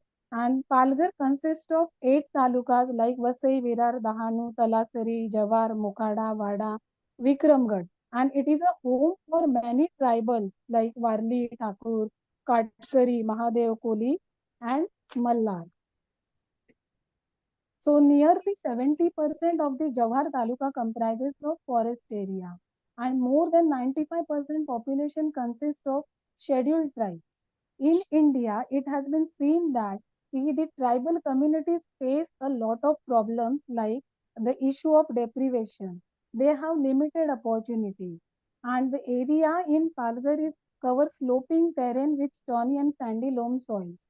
So basically, Indian agriculture is totally based on rain, and this typical agriculture is faced with many climatical changes like less remuneration, market fluctuation, and limited availability of irrigation facilities. Hence, nowadays it has been seen that the people of Palghar are shifting their cultivation pattern from horticulture to floriculture, as it has been seen that the agroclimatic conditions of Palghar are very much suited for the development of floriculture. So now let's understand what is this floriculture. Basically, floriculture is an art of growing. Kindly move towards summarization. Yeah, ma'am, no problem. So basically, it has been seen that the flower in Palghar district, it has been seen that it is very much suitable for the growing of flowers. Like, and in Palghar, the most important flowers like which are cultivated are that of jasmine, roses, sonsafa, marigold, and so on. And it has been seen that the climate of Palghar is very much suited for floriculture. And at the same time, the flowers like this jasmine, sonchafa, okay, it can be grown in any type of soil with limited irrigation. Okay, so that is why. So and these flowers are available all round the year. Okay, so simply growing flowers is not sufficient, but there is a need to distribute them properly. And we know that the flowers have a are perishable in nature, and they have a very short lifespan. So proper distribution strategy is also needed for them. Okay, so that the producers can get a reasonable price and fair returns. Okay, so basically it has been seen that the data which I have collected was that of consists of primary data as well as secondary data. So I consulted many farmers, and from them I came to know that they have created some collection centers, and where all the small farmers distribute their flowers, and then they are carried from that destination to some prominent market in Mumbai like Dadar. Okay, so and I would like to come to show you some figures like in the year 2022-23, flowers worth rupees 45 lakhs were sold in Dadar market. So that means it shows that there is a huge potential for the flower market in India. Okay, and India is the second most largest producer of flowers. Okay, so let me conclude this now. It has been seen that there is a vast scope for flower growth, right? But there is a need to provide some technical and material support to these flower growers so that they can come up with good quality products. Okay, there is a need to provide them quality sampling, organic fertilizers. Even there is a need that the government should come up with some technical support to the farmers so that they will arrange some meeting and they will cater to the problems of farmers. So after meeting to surfing farmers, I came to know that there is a some pest due to some pest attack, the productivity of these flowers is declining considerably. So there is a need to have some technical team so that it can cater to the problems of the farmers. Okay. And apart from that, there is a need of some efficient chain supply. Then the farmers should be encouraged for here there is a frequent power shortage problem. So farmers should be encouraged for the use of solar power. Then some agricultural warehouses has to be created. Even the private investment can be encouraged into the field of farming. And secondly, organic farming can help the farmers to increase their productivity. Okay. So that's it. These are the findings of my research. Thank you, ma'am. Thank you so much for giving this platform to present our research paper. Yes, thank you, ma'am. Next is Furkan Kumte, sir. I'll share your screen, sir. Hello, good afternoon, ma'am. Am I audible? Yes, you're audible. Just a second. Ma'am, can I share? Yes. Kindly be brief as we are getting late for the next session. Okay.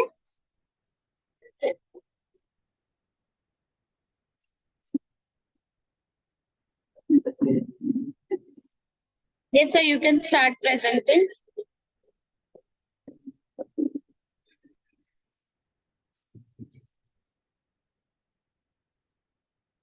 Furkan, sir. Yes, ma'am. Good afternoon. Yeah. Good afternoon, ma'am. This is Furkan Kumte from Pune College.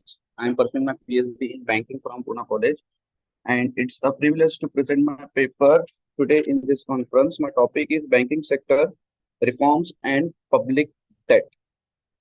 Now, when we talk about banking and economy, banking is a very vast field, and there is a continuous requirement of reform. Reform means changes. Because if you see the banking sector early in pre-independence era and now, there is a lot of changes, and these changes are need of time. Time to time, there has been substantial changes in banking sector so far to develop and to grow the economy. Now, as far as reforms is concerned, reform changes, we have two types of reforms. First one is reforms in banking structure. Second one is reforms in banking functions. As far as reforms in banking structure is concerned, as you can see on my screen, earlier till now, RBI is the head. Then we have public bank, public sector bank, private sector bank, corporate bank, foreign bank. These are the structural changes. And for change in structure, it requires parliamentary approval. Then only banking structure can be changed. As far as functions are, ma'am, can I have the next slide? As far as the banking functions are concerned, banking functions can be reformed after getting certain recommendations from any committee. And banking functions are reformed so far as to develop the financial health of the bank, and so far as to develop the economy, and so far as to develop the business point of view. A bank needs to earn business, then there has to be changes in banking functions. So time to time, we have Narsian committee. They have recommended certain functions to the bank. The banking functions are reformed in two phases. Phase one is this changes in policy framework, changes in improving financial health, and the third one, improvement in institutional framework. These are the changes in phase one. Now, as far as phase two is concerned, which my topic for today is prudential regulations, NPA, capital adequacy ratio, and diversification in banking operations. So I'll be focusing on these functions. These are my functions: mutual funds, venture capitalist, merchant banking. These are the time to time it has been introduced. So my first is for today's topic is prudential regulation. Ma'am, next slide. Next one. Next. Ma'am thank you के बाद भी और एक slide आएगी. Thank you के बाद भी slide है. थैंक यू की स्लाइड पहले आ गई. Yes, phase two, prudential regulations. Now, first of all, now let's talk about what is meant by prudential regulation. The regulation is making certain rules and regulations, and prudential means substantial changes, avoiding risk.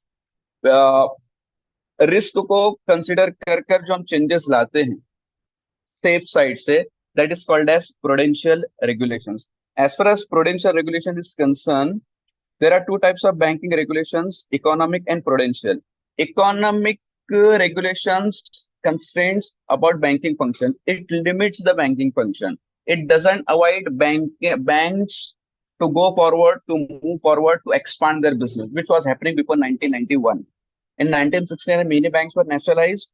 In 1991, due to many regulations in banking sector, bank functions came into the certain limit. They were unable to expand their businesses. That's why there was a need for prudential regulation. Economic regulations was constraint for the bank. They were not in a position to expand their business. But when prudential regulation happened, bank were given the priority, bank were given the extensions, bank were given the freedom to expand their function. That is called as prudential regulation. And due to this, many constraints which were imposed on the bank were released and bank were gone till globalization. Because we know new economic policy came in the year 1991, and it was about banking sector. It was of many sectors, but main focus was on banking sector because functions of banks were limited. Production, demand, supply. Bank were having concerns about their business. So in prudential regulations, banking business was expanded. And the result of that one was NPA, non-performing asset. Non-performing asset means any income which is not received up to 180 days. If bank has given any loan and bank failed to recover the interest about 180 days, that is called as NPA, non-performing asset. I have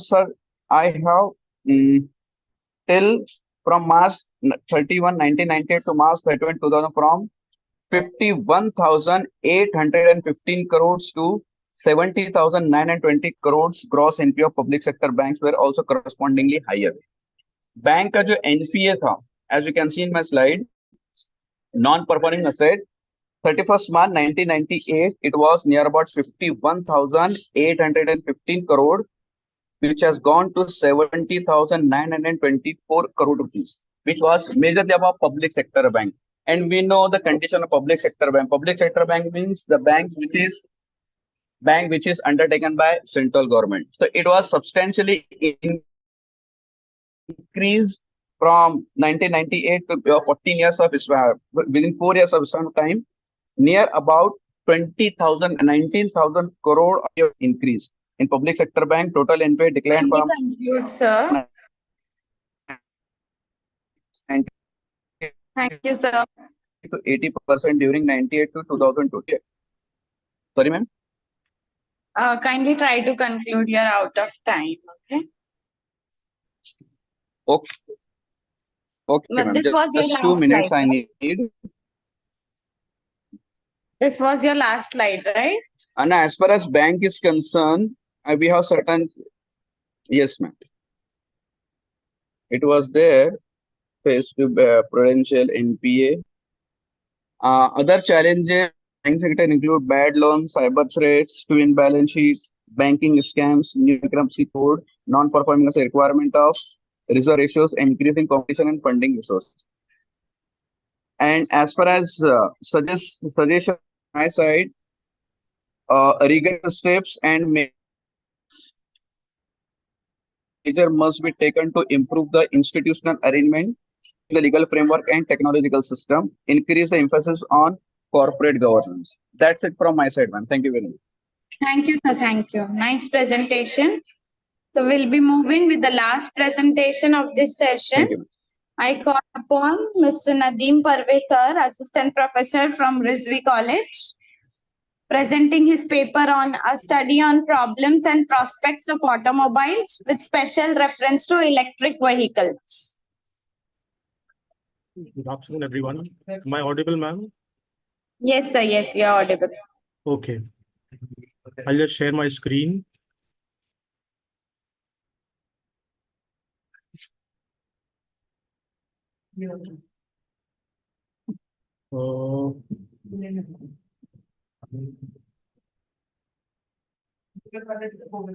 Where is the option gone, madam?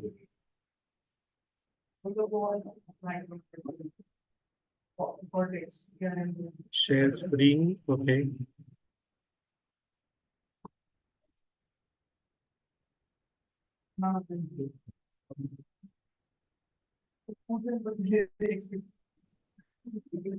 Is the screen visible, ma'am?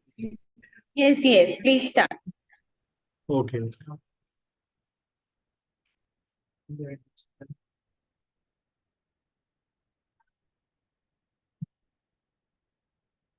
Participants, kindly be very precise as we are running out of time. Sorry for your inconvenience. Is the PPT visible, ma'am? Yes, sir. I introduce myself. I, Nadine Parve,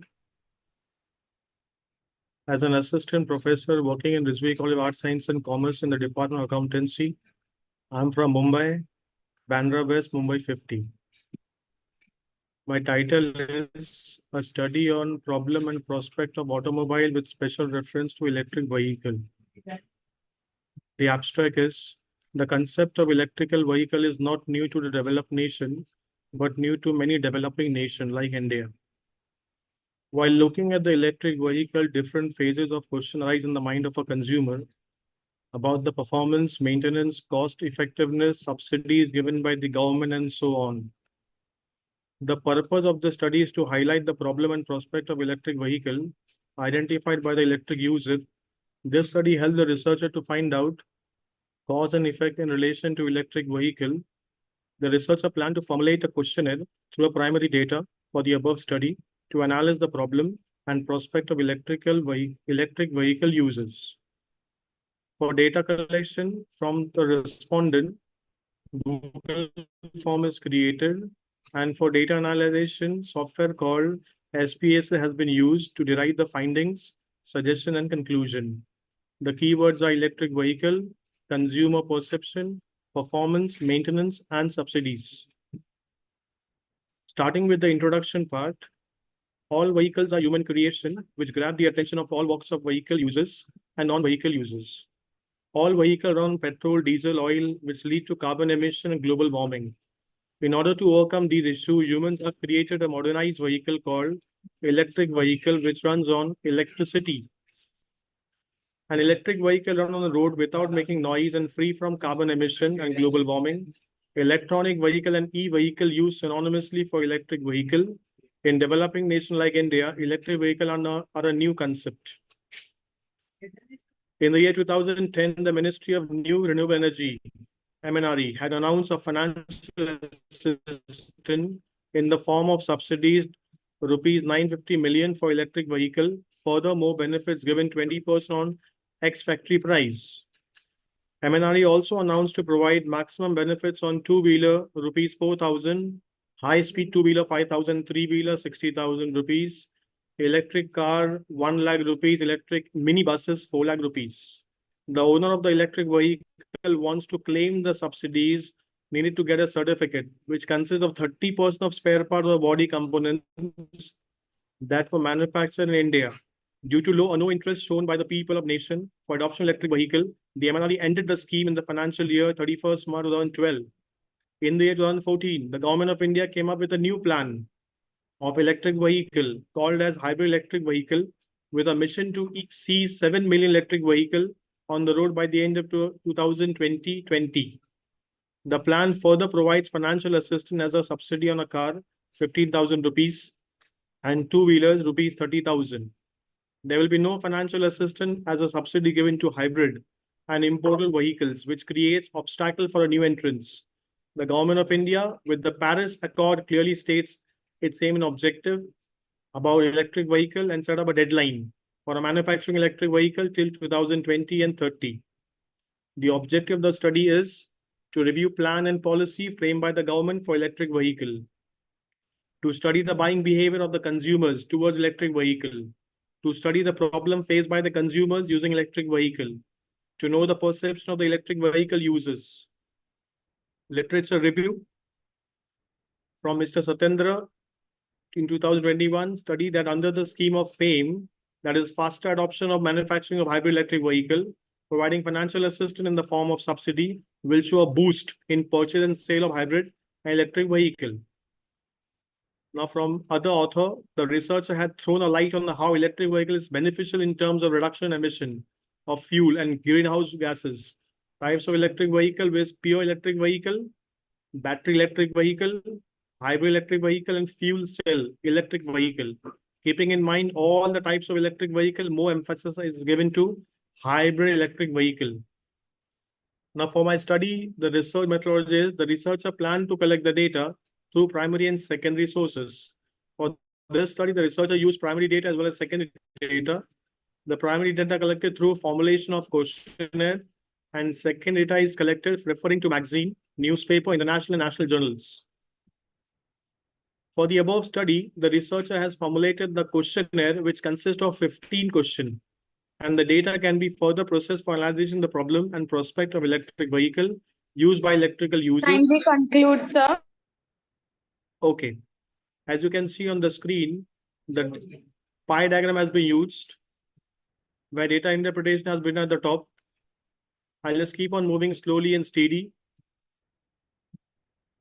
Question number 4, 5, 6, 7, 8, 9, 10, 11, 12, 13, 14, 15. Now limitation, few responses collected from the respondents of the Mumbai city. If the researcher selected the geographical area Maharashtra or any other state, then a large number of respondents are expected. The data analysis SPSS tool is used, not available in the hands of the researcher. The colleagues from the Department of Mathematics and Statistics help out to calculate only variance. Findings. The respondents have shown positive perception toward electric vehicle. Most important perception among the majority is that electric vehicles are cheaper to run. The main factor that encourages the customer to buy an electric vehicle is eco-friendly. The main factor that discourages customer from buying electric vehicle is that they're not aware of, educated or enough about the electric vehicle. Conclusion. From the above study, the researcher concluded that more awareness should be done on a large scale throughout the nation, especially metropolitan states. More research to be conducted on the above topic to get more information about the subsidies and the maintenance of a healthy environment.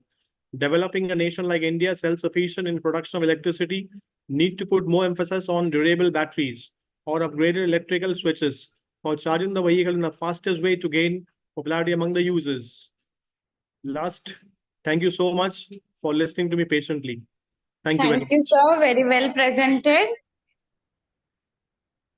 You can stop your screen share. Yeah.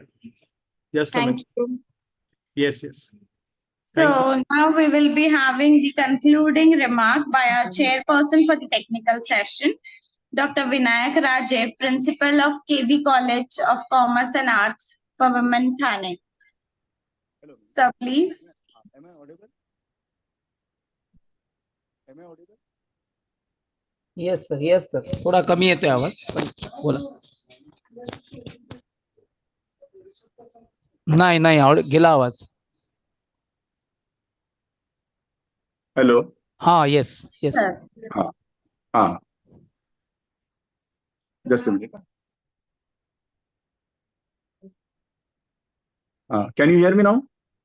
Yes, sir, you're audible. Yeah. First of all, let me congratulate the organizing committee of KG Uran College of Commerce and Arts, Uran, for organizing National Conference on the topic Role of Commerce, Industry and Management in Accelerating our Indian Economy. Special thanks to Dr. Parag Karulkar to provide me an opportunity to be the part of this conference. The topic is very much relevant in today's scenario to accelerate our Indian economy, in which the role of commerce, industry, and management is very important. And as we all are the part of teaching faculty, it's our moral responsibility also to create awareness among the people through students, how we can improve our Indian economy. All participants have presented research work in a wonderful manner. In every research paper, I found different segment which covers insurance sector, bank sector, digital marketing, mobile marketing, social entrepreneurship, microfinance, blue economy, and lastly, but not the least, electrical vehicles. So everyone has done hard work,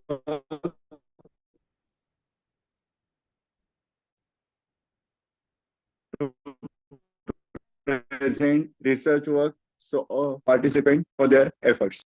Puran College of Commerce and Arts and Dr. Parag Karukar. Thank you, sir. Sir, thank you so much. Thank you for your valuable time.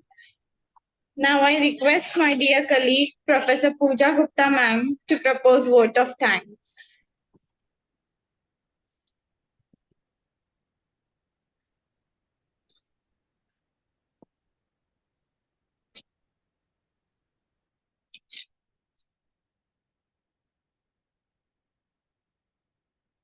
Pooja ma'am.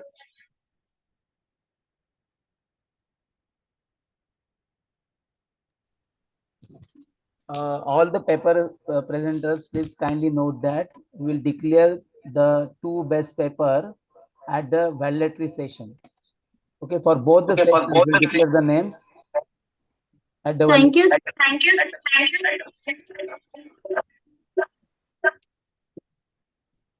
Thank you, ma'am.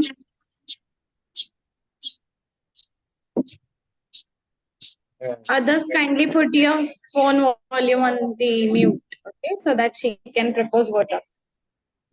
Thank you, ma'am. A very good afternoon to one and all. Myself, Professor Pooja Gupta, feeling extreme privilege to propose the vote of thanks and this one-day national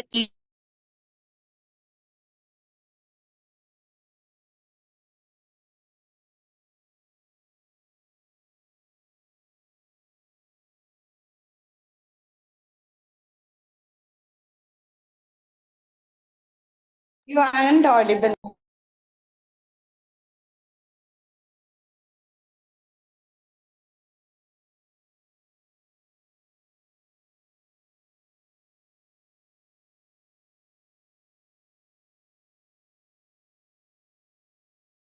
Starting.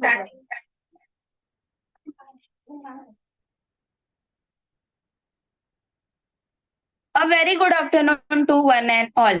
Myself, Professor Pooja Gupta, feeling extreme privilege to propose the vote of thanks and this one-day national e-conference on role of commerce, industry and management in an exhilarating creative economy. First of all, I would like to thank our chairperson for the session, Professor Dr. Vinayak Rajesh Sir, Principal of KB College Arts and Commerce, for spending his valuable time for our conference and sharing his word of wisdom through the concluding remark. I would like to thank Professor Dr. Chanu ma'am for sharing her valuable knowledge she has shared with our participant. It was indeed a great honor to have both as an internal part of the conference. I also thank our participant who have nicely presented the presentation and brought success to our conference through the valuable research studies. Once again, I thank one and all making this technical session successful. Thank you.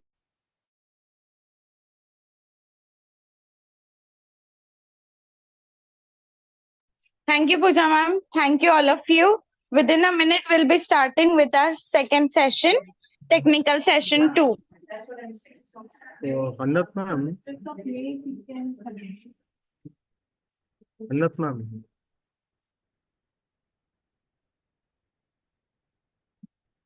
Am I audible, Annat ma'am? Yes, you're audible. Ma'am, want to know when will two best presenter will be announced? Presenters will be announced in the validatory session. Okay, got it. Okay, thank you. Ma'am. Okay, thank you.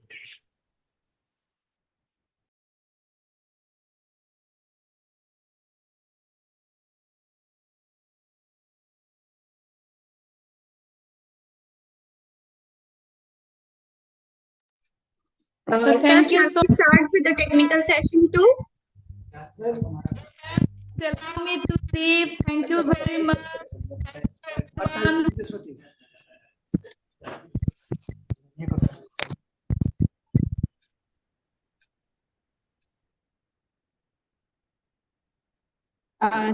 Chanu ma'am, you're not audible.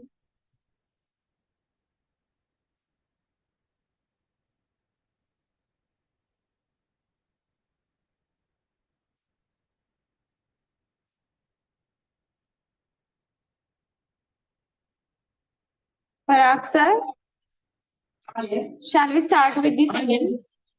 Okay. Chana ma'am, were you saying something?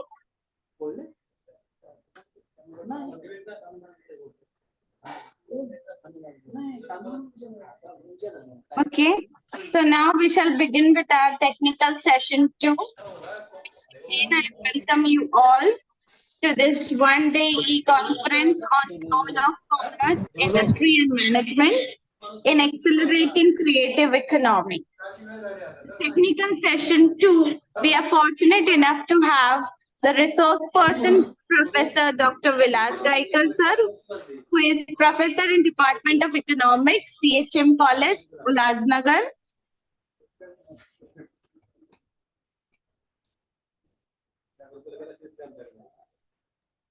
And we have our chairman for the technical session 2, Professor Dr. Sunil Narvade sir, who is a professor and head of the department at BAMU. So I request our Honorable Professor Dr. M.G. Lone sir to welcome and introduce our resource person, Dr. Vilas Gaikar sir.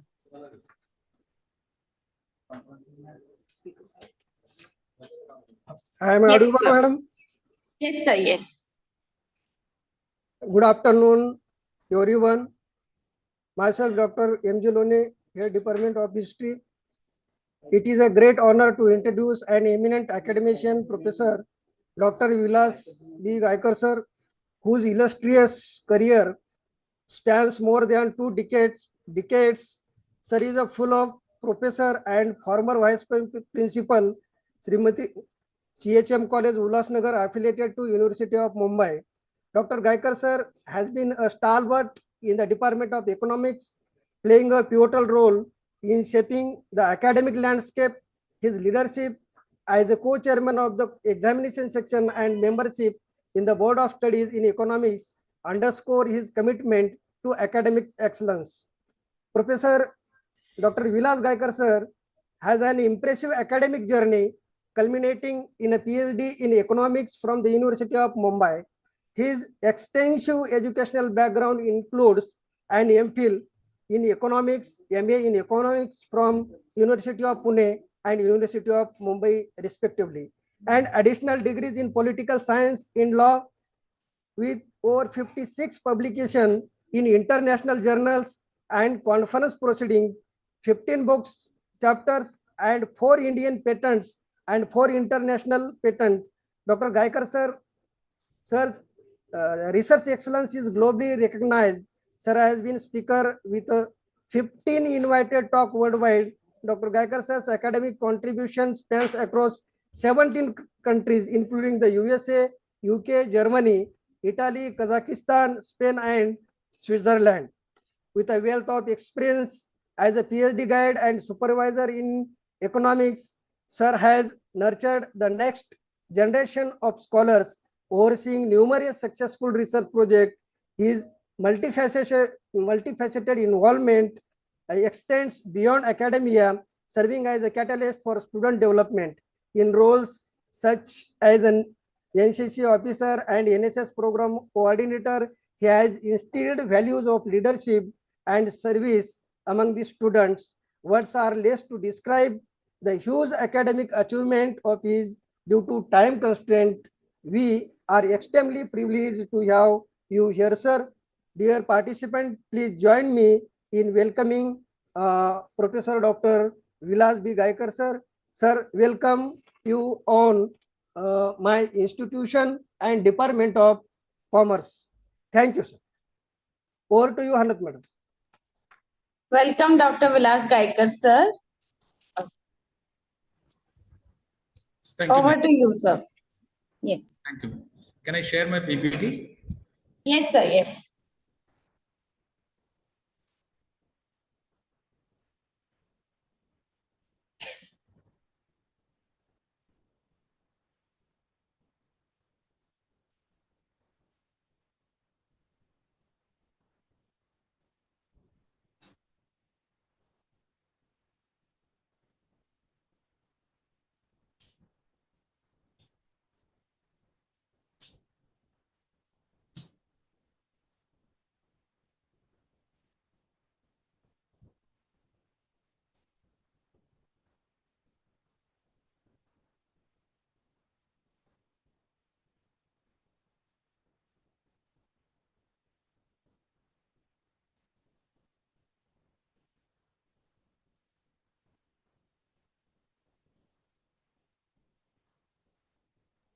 Yes, sir. Your screen is visible. Screen is visible. Yes, sir. Okay.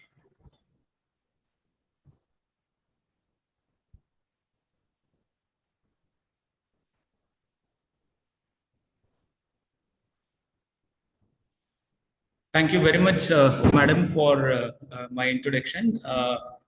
At the outset, I am very much thankful to the Konkan Gyanpith's Puran College of Commerce and Arts, affiliated with the University of Mumbai, for this one-day national multidisciplinary conference.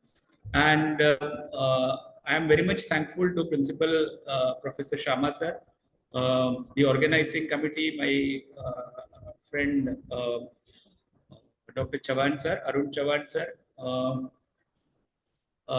and the entire organizing committee for organizing this national e-conference.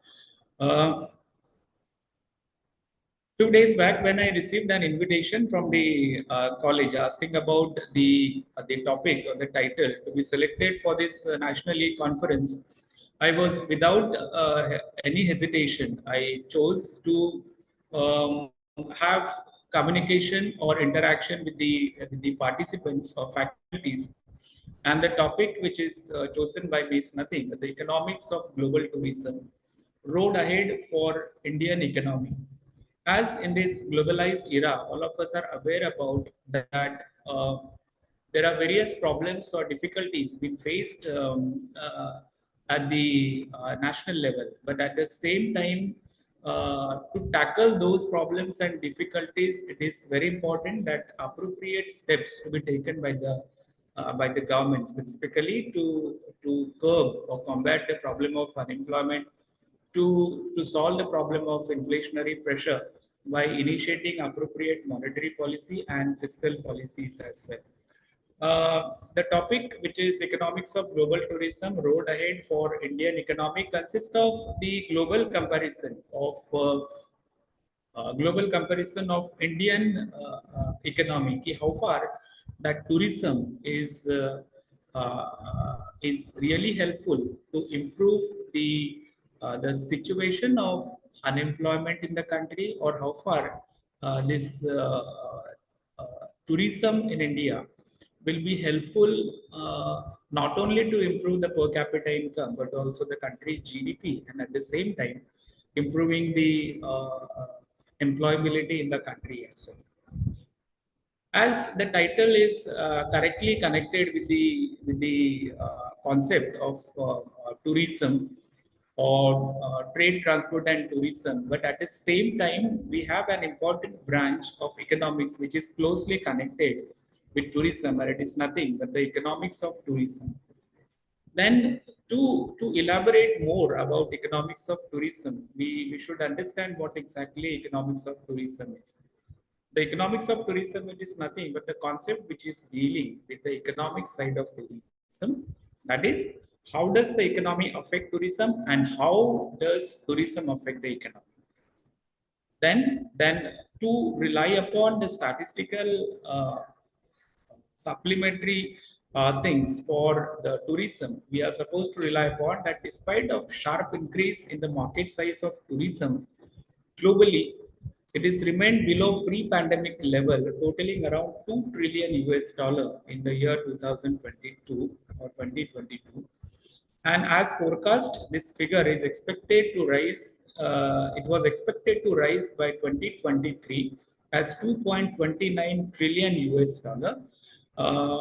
So these data statistics about the tourism, the global tourism, specifically from Indian perspective, is very important to understand the further slides or the further data which we are going to see in the further slides as well. There are the global attractions as far as the world's best destinations are concerned, and everybody of us is always thinking, yes, I have my dream that to visit the US, my dream to visit the Europe, or I should visit the various culturally advanced countries, or we can take an example of the natural vegetation which is available in different countries of the world. So all those world's best destination we are supposed to dreaming with, and definitely that is providing those countries the kind of revenue, those countries the kind of income, and specifically the employability in those particular countries to be easily improved as well. What is exactly status of international tourism by 2022 and 23? That is the international tourist arrival in India. This particular data is clearly indicating that the negative growth of international tourists in India, and specifically in the year 2022, there was declining in the international tourists to India, that is minus 34%. And if you go through the last year 2023, we can easily see that we can easily have a glance on that. It is January, it was minus 20%, to July, it went to minus 10% as well.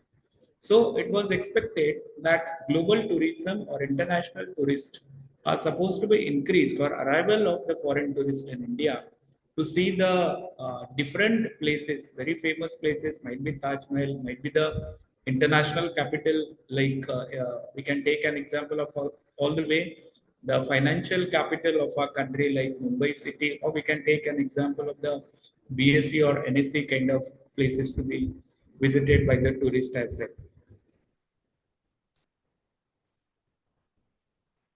Here, the number of international tourist arrival worldwide from 2005 to 2022 by region, that is in millions, it has been mentioned as well. Specifically, we can have the histogram or bars which are clearly indicating how far the dominance of Europe, or we can take an example of dominance of America as compared to Asia and Pacific, or as compared to Middle East or the African region as well. So these particular data statistics from 2005 to 2022 is indicating that the number of international tourist arrival worldwide from the year 2005 to 2022 as well.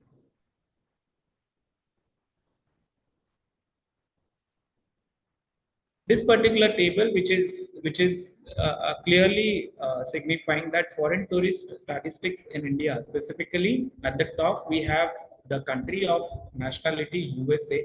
In the year 2020-21, the percentage share was 39.7%, followed by Russia, it was 7.4%, and subsequently there is the declining, there is the reducing number of percentage of share of foreign tourists to visiting to India as well, including the countries like Oman, like Kenya, Australia, UAE, and so on as well.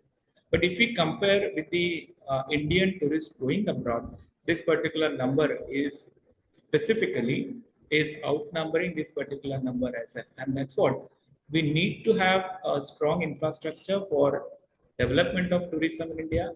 We need to have very strong initiatives to be taken by the government to improve the tourism sector, so that more employability, so that increase in the per capita income is supposed to be seen as well. Very importantly, that there are different economic impacts of tourism as well. So 4 important economic impact of tourism we are supposed to have a glance before going for data statistics. A very first point is nothing but infrastructural development as well. When either a domestic tourist or it is the foreign tourist are visiting to any particular place, let's take an example of southern India, or let's take an example of all the way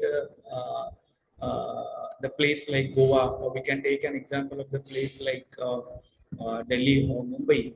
Then these particular places are supposed to have more comparative advantage of infrastructural development because of the visits of tourists or tourism in that particular region. So tourism provides the government and private sector with a revenue to invest in the infrastructure which is required for tourism activities as well.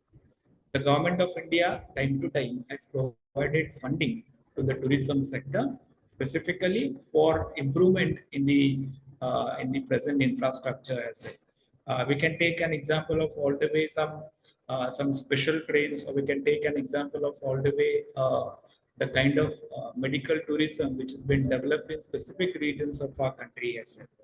We have another economic impact of tourism is nothing but the cultural preservation, that the tourism also plays an important role in preserving historical sites as well as the cultural traditions as well. There are some places, there are some cultures which are supposed to be prevented or preserved through the development of tourism. So it is having an appropriate impact. Then natural resources, the impact on natural resources, that is tourism can provide incentives for protecting and preserving the natural resources as well as the ecosystem. And lastly, the local entrepreneurship and small business growth might be there. Specifically, that we can take an example of the startups in the tourism sector as well. Still, I remember one of the incidents that in the last year I got the call from one of my friend who is there in the country like Tanzania, and she was interested to have to visit India or Mumbai specifically for the purpose of medical tourism as well.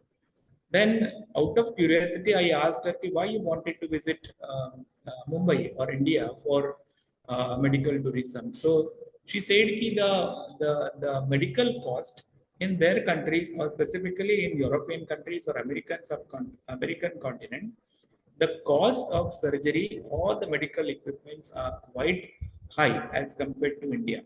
So we have the comparative advantage of the cheaper healthcare services or facilities available in our country, and if we can have the multinational approach for these particular medical facilities in the near future, it might possible that the more number of employment opportunities or the more number of foreign tourists may come to India, or specifically some of the places wherein by their visit we can earn lots of foreign currency or the foreign earnings as well.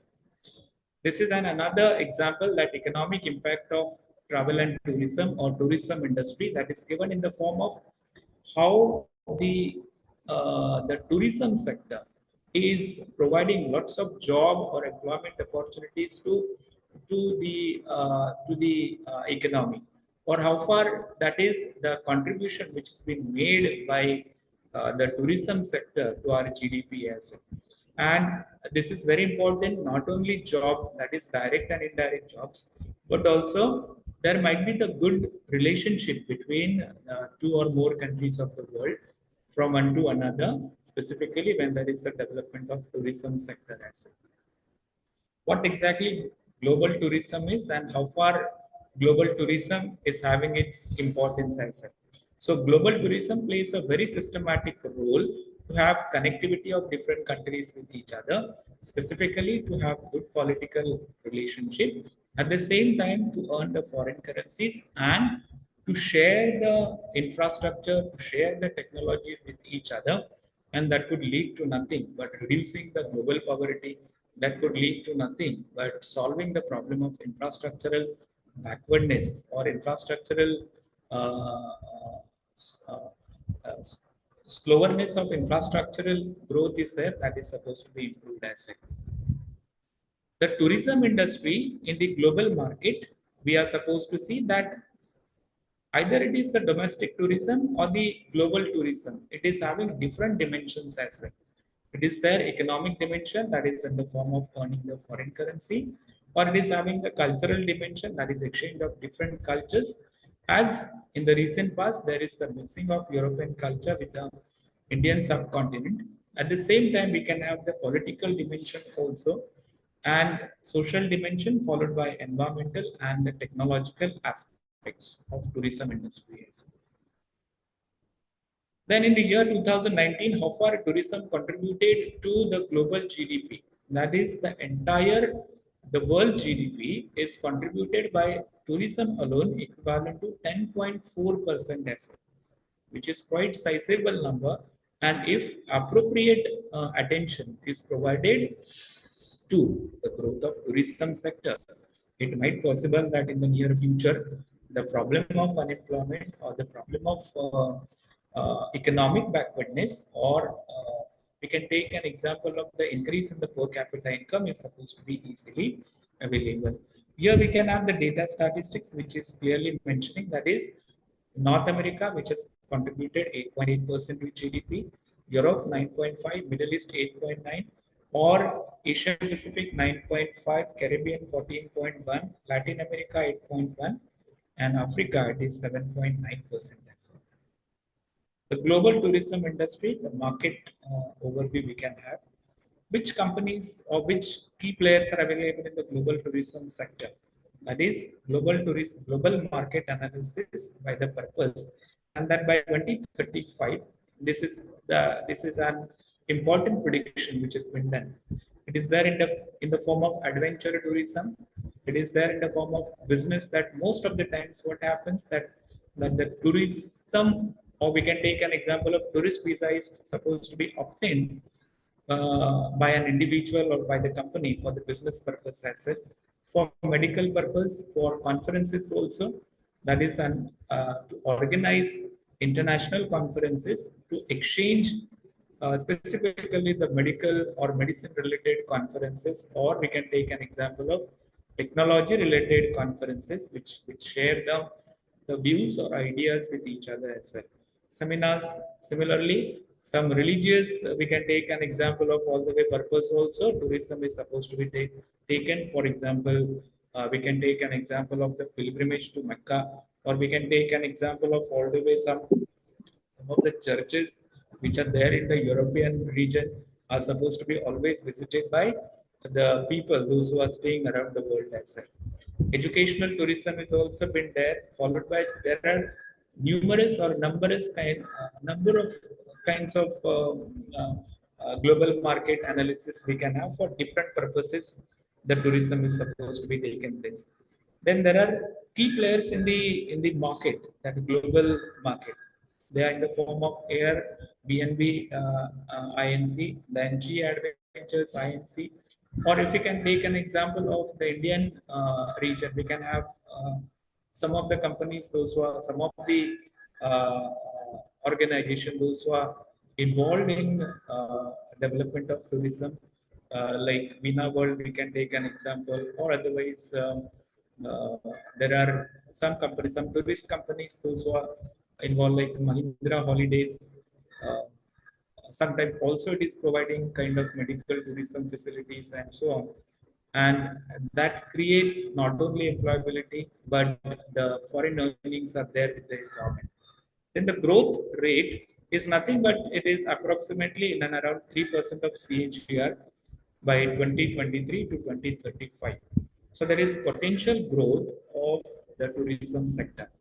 There are growth drivers also, that increasing per capita income of the people of low and middle income countries is an important source wherein the tourism will help them out to improve the socioeconomic position or the growth or the surge in the socioeconomic growth that will help. But still there is also challenge which is being faced by the tourism industry. It is nothing but a surging geopolitical tension across the world. Example of all the way like Russia-Ukraine war, or we can take an example of all the way. There are numerous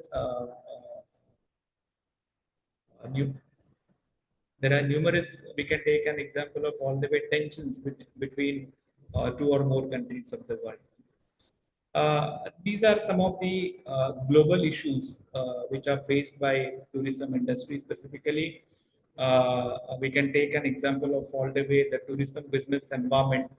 So the business environment is appropriately available or not? That is the big question mark. Or is there any facility, or are there any facilities provided by the government? Or we can take an example of initiatives to be taken by the private sector to improve the tourism industry and so on and so on. So there are numerous issues or challenges. As I need to move further specifically for the data statistics or the government initiatives for developing tourism, we need to move further as well. Here it is nothing but the slide which is clearly indicating that incredible India.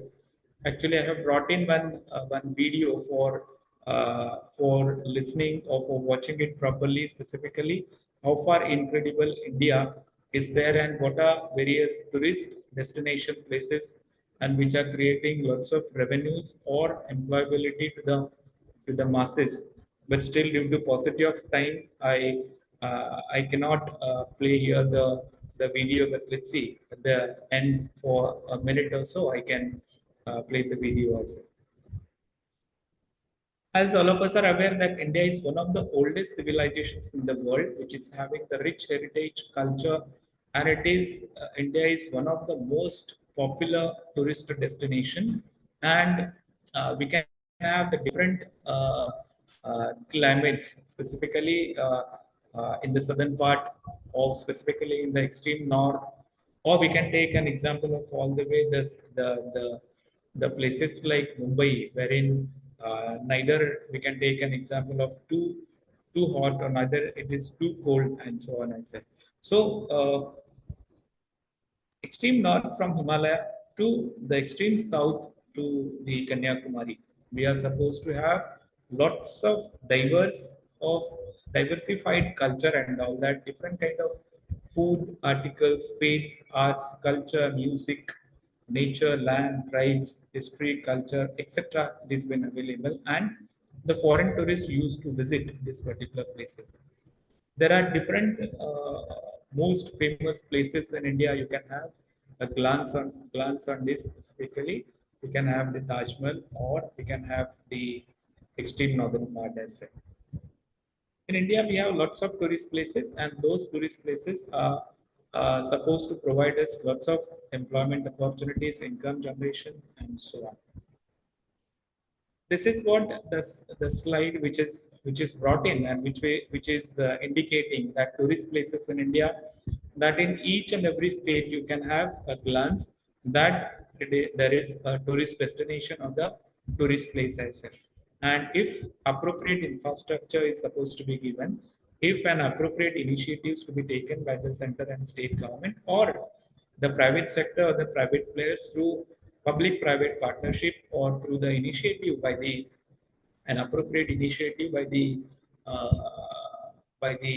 local self-government also, it might possible that we can have numerous employment opportunities, and specifically the growth of GDP is supposed to be seen as well. This is what another advantage India, which is taken from the economic survey, or which is taken from the budgetary speech, and this is clearly indicating these four important points. First is the robust demand, second is the attractive opportunities, then policy support, and followed by the diverse attractions as well. How far robust demand is there in the tourism sector? That already, as I said, that everybody of us is always and fond of visiting different places. We can take an example of all the way to enjoy those particular places, and specifically in a lifetime, at least we are supposed to visit those particular places as well. The medical tourism sector is predicted to increase at a CAGR of 21.1% from 2020 to 2027. And in this year's budget also, it has been reflected as the travel market in India is projected to reach 125 billion US dollar by FY27 from an estimated 75 billion US dollar in FY20 as well. So international tourist arrival are expected to reach at few millions as well. Then attractive opportunities that India is geographically diverse and offers a variety of cultures, and that comes with its own experiences, making it one of the leading countries in terms of international tourism as well. So whenever we visit to the foreign countries, either it is European continent or it is America, United States, then these people are always asking about India, how far that India is having the diverse culture, and how far the cities like Mumbai or Delhi or Chennai or Kolkata or the metropolitan cities and all that. So policy support is also been mentioned, and one of an initiative that 2.1 billion US dollar is allocated to the Ministry of Tourism in 2023-24 budget as the sector holding huge opportunity for job and entrepreneurship for youth as well. So it is the potentiality of Indian tourism sector that if it is appropriately developed, if it is appropriately taken care, then it might possible that the problem of unemployment can be partially combated or partially solved by the government, or specifically the rising problem of unemployment can be tackled as well. Diverse attractions. India is already, as I said, is geographically diverse country and offers a variety of cultures that come with its own experiences and so on. What exactly the market size as well? The contribution of travel and tourism to GDP at real 2019 prices in US billion dollar, it has been mentioned. That is, it has been given as 2013 to 2029. It is what the forecast which has been given. That is, in 2021, the travel and tourism industry contributed to GDP as 178 billion US dollar, and which is expected to 512 billion US dollar by 2028. And in India, the industry's direct contribution to GDP is expected a record annual growth rate of 7 to 9% from 2019 to 2030 as well.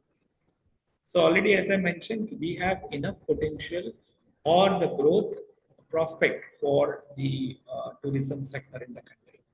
These are some of the glimpses or highlights which has been brought in from the economic survey and from the union budget as well. That is an investment of rupees 2,400 crores, equivalent to 289 million US dollar, was allocated to the tourism ministry. That is to encash the opportunities for job and entrepreneurship for youth as well.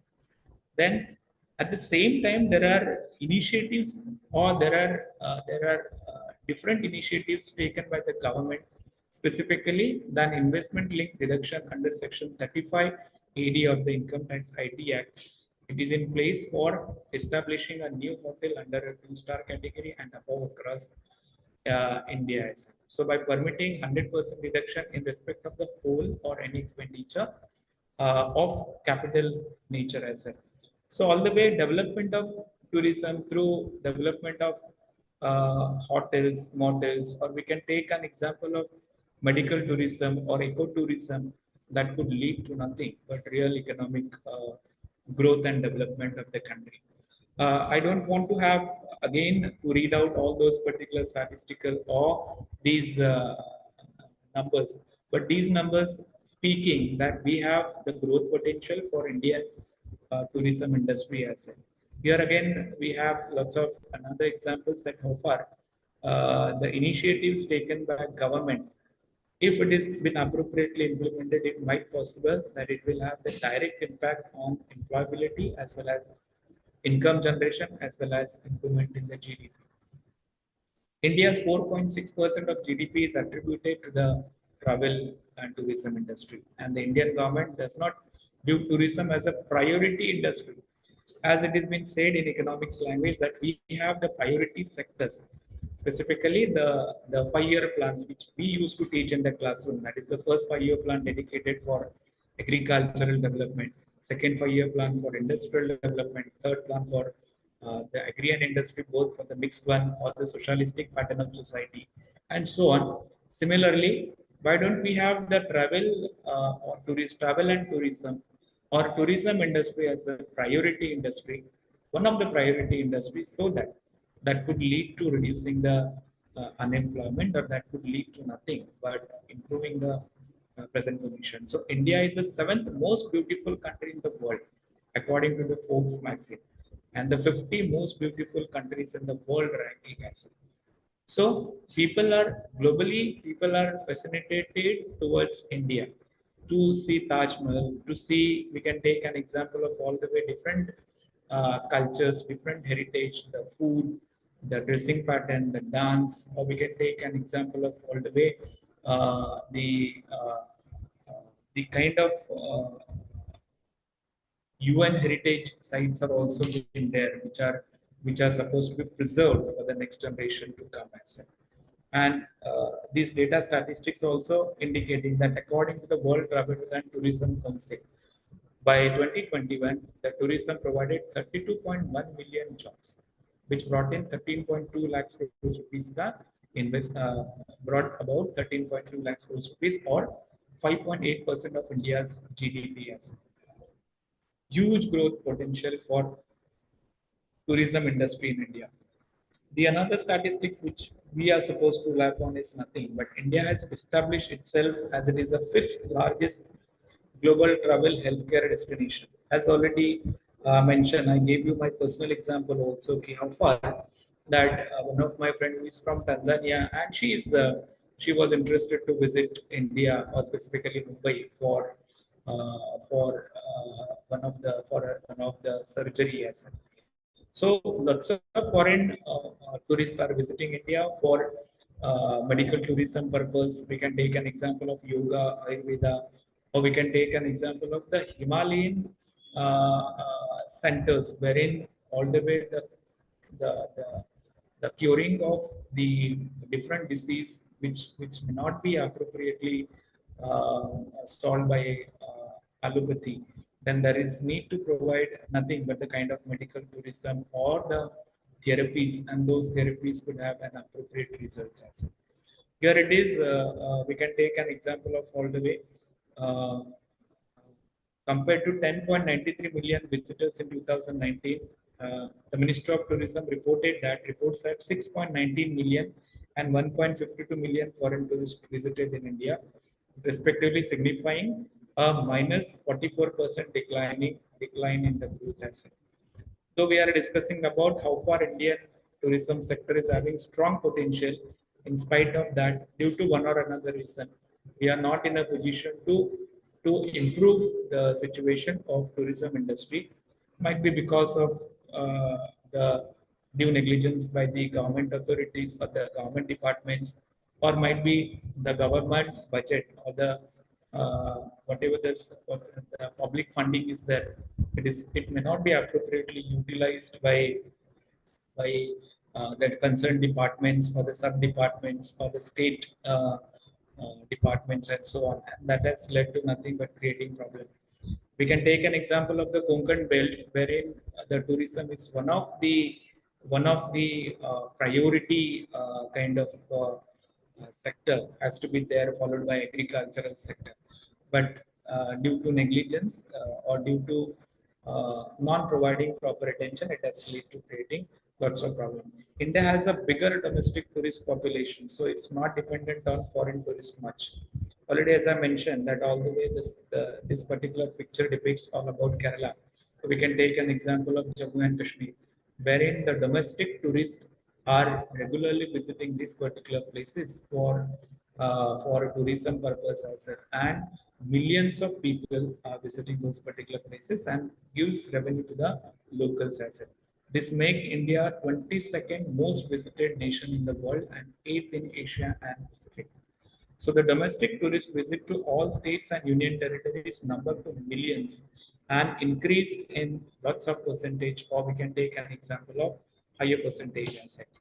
We can have that as of 2017 worldwide, Delhi ranked 28th foreign tourist arrival, Mumbai ranked 30th, Chennai 43rd, Agra 45th, Jaipur 52nd, and Kolkata 19th as well. So lots of tourist destinations are there in India which are supposed to be preferred by foreign tourists, but unfortunately might be because of inappropriate, I cannot say lesser, but inappropriate infrastructural facilities, specifically connectivity of road, or we can take an example of connectivity of road or airways, and the easiness of reaching to these particular places that has led to creating problems. So in the year 2019, the Travel Tourism Competitiveness Report, how far India has reached to 34th place, 34th position out of 140 countries also. These are some of the glimpses, that Lotus Temple, Delhi, and we can take an example of that Golden Temple at Then there are national policies which are initiated by the government of India or the states, or also giving priorities in an appropriate manner. These are some of the government initiatives which are already been discussed. There are numerous challenges for the tourism sector in India. There are fluctuation in currency exchanges, as all of us are aware that the dollar is becoming more and more stronger as compared to Indian rupees, and that has led to nothing but having a negative impact on. We can take an example of tourism sector, seasonal dependence, that all the way it is also affecting the tourism. Then inflation followed by taxation policy, maybe inappropriate or maybe required to improve, and so on. So lack of infrastructure and facilities, security issues. And, the road ahead. This is what the large slide which I am going to explain it here.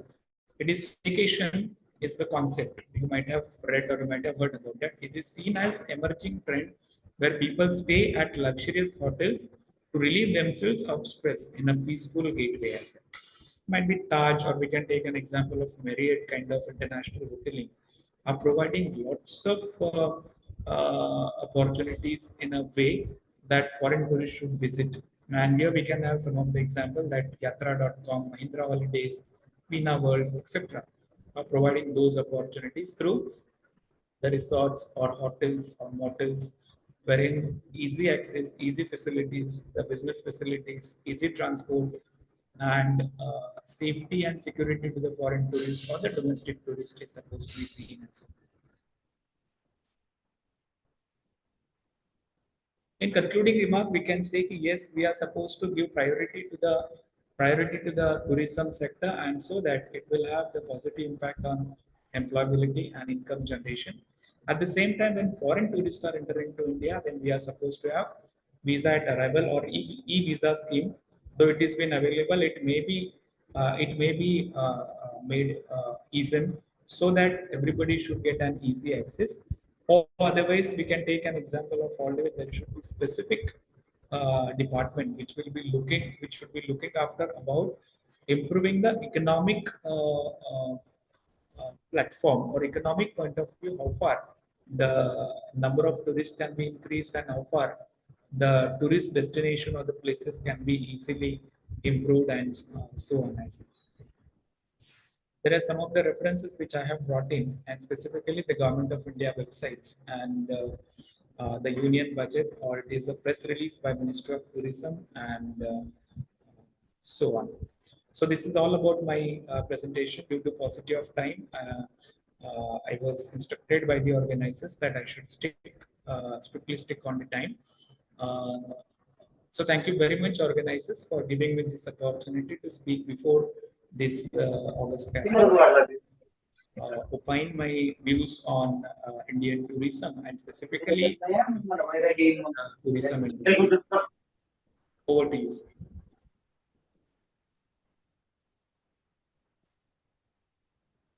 Yes, thank you, sir. It was indeed a great presentation, and the theme of empowering the economy through creative tourism is obviously asset of the Indian economy, especially to foster our culture and escape from the problem of unemployment and build a tourism which is more natural, creative, and enhanced.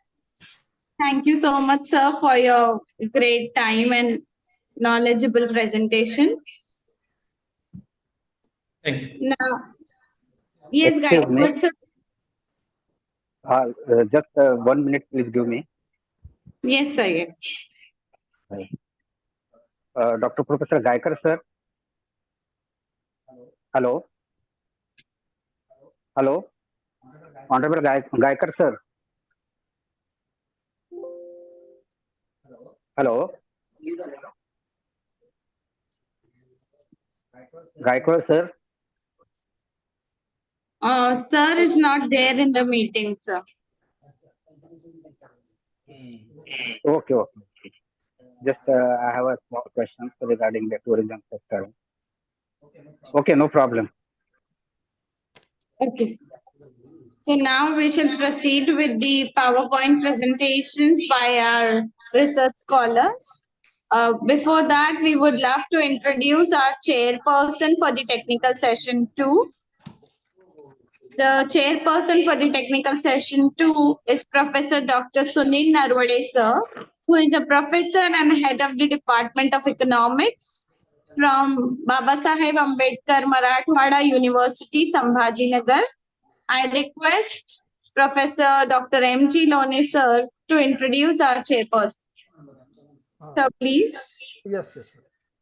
Myself, Dr. M.G. Lone. Good afternoon, one and all here present. We are delighted to extend a warm welcome to Dr. Narwade Sunil Shesharao sir, an esteemed academician and prominent figure in the field of economics, currently serving as a professor and former head of the Department of Economics at Dr. Babasaheb Ambedkar Marathwada University in Aurangabad, Maharashtra. Dr. Narwade brings with him a wealth of experience and expertise garnered over a distinguished career spanning 24 years and a PhD in economics from the same university. Sir has had a privilege of supervising and guiding several students on their doctoral journey, with a total of 12 students successfully obtaining their PhD degrees under his tutelage. Currently, he is actively supervising the research work of 6 doctoral candidates, further enriching the academic landscape with his membership. A total of 28 students have benefited from his guidance and supervision, successfully completing their MPhil degrees in economics. Sir has authored and co-authored impressive publication of 72 of research papers published in esteemed national and international journals. Sir has been a member of Board of Studies in University Pan India. Sir has authored many books and is recipient of grants from ICSSR and UGC for 6 major research projects. Beyond his academic achievement, Dr. Narwade sir's leadership as the former head of the Department of Economics underscores his commitment to fostering academic excellence and institutional growth. His visionary leadership and administrative acumen have played a pivotal role in shaping the academic landscape of the department, inspiring with both faculty and student alike.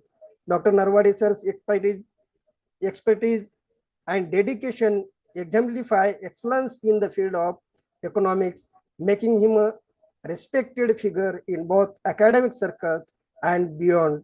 It is indeed an honor to have Dr. Narwade sir as our esteemed chief guest and chairperson of these sessions. We eagerly anticipate his insights and wisdom at this conference. On the behalf of my institution and Department of Commerce, once again, I welcome you, sir. Thank you. Over to you, Hanat madam.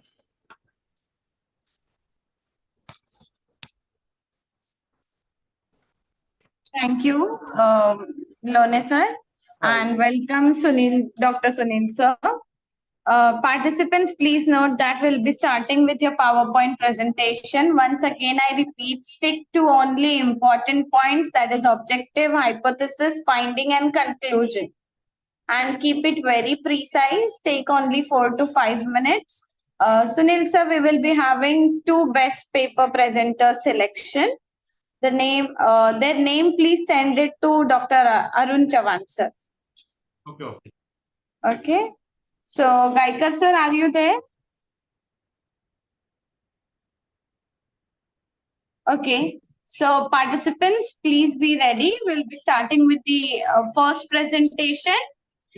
Our first presentation of the technical session 2, Assistant Professor Shaila Kamble from Paman Thakur College of Science, presenting her paper on current trends in leather industry, accelerating the creative economy in India.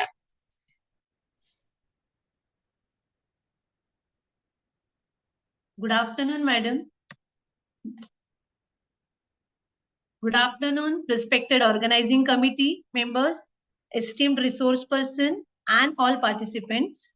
My name is Shaila Kamble. I am from Viva College, Virar West. It is great pleasure and honor for giving me an opportunity to share my research paper on the topic of current trends in leather industry, accelerating creative economy in India. Here is my presentation of my topic, which is accelerating the creative economy in the India's leather industry.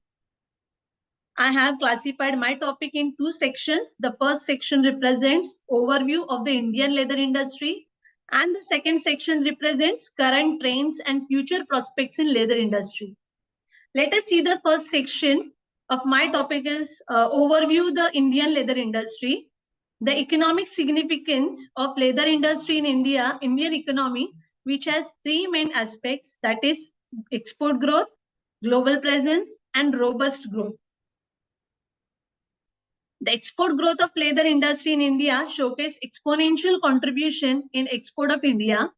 India's leather, footwear, and leather products exports have surged, reaching $5.26 billion during 2022-23. This sector accounts for a significant portion of the country's export earning, showcasing its vital role in the economy. Global presence. The Indian leather industry holds a substantial position in the global market, contributing to 13% of the world's leather production. Its strains and colors are continuously being selected at international forums, reflecting its influence on the global stage. Robust growth. Projection indicates that the Indian leather and footwear industry is set for robust growth, with estimates suggesting it could reach $47 billion by 2030, which signifies its potential for significant economic expansion. It's all about economic significance of leather industry in accelerating Indian economy. Now, next slide, please. Let us see the sustainable practices, which has been categorized into three aspects, that is environment consideration, innovation and creativity, employment opportunities. With a view to the environment consideration, the leather industry focuses on sustainability and eco-friendly practices, embracing sustainable manufacturing processes and materials is not only beneficial for the environment, but also aligns with global trends towards ethical and sustainable products. As per the aspect of innovation and creativity, the leather industry led to the adoption of new technologies and design practices, which foster a culture of creativity and originality that propels the sector forward. As per the aspect of employment opportunities, the Indian leather industry is a significant contributor to employment generations, providing livelihood to the large workforce and contributing to the country's socio-economic development. Let us move on the next part, that is next slide, global competitiveness. India's leather industry has established a strong global presence. The market position of India in leather industry is competing with international players and carving a niche for itself in the global market. The leather industry also focuses on both challenges and opportunities in the global arena, which includes evolving consumer preferences, technological advancements, and emerging market trends. The Indian government supports and initiatives aimed at boosting the leather industry have played a pivotal role in enhancing its global competitiveness. The second section, next slide please ma'am. The second section of this paper represents current trends. Ma'am, can you move to the next slide? Next slide. Yes, the second section of this paper represents current trends and future prospects, which focuses on innovation and designs, market expansion and diversification, sustainability and ethical practices. Next slide. Okay, the creativity in leather industry showcased through innovation and design. The industry is witnessing a design revolution with a focus on contemporary and innovative designs that cater to evolving consumer preferences and global fashion trends. With a view to technological integration, the integration of advanced technologies such as 3D design software, digital marketing, manufacturing is reshaping the industry's approach to design and production, driving efficiency and creativity. As per the artisanal craftsmanship, embracing traditional artisanal craftsmanship alongside modern design techniques has become hallmark of the industry, blending heritage with contemporary aesthetics. The next slide, ma'am. This slide represents market expansion and diversification of leather industry at international level.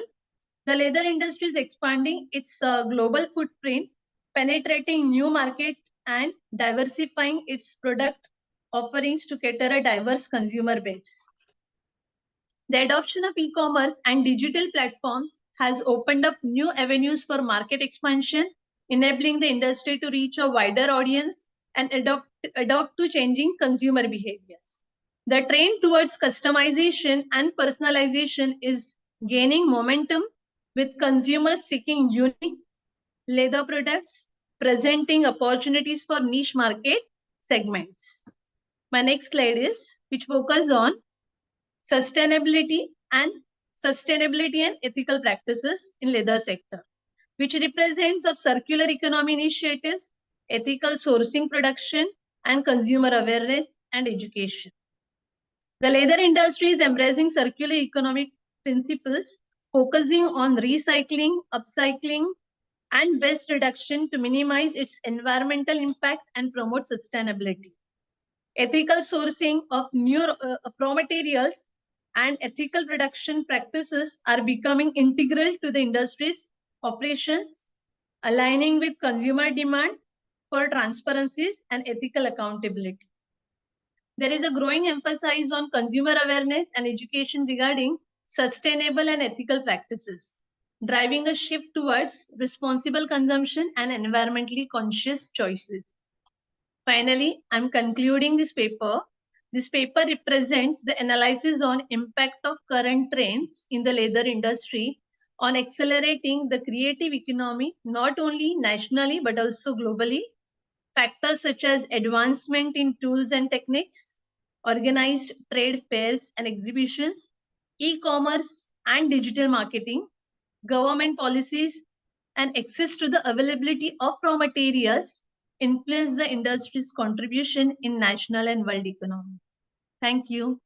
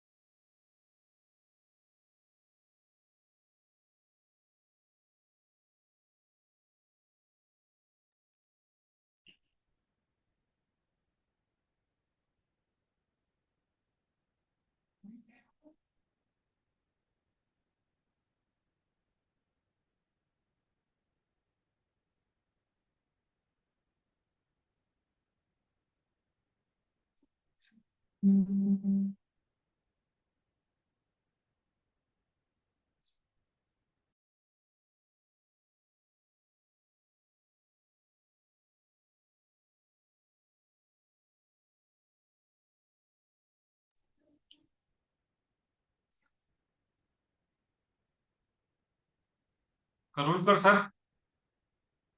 Karulkar sir.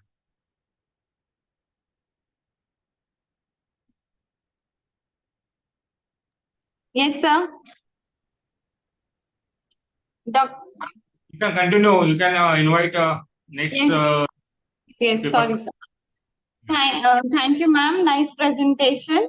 And now the next presentation is by Dr. Hina Gantara, ma'am, Assistant Professor from Vivekananda Education Society, presenting her paper on exploring the benefits and security measures of DigiLocker. Dr. Hina, ma'am. Yes, ma'am. Yes.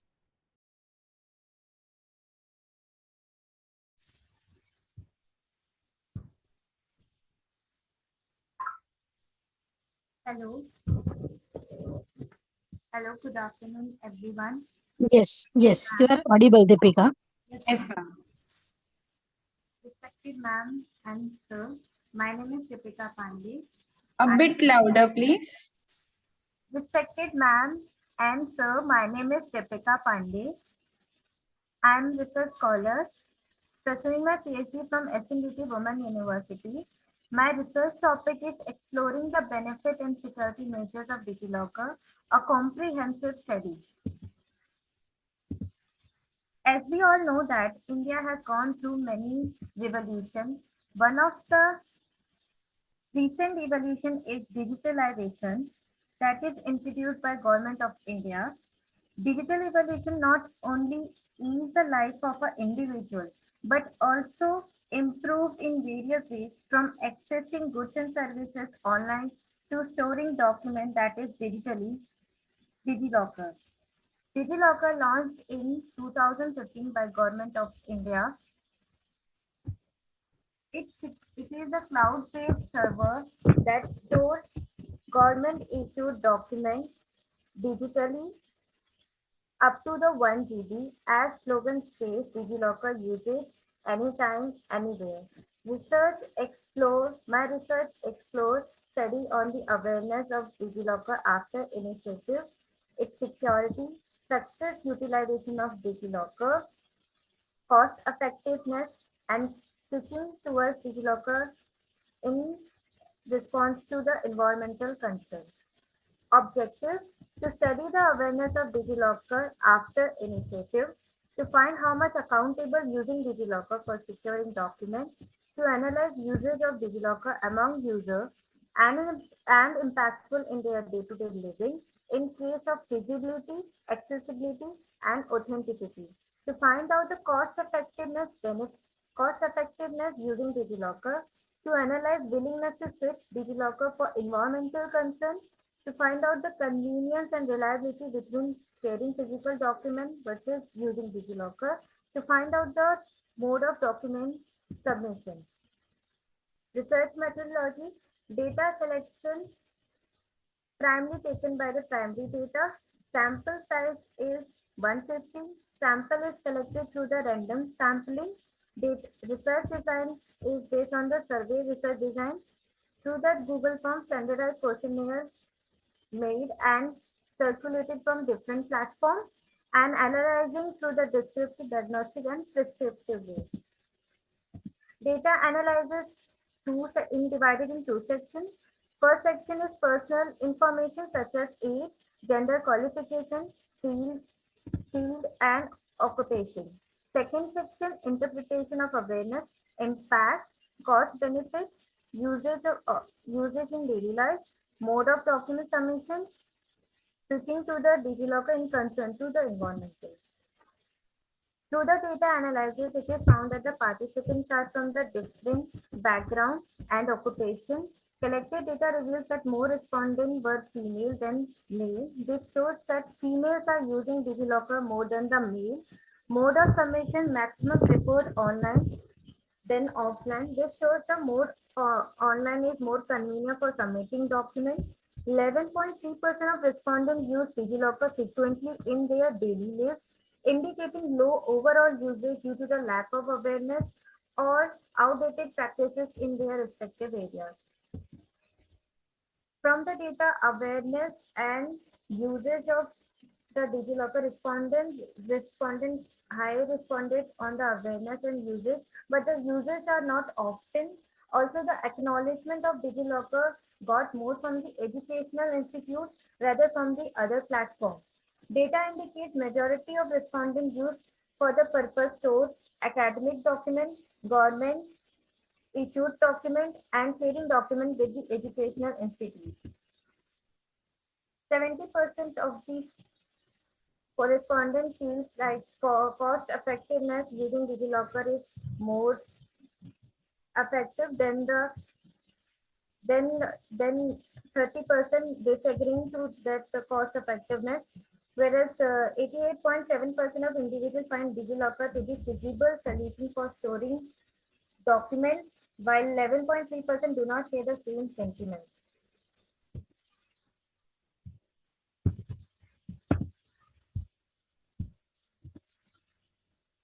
Data outcome reveals 86.7% people trust the authenticity of digital documents in DigiLocker, whereas 13.3% doubt the legitimacy of documents stored in the platform.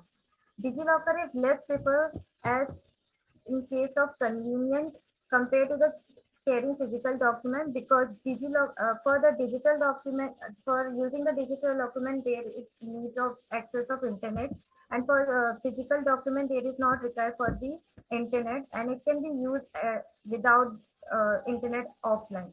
DigiLocker is considered highly reliable for storing documents compared to storing in the file. Respondents are less concerned about the environment hindering the adoption of DigiLocker. Physical documents are perceived as more secure than the digital one due to the lower fraud rate. Some suggestion and recommendation. Government needs to promote DigiLocker usage by raising awareness about its benefit and the features through ads on digital boards, social media, and apps itself. There is lack of concern for the environment and reluctance to the switch to DigiLocker. So campaigns focus on promoting sustainable development and benefit of using DigiLocker towards environment. User wants an offline mode and assurance of safety and security. Government should make it compulsory for more places to accept documents that is DigiLocker. DigiLocker saves time and money while being eco-friendly, making it cost-effective in both economic and environmental sense. These are some of the suggestions from the respondents. Conclusion. Digitalization regularized the economy, simplifying the process of purchasing goods and services and accessing stored documents digitally. DigiLocker is a tool able easy access to government issued documents without the need for physical copy. People are gradually using DigiLocker, but it needs more awareness. Increased awareness is crucial to educate both literate and illiterate population about the benefit of digital storage. The transition to the digital platform like DigiLocker not only decreases paper consumption, but also contributes environmental preservation, enhance accountability through electronic record keeping. Overall, DigiLocker provide a convenient and environmentally responsible solution while promoting accountability for individual actions. Thank you. Thank you. Very well presented. Nice topic. Now we have our next participant, Assistant Professor Tejaswini Naik from Viva College, presenting her paper on human resource management and its importance for today's establishment. Tejaswini ma'am, are you there? Yes. Thank you so much, madam. Good afternoon to everyone. This is Tejaswini Naik. I'm an assistant professor of accountancy, and right now I'm working at Viva College. Yes. Ma'am, can you share my presentation?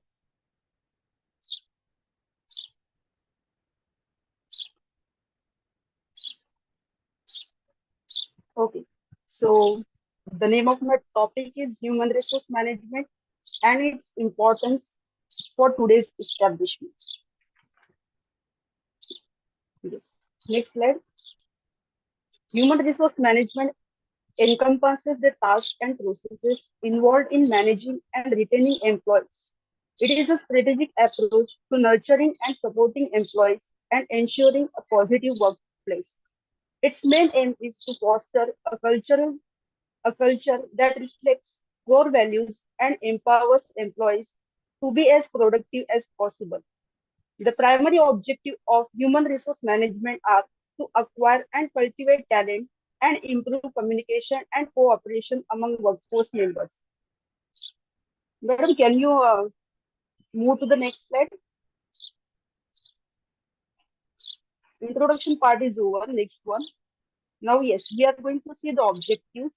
The objective of this paper is to offer detailed understanding of human resource management, to offer detailed understanding of human resource management factors, to offer detailed understanding of human resource management challenges. Next slide, please. Research methodology. For this research, I have go through the secondary data. Next slide. Human resource management covers personnel aspect, welfare phases, and industrial relation approaches. Next slide.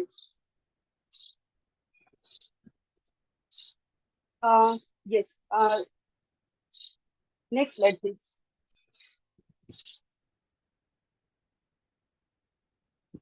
This research study is based on secondary data, so there are some lacking to it, some limitations such as quality and reliability, outdated data, difficulty in authentication, etc. may stumble across. Now here the factors which are influencing human resource management. The first one is implementation of technology. Human resource management now using advanced software which helps to enhance efficiency and productivity of employees. The work environment. COVID-19 pandemic has brought drastic change in work environment, with most of the people preferring remote work. Availability of good talent. Talent acquisition has become challenging, necessitating innovative approaches to attract and retain skilled employees. Training and development. These are essential for enhancing employee performance and aligning skill sets with organizational needs.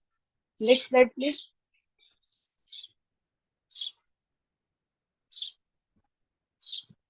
Now, challenges which are faced by human resource management. The first one is demographic shift. Change in gender diversity, multiculturalism require organization to adapt HRM strategies to foster inclusivity and cohesion. Work arrangement.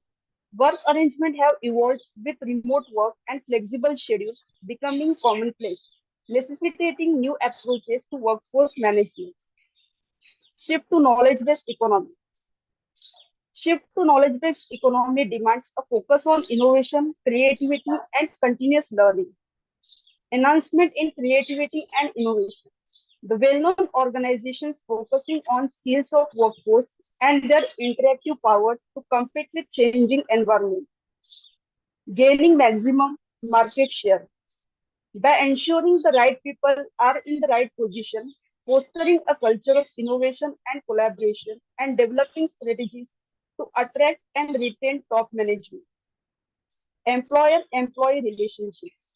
Employer-employee communicates about the new schemes and trends of the market through which exchange of idea. They come to end with new innovative tools which are really accommodating for organizational goals. Conclusion. Effective human resource management is vital for the success and sustainability of today's establishment.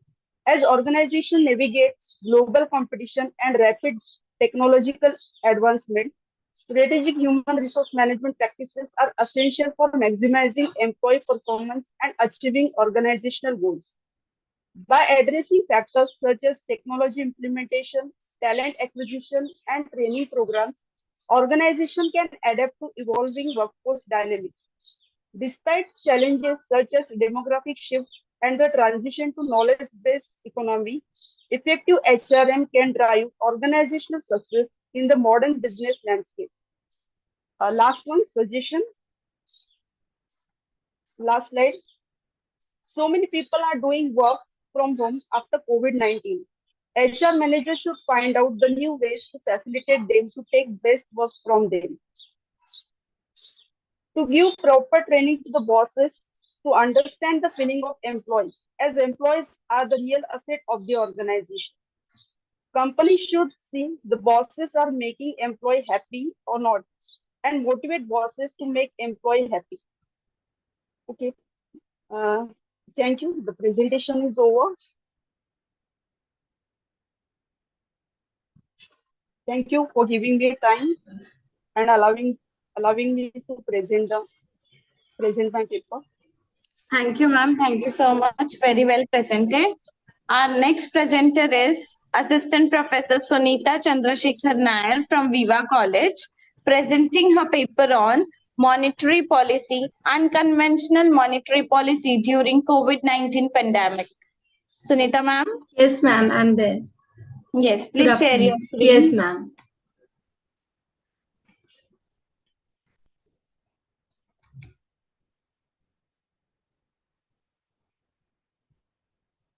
Ma'am, is it visible? Yes, ma'am. Yes. Proceed. Yes. Okay, ma'am.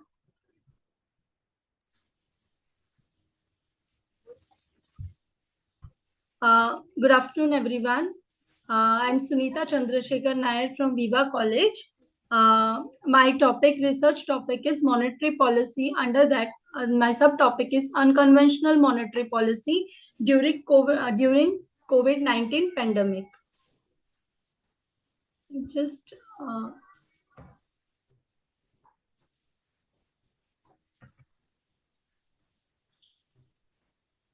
excuse me. Ma'am, go to please. slideshow. Slideshow. Yeah. F5. Okay, madam.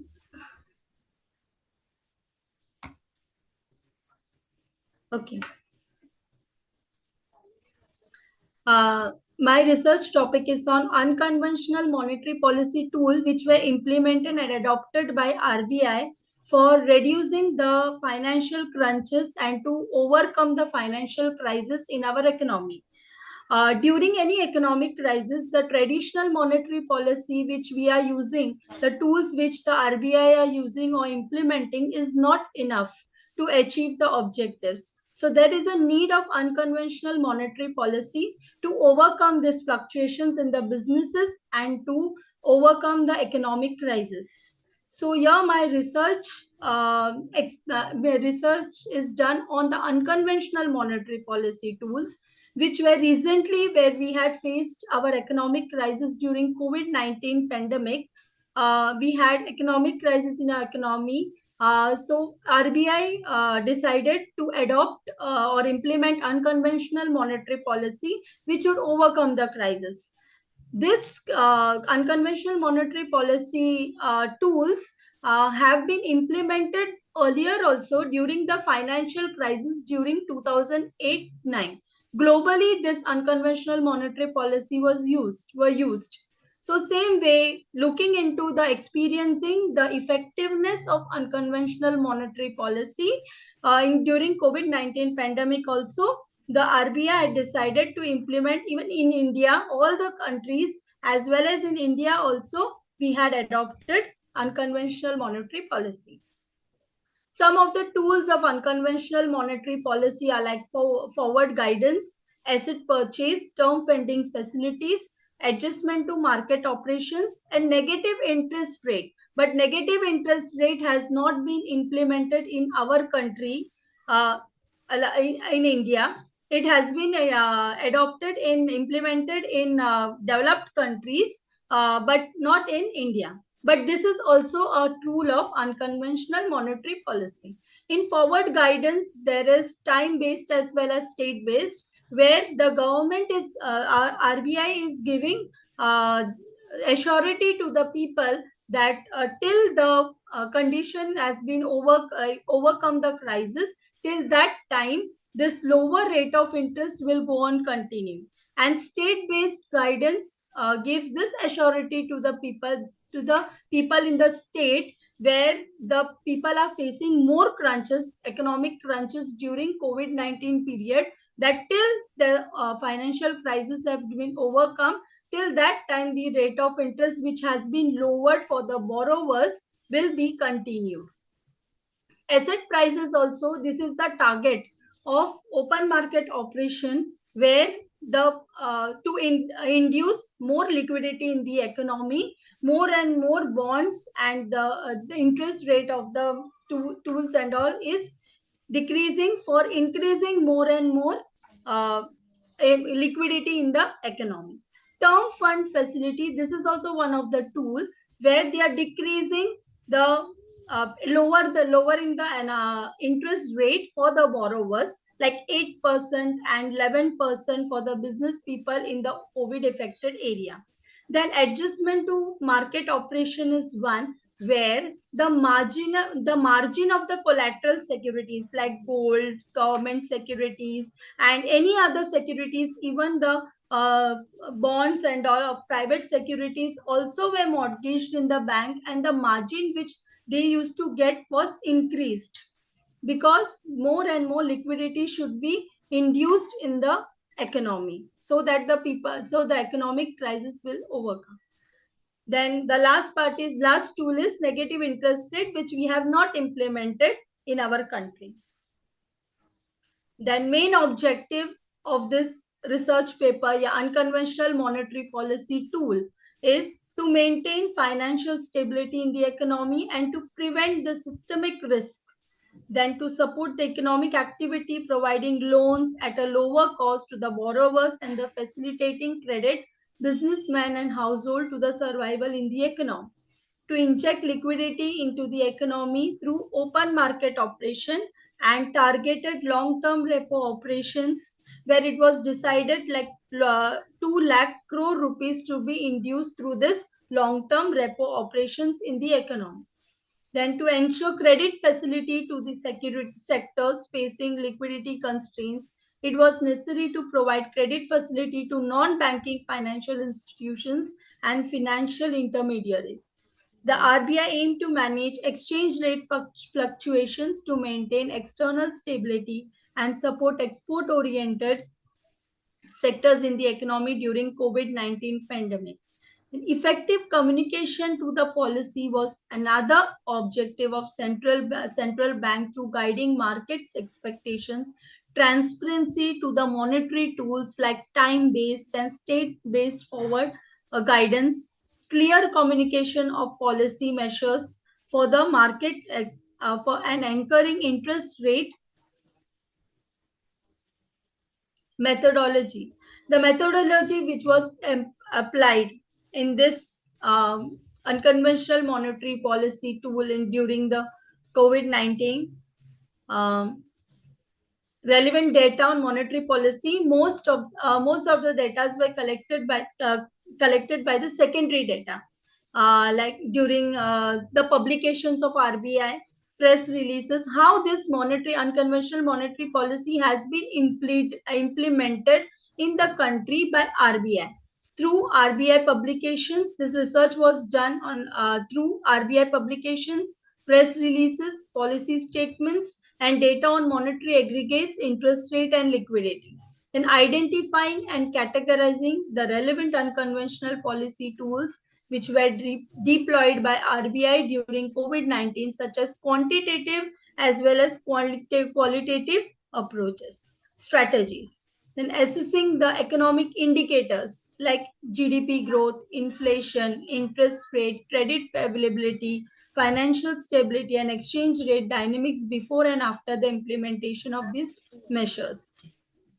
Then case studies and interviews with policymakers, economists, bankers, market participants to gain the qualitative insights. Comparing our India's unconventional monetary policy measures with the other central bank globally in response to the COVID crisis and finding out the implications for the economic outcomes. Amalgamating the findings from the literature review, data analysis, case studies, and interviewing to draw conclusions regarding the unconventional monetary policy tool used in India during COVID-19. Based on the research study providing policy recommendation to enhance the effectiveness of unconventional monetary policy tools for addressing future economic challenges and crises in India.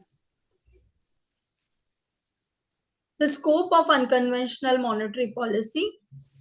The primary focus of adopting this unconventional monetary policy was to induce liquidity in financial system to support the credit flow and prevent liquidity shortages through qualitative as well as quantitative measures. The RBI adopted this to manage interest rate and influence market expectations like forward guidance. Then to support the business, households, financial institutions facing liquidity crunches during the COVID-19 pandemic. Then market stabilization, RBI conduct large-scale intervention in bond markets through open market operation, announcing measures to ensure orderly functioning in financial markets, including relaxation of trading hours and margin requirements. RBI adopted an effective communication strategy such as regular press releases, policy statements, and interaction with the stakeholders to provide clarity on its policy stance and actions, along to develop confidence among the people. Overall, the scope of unconventional monetary policy tools adopted by RBI during COVID-19 in India was broad and effective, which helped in managing liquidity. We are shortage of time. Okay, ma'am. So, limitations. Prolonged use of unconventional policies such as large-scale asset prices, quantitative as well as college, it will not regain. There will be a vulnerabilities in the banking and financial sectors. So, the unconventional monetary policy, after the situation has been overcome, it should be stopped and changed to the switch over to the monetary policy, traditional monetary policy. Conclusion is through my research, it has been shown that it has been studied, analyzed that unconventional monetary policy has played an important role, an effective role in the economy to overcome the crisis. Thank you. Thank you, ma'am. It was a nice presentation. Thank you. Next presentation is by Professor Sagar Moite from Matoshri Sumati Chintamani Tipnis College of Arts and Commerce. His presentation is on a paper redefining work relationship, online talent marketplaces and their implications. So please share your screen.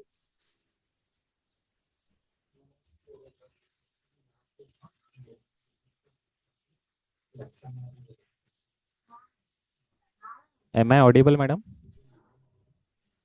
Hello. Yes, sir. Yes, sir. Okay, thank you. I'm Professor Sagar Mohite from Matoshri Sumati Chintamani Tipnis College, Neral.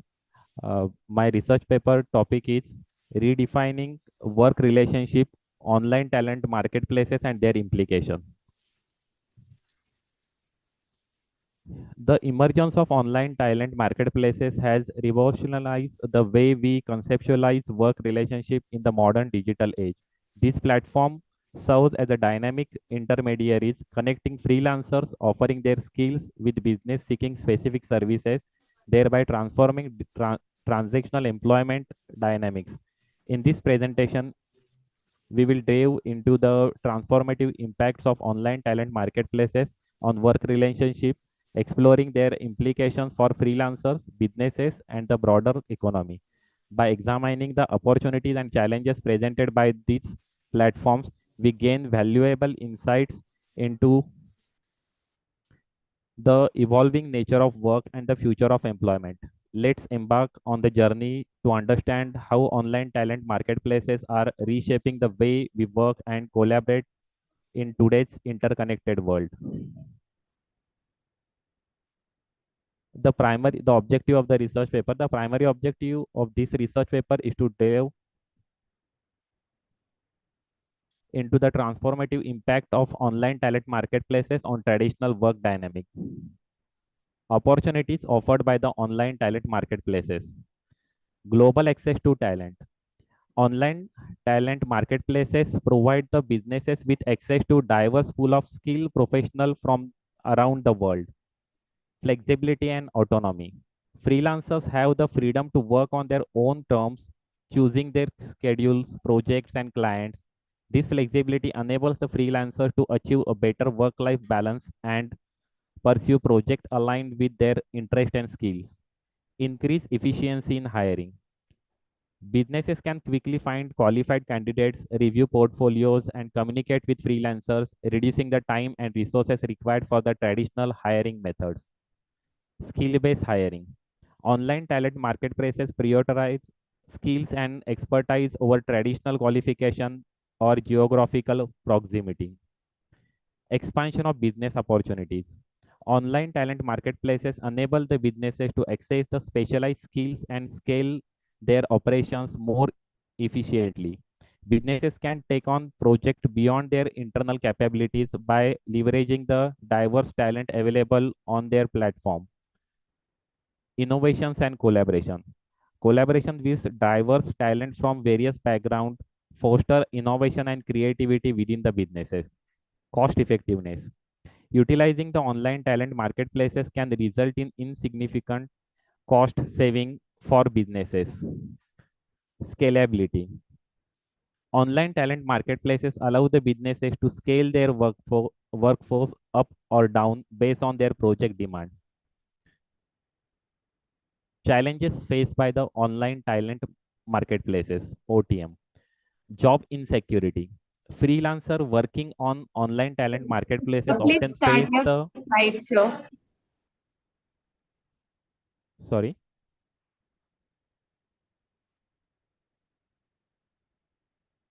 My screen is visible. Is my screen visible? Sir तुम्ही ना slide move करत नाही आहात सागर sir. तुम्ही जसं बोलताय ना तसं स्लाइड्स पण तुमच्या हल्ल्या पाहिजेत ना, मूव झाल्या Okay. Challenges faced by online talent marketplaces. Slide present होत नाही असं.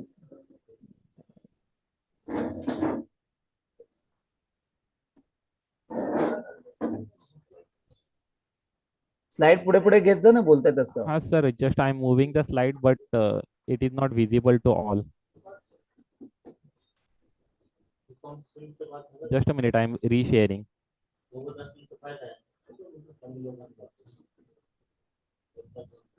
Okay. Now it will move. Okay. Go ahead.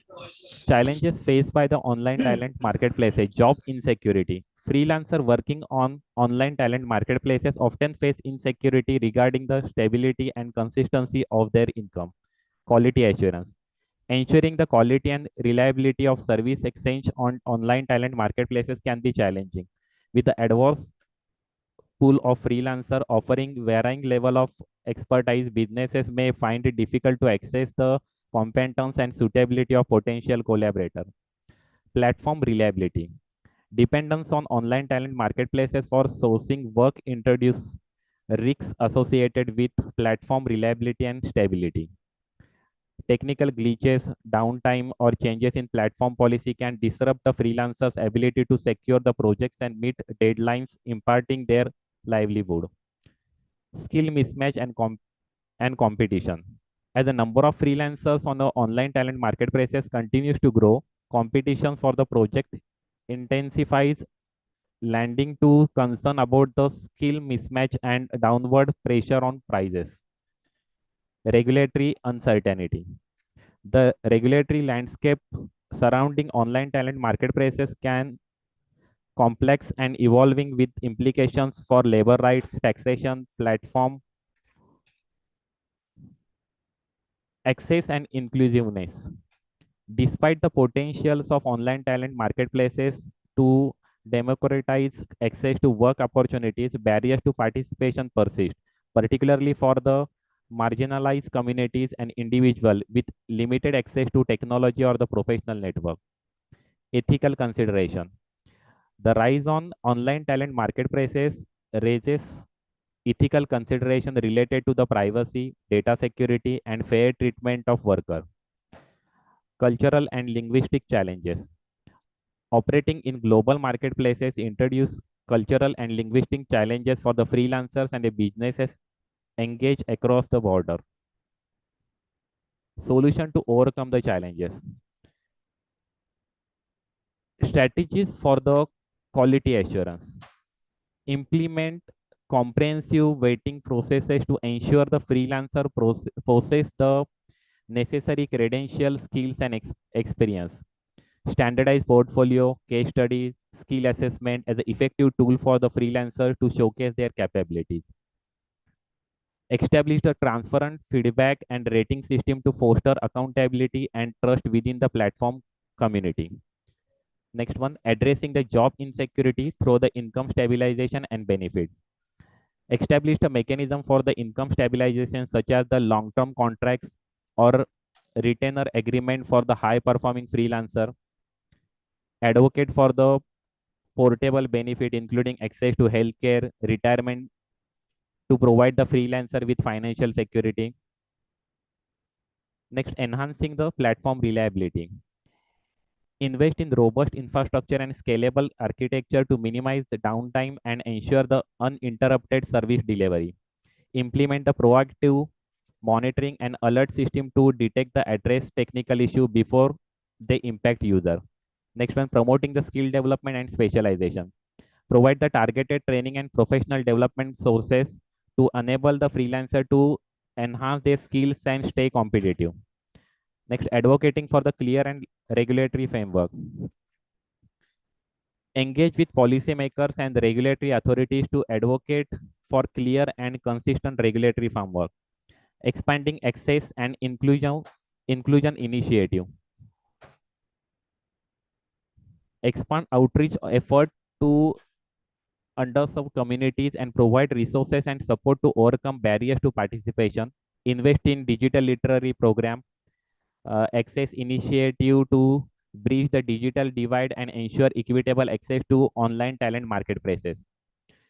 Fostering ethical behavior and cultural sensitivity. Develop and enforce ethical guidelines and code of conduct for the platform operators to ensure the fairness and transparency and respect for the workers' rights. Next, conclusion. The emergence of online talent marketplaces has revolutionized the way we approach work relationship, ushering in new era of flexibility, autonomy, and global connectivity. Throughout this presentation, we have explored the informative impact of this platform on traditional work dynamics, examining both the opportunities they offer and the challenges they present. Online talent marketplaces have the democratized access to work opportunities, enabling the business to tap into the diverse talent pool and empowering the freelancer to curate their work lives according to their preferences. However, alongside these benefits, significant challenges such as the job insecurity, platform reliability, skill mismatch, cultural and linguistic challenges require careful attention and strategic solutions. Addressing these challenges necessitates a collaborative effort involving platform operator, policymaker, businesses, freelancers, and advocacy groups. By implementing comprehensive strategies for the quality assurance, income stabilization, platform reliability, skill development, we can create more equitable, inclusive, sustainable online talent marketplace ecosystem. As we navigate the complexities of the evolving digital economy, it is crucial to prioritize the well-being and rights of all the participants in the online talent marketplaces ecosystem. By embracing innovative while upholding principles of fairness, transparency, and respect, we can harness the informative potentials of online talent marketplaces to shape the future of work that is truly inclusive, empowering, and resilient. Together, let's we build future where work relationships are redefined for the betterment of all. These are my references. Thank you. Thank you very much. Thank you for giving me opportunity to present the paper. Thank you. Thank you, sir. Very well presented. Next, Assistant Professor Ankita Raut from Viva College of Commerce and Arts, Commerce and Science. She'll be presenting her paper on role of financial management and accounting in the growing world of creative economy and its challenges. Ankita, ma'am. Okay. Hello, am I audible? Yes, ma'am. Okay, thank you. Just a minute, I'll share your screen.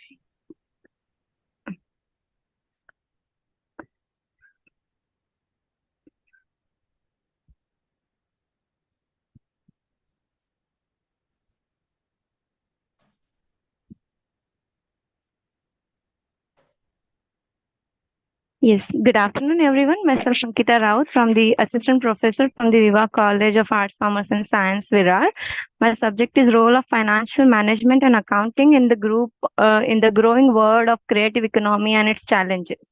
So first of all, what do you mean by creative economy? Creative economy is a talent-based, or it is totally depends on the talent and skill of an individual to drive economic growth and development. In simple word, it is a knowledge-based economic activities upon which the creative industries are based. Now here the creative industry includes the examples such as fashion industry, architecture, arts, craft, advertisement, etc. Madam, please change the slide. Hello, ma'am. Again, next. Okay, thank you. Financial management and accounting in the creative industry. Financial management in the creative and cultural industry is all about getting the right finance result by managing your income and expenditure. Accounting provides owner with a clear picture of their financial situation, including income and expenses. Following a proper accounting practices empower the owner to confidently take control of their finance. Creative people are often not primarily motivated by money, yet financial management is an essential part of any enterprise. At first, the purpose of accounting is to enable the owner and managers to understand their enterprise properly so that they can manage it even more effectively. And to get the true financial picture, all costs need to be calculated and understood. Next slide, please. Importance of financial management and accounting. These are the importance of financial management and accounting for an creative industry, that is financial clarity and strategizing, decision making, controlling profitability, and the most important is important for the investors, because the investor, which may be from the commercial or a public sector, need to be convinced that their money will be pay a good return. The owner and the investor and the employees know where the company is headed, and they have visibility into progress. But next slide, please. But many a time, a creative founders found unique challenges that require specific accounting and financial management approach. And at the same time, some traditional accounting firms are also often fall short when it comes to understanding a particular requirement of a creative business. So now we are discussing exactly the challenges faced by the individual as well as the accounting firms while dealing with the creative economy. Next slide. Hello, madam. Next slide. Yes, thank you. Challenges faced by the traditional accounting firms. The first one is limited understanding of creative industry. Creative owners possess a different mindset and operate in the world driven by imagination and innovation. Traditional accounting firms often lack in the industry specific knowledge to support creative founders. Complex cost structure. The cost structure of creative business can be is different than that of the regular organization. Expenses may vary significantly depend on the project. Creative founders require flexible accounting solutions to capture and allocate cost of specific project for or client accurately. Cash flow volatility. Creative industries often experience fluctuating cash flow due to the project-based nature of their work. Traditional accounting firms typically work with stable cash flow models, which may not effectively address the unique challenges faced by the creative founders. Limited collaboration and communication.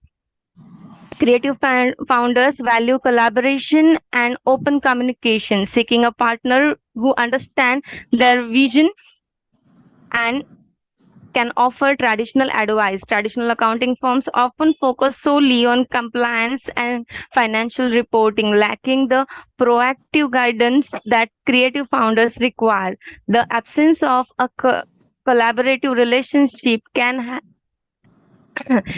can hinder growth and innovation with the creative business. Next slide. What are the common financial challenges faced by the creative industries or the firm owner, and how financial management can address them? First, limited funding. One of the most significant challenge for creative business is securing adequate funding. Many new business struggle to attract investors due to the high high risk nature of their business ventures. Financial management can creative business in this aspect by providing financial expertise. Cash flow management. Creative business often face cash flow problem, especially during their initial stage when revenue may be unstable. The financial management can assist by implementing effective cash flow management strategies. Financial planning and budgeting. Creative business frequently lack the necessary financial planning and budgeting skill. The financial management can provide guidance in developing realistic financial plans and budgets. Cost control and efficiency. Creative business often struggle with the cost control and efficiency, leading to inefficiencies and wasteful spending. Accurate management of finance can help creative business business identity areas of overspending, implement cost saving measure, and improve efficiency in operations. Strategic financial partnerships. Mismanagement of finance affect adversely on financial partnership. It may become hurdle in access of resource, expertise, and potential funding sources. The financial management can help identify and evaluate opportunities for partnership and collaboration with bank, angel investor, and strategic corporate investor. This partnership can help in secure additional funding, expand their networks, and accelerate growth. Financial risk management. Creative business face inherent financial risks such as market volatility,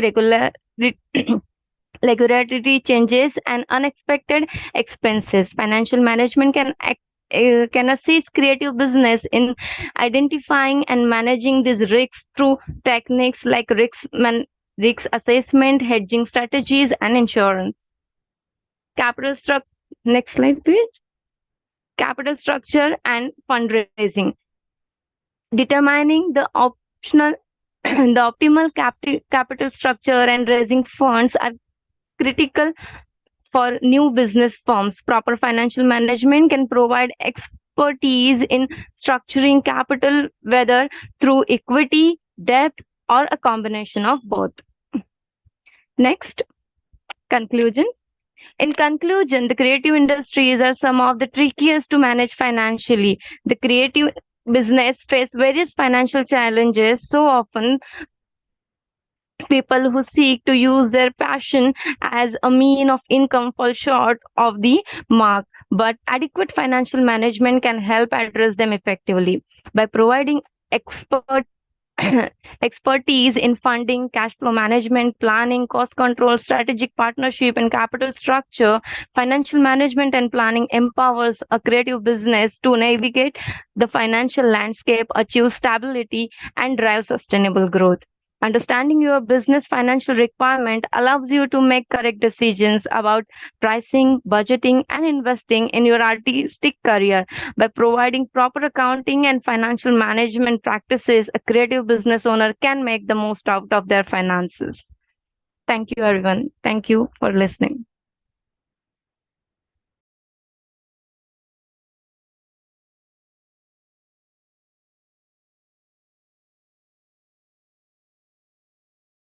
Thank you, ma'am. Very well presented. Now, the next presenter is Fizai Namdar, professor from MCE Society's English Medium College, presenting her paper on role of foreign direct investment in boosting the Indian economy. Fiza ma'am, are you there? Yes, I'm present here. Okay. You're Yes, sharing my screen, screen. right? Yes, yes. Yes. Okay.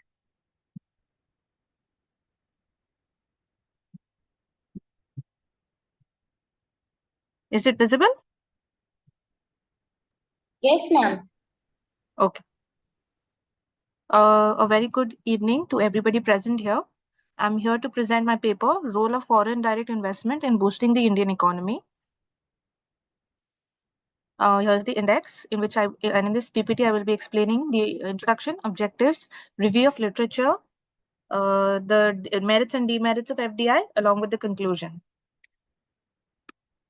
So as we all know, the term FDI or foreign direct investment refers to the ownership stake in a foreign company or an entity made by an investor in any company or a government from any other country. So if we break down the words, foreign direct investment that has come from direct sources that across the globe in the host country, that would be called as foreign direct investment. And as we all know, India is the biggest hub at this point for attracting FDI, as it is growing its economy on a very large scale. India has attracted a total FDI inflow of USD 70.97 billion during the financial year of 2022 to 23, which is a significant amount.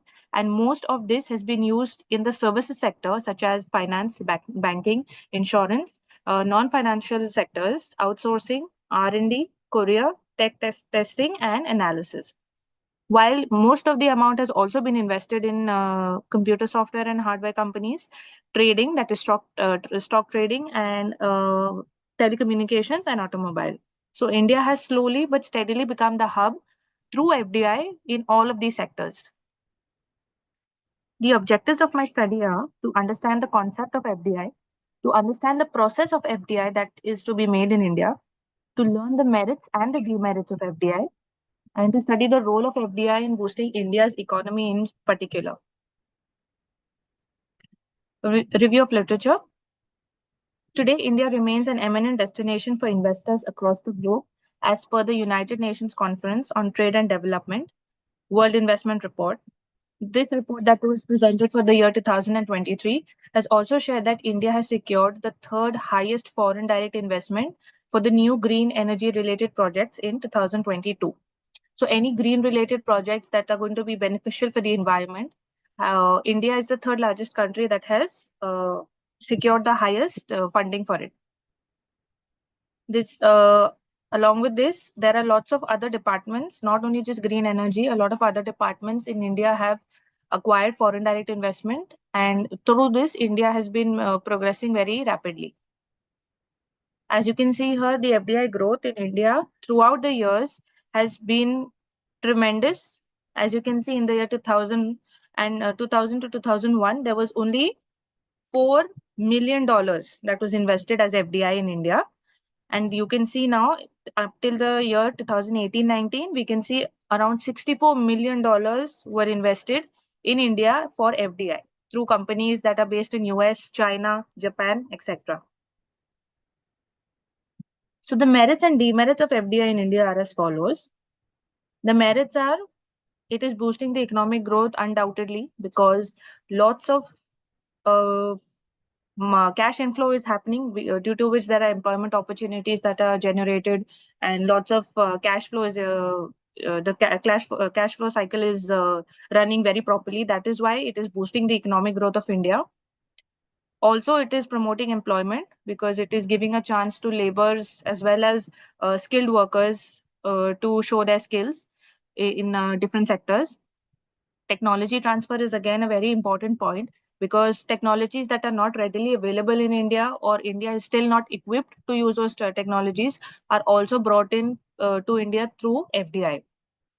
Infrastructure development is again another facet of FDI, because through FDI, you get a lot of new infrastructure, new buildings, new surroundings, due to which everything is going to increase rapidly. Next is promoting exports. When things are made in India, there's a huge chance that there are lots of exports that are going to happen, and exports also in turn makes it a good way of generating income for India, thus raising the GDP. On the other hand, you also have some demerits. Once you get FDI into India, there is a higher risk of heavy reliance on such sort of investments in order to start a new business. So there is a heavy reliance. Through FDI, there is a chance that local resources and labor can be exploited, because there's always an issue where people who come from outside look upon Indians and the way we work, our culture. So there is always a chance that local resources, even natural resources, get exploited. Loss of control. People based on seniority or higher levels of management, they will always try to control the people working under them, people of India. So there's a loss of control that Indians are losing over their manufacturing firms or any kind of firms. Foreign companies may outcompete local firms. So we have some small or large local level firms, but if you get FDI into India, those foreign companies come set up their shop in India and they might outcompete our local firms, which might eventually run out of business. Lastly, we have reduced the amount of capital reinvestment opportunities. Most of the fund or the profit that comes through this FDI run companies in India is going back to their home country. For example, a company from... Conclude. Sorry? Please conclude. Okay. All right. Conclusion. FDI would allow India to bring foreign infrastructure into India, which would also increase India's capital base rapidly. If India can attract FDI in the big picture, it's nothing but positive things. Without a doubt, FDI plays an important role in enhancing the economic growth and development of any country, in particular India. It also contributes to the GDP and foreign exchange reserves of India. Thus, I would like to conclude that FDI has been a huge influence for the budding growth and progression of India as a whole. Because of this, India is now a huge hub for multinational corporations to set up their shop, and many further integrations under the technological aspects are possible only due to FDI investments in India. Thank you. Thank you. Very nice presentation. Thank Our you. next presenter is Manisha Bhosle ma'am, Assistant Professor from Vishnu Vaman Thakur Charitable Trust, Vaman Thakur College of Science, presenting her paper on role of India's diverse food sector in the creative economy of India. Manisha ma'am. Am I audible, ma'am? Yes. Good Please evening. share your screen. I have shared a PPT with you, ma'am, on WhatsApp group. Okay. Wait, just a... If you run for me, please. Yes.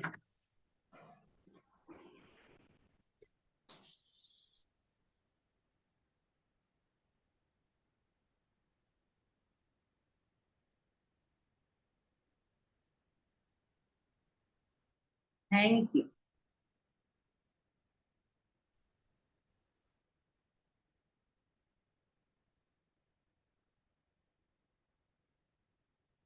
Thank you for sharing. Good evening, all organizing committee members and our esteemed resource persons and the participants of this conference. My name is Manisha Bhosle and I am from Viva College of Arts, Science and Commerce from Virar West. I am thankful to the Konkan Gyanpith and organizing committee for selecting my paper on role of India's diverse food sector in the creative economy of India. Here is my presentation, which is divided into two parts. The very first is evolution of Indian cuisine and economic influence of Indian food diversity. Next slide, please, ma'am. This slide shows the historical roots of Indian cuisine with three aspects. Next, one more. One is culinary diversity. Our Indian cuisines are the reflection of the India's rich cultural heritage, which offers a unique blend of flavors, spices, and cooking techniques. India's diverse culinary tradition have been shaped by centuries of trade, invasion, and cultural exchanges, which has captivated the world. Second one is influences from the history. The evolution of Indian cuisine has been influenced by many factors, including... Ma'am, you are not audible. Now, am I audible, ma'am? Am I audible now? Yes, madam, you are audible. Okay. Second point is influences from the history. The evolution of Indian cuisines have been influenced by many factors, including the ancient spice trades and Mughal era, and also the impact of colonialization, which is like adding more treasure in the Indian food diversity. Third one is global culinary footprints. The widespread popularity of Indian dishes and spices has not only enriched global food tradition, but has also opened up economic opportunities for the country. Next slide.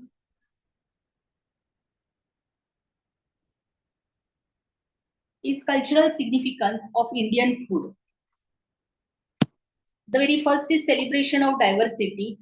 In India, There are a story of heritage and regional identity behind every dish. The celebration of diverse flavors and textures reflects the traditional discernment of Indian consumers, which contributing a lot to the culinary landscape. Next is health and nutritious. The living traditions of diverse and healthy Indian food has immense economic potential, attracting large-scale foreign investments, and this emphasis on fresh, locally sourced ingredients promoted sustainable agriculture and also contributed to the economic growth of rural communities. Third one is influence on global cuisines. India's rich culinary diversity has created benchmark on the global food traditions, influencing the flavors, ingredients, and the cooking techniques worldwide. My next slide is on changing food produce preferences. First is which has three major components: evolving consumer preferences. It shows the dynamic shift in dietary choices, culinary trends, and consumer behavior, which encouraging the innovations in the food industry. Second one is culinary tourism. India nowadays is a premier destination for culinary tourism, attracting chefs, food bloggers, YouTubers around the world, which also supports the growth of hospitality, travels, and related industries. And third one is innovation and entrepreneurship. The dynamic landscape of Indian cuisines provides an opportunities for government experiences and culinary initiatives in the food sector. Now, here my second part of research have been initiated on economic influences of Indian food diversity. Next slide. Slide number 8. Economic empowerment through food diversity. Next slide. Economic empowerment through food diversity, which have several impacts and aspects, out of which very first is agricultural impact. It increasing demand for cultivation of diverse crops, spices, and ingredients, indigenous ingredients, has bolsters the rural livelihood and agricultural sustainability, and thus empowers the farmers and the food producers. Second one is export potentials. India is one of the leading players in a global food trades, earning the foreign exchange and expanding the global markets for the Indian food.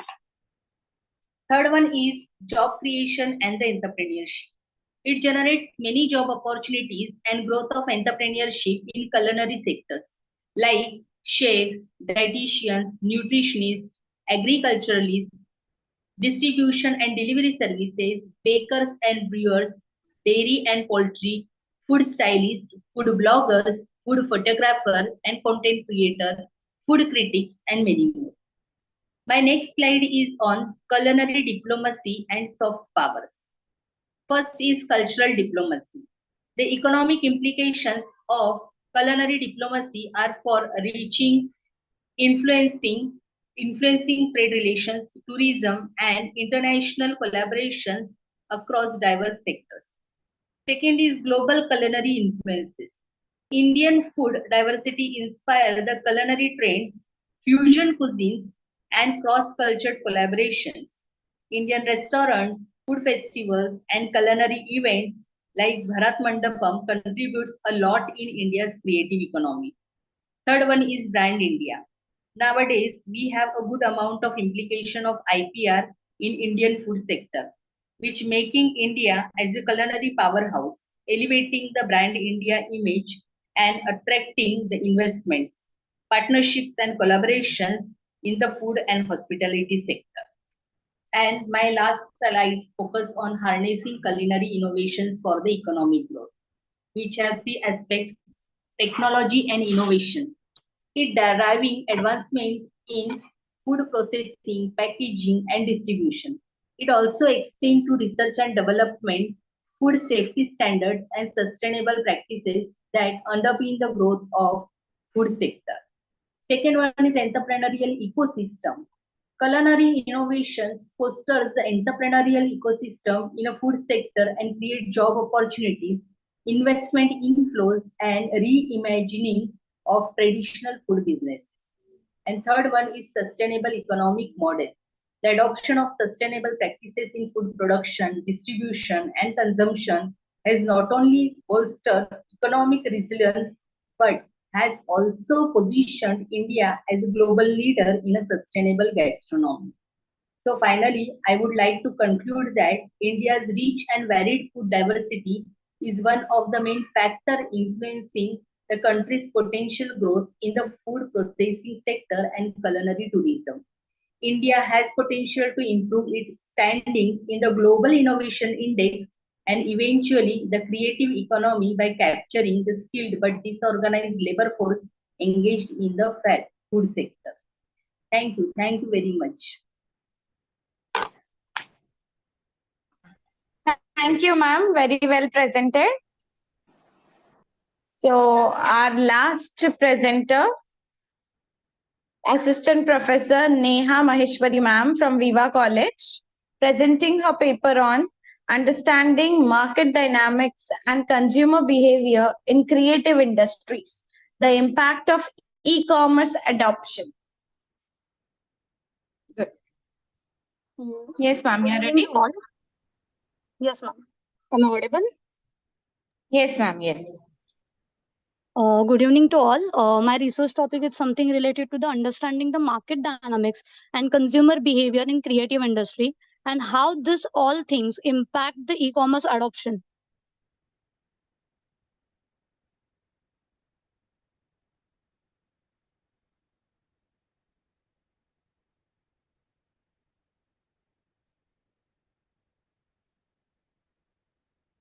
Basically, if I talk about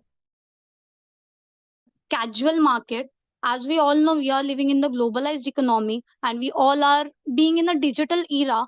As we can see that after the COVID period, past COVID, we can see that we have too muchly empowered in the digitalization world. As we can see, even now also we are on a e-conference and we are using the technology for this purpose.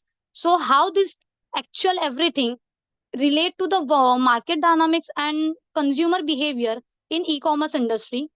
Basically, my objective was for the study was to understand the market dynamics, how the market is continuously changing in its nature, and how this e-commerce industry is impacting according to the consumer behavior.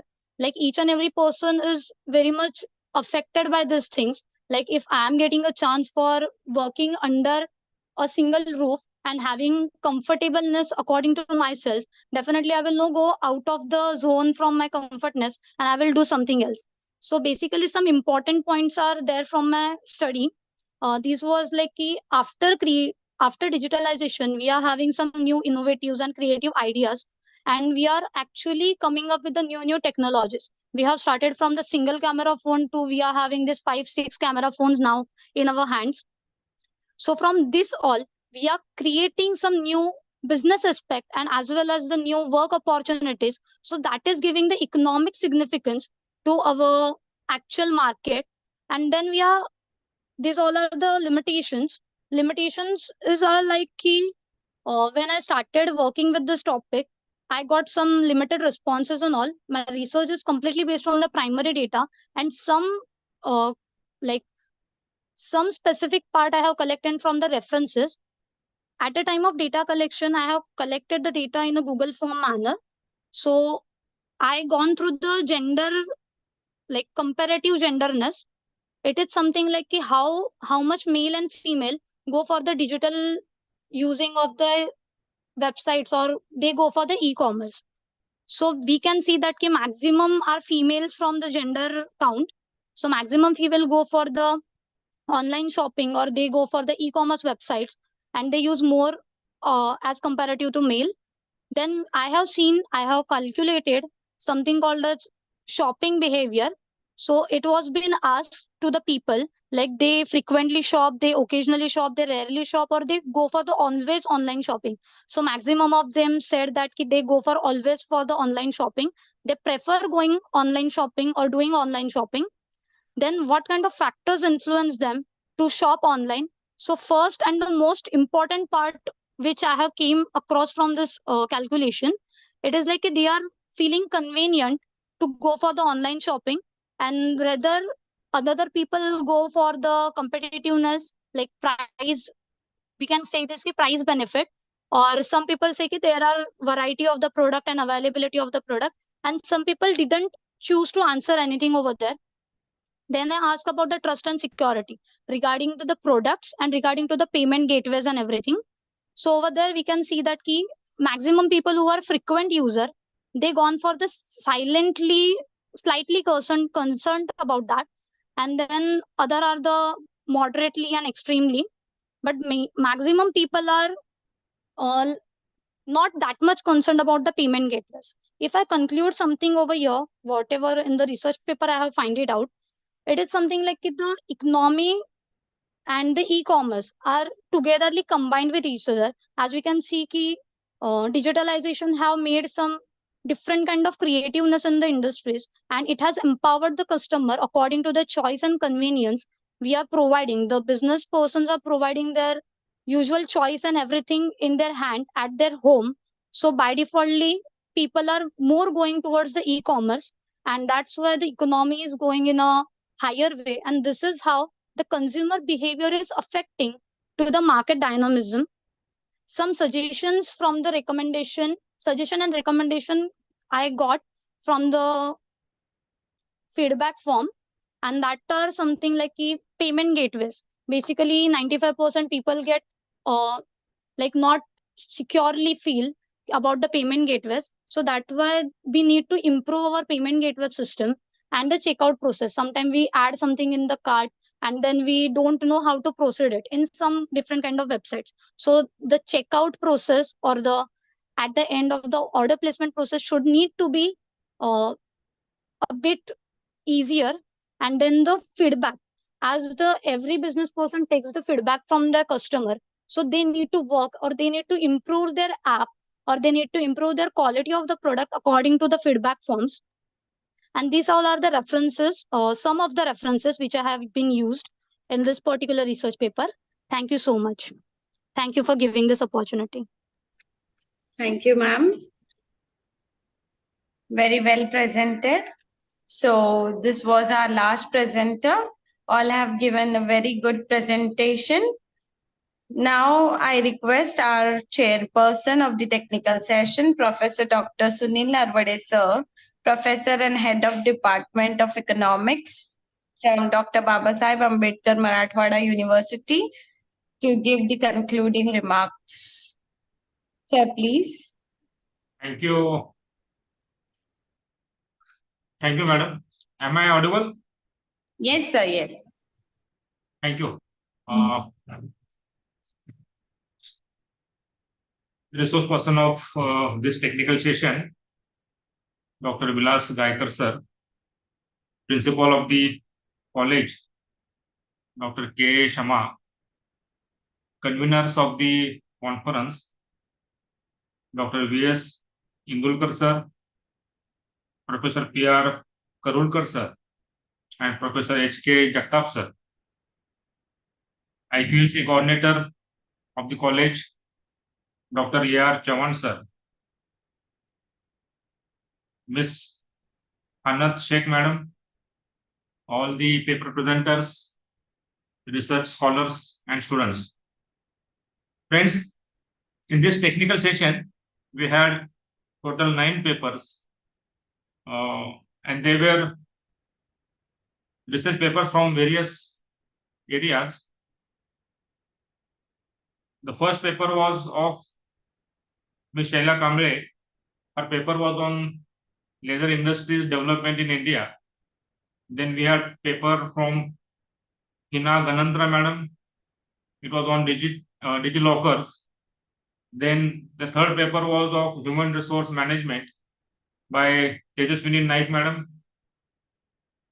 Then there was also a paper on monetary policy during COVID-19. It was written by Sunitra Nair madam. There are also paper on online talent marketplace by Professor Sagar Mohite and Sonam Gupta. Then the sixth paper was by Ankita Rao madam on role of financial management and accounting in growing world. Also, there was a wonderful paper which was written by Fiza Inamdar on the role of FDI in boosting Indian economy. Manisha Bhosle madam also has written her book on Indian food diversity, and the last paper was of Neha Maheshwari madam on market dynamics and consumer behavior. Friends, all these papers, they were thoroughly researched papers. The researchers they have used primary as well as secondary data, and some of the papers they have also used the statistical tools to analyze this data. I congratulate all the research presenters for their sincere efforts in doing their research. Friends, the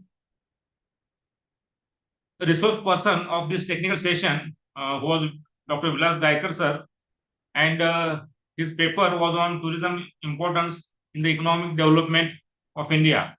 Friends, this paper was it highlighted the importance of tourism development in the development of Indian economy, and this paper was a well research paper.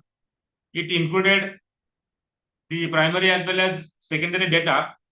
This paper says that the importance of tourism industry in the economic development of developing countries like India. As we all know that tourism industry contributes almost 10% of world GDP. And in case of India, its contribution is around 4.6% of GDP. So this paper has highlighted about the impact on tourism industry of COVID-19. After COVID-19, the tourism sector in India, it has shown negative growth as compared to pre-COVID period. The main finding of this paper was of India's more dependence on Europe and USA as far as our tourism industry is concerned. And this paper has also given some suggestions. I would like to add one important thing as far as the growth of tourism industry is concerned. Friends, as we all know, as far as India's foreign trade is concerned, during last 30 years, our foreign trade, we have diversified from developed country to developing countries or the Asian countries. So the same technique can be applied as far as tourism industry is concerned. We can focus more on tourists from Asian countries or Southeast Asian countries for the tourism development in India.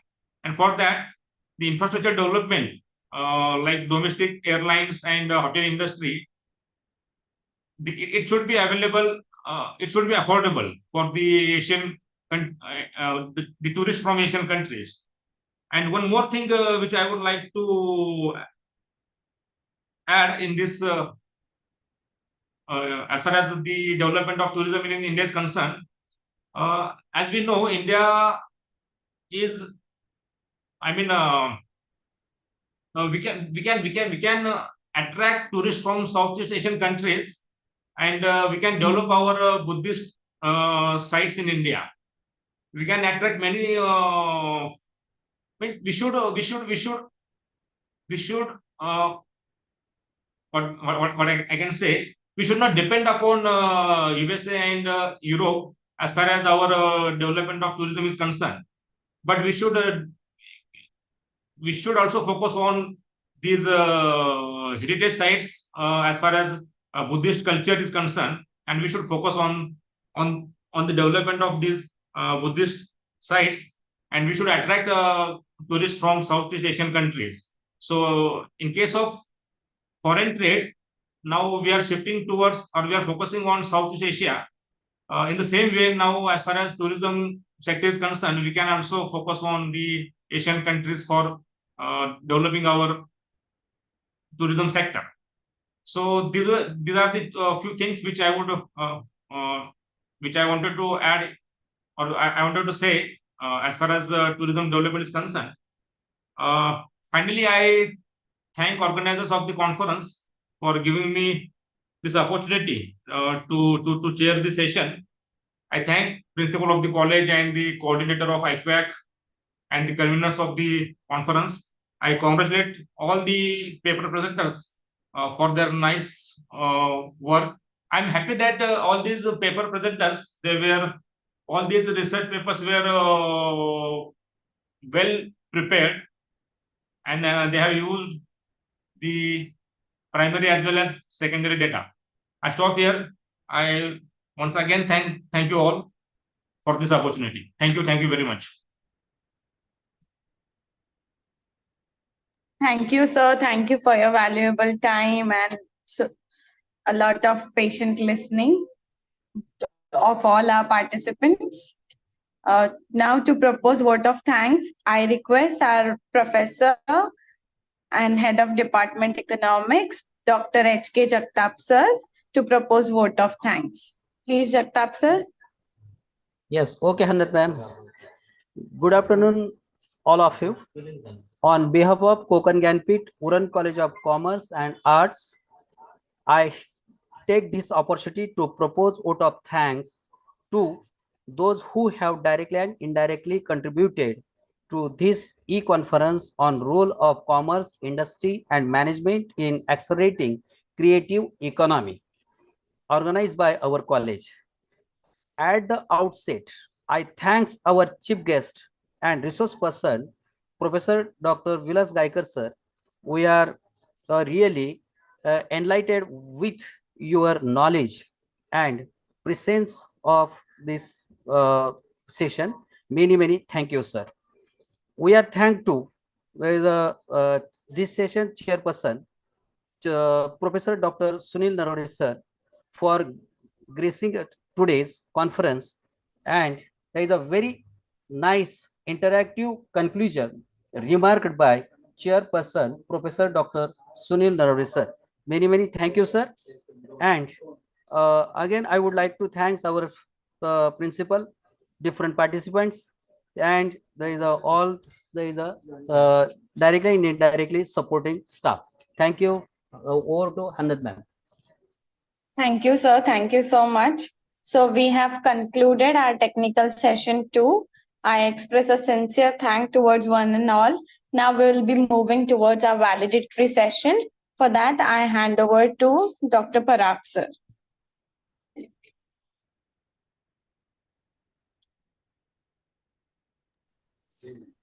Hello, good evening to one and all. Now we are towards the end of this e-conference. Right from morning, we are interacting with the research scholar and the resource person on this theme of the conference, role of commerce, industry and management in accelerating creative economy. Now we have a very eminent personality on this virtual platform for this valedictory section. Honorable Principal Dr. Parag Asgaonkar sir, Narsi Monji College, Vileparle, Mumbai. We have also our dynamic principal, Professor Kishore Sharma sir, Konkan Gyanpith Uran College of Commerce and Arts, Uran, Raigad. We have also convener of the conference, Professor V.S. Indulkar sir, HOD Commerce Department, Konkan Gyanpith Uran College of Commerce and Arts. We have also head of the economics department, Dr. H.K. Jagtap sir, our IQAC coordinator, Dr. A.R. Chavan sir, and secretary of the conference. I welcome Asgaon sir. Good evening, sir. Hello. Asgaonkar sir. Hello.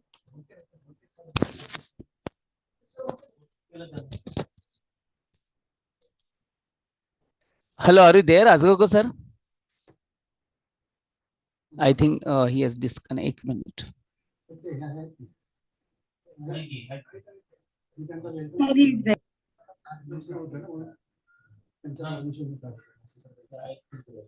Hello. Sir, shall we start the program? Asgaonkar sir, are you there?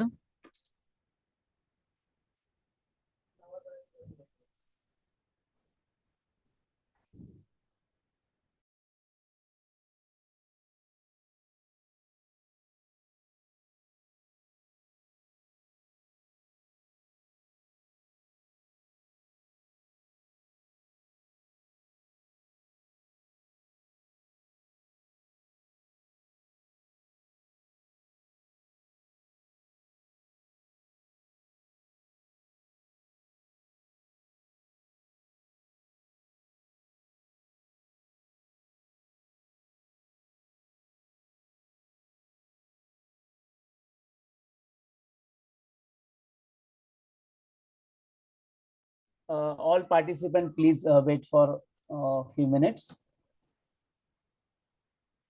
because our chief guest of validity session, they have joined, but I think there is some internet problem. Please.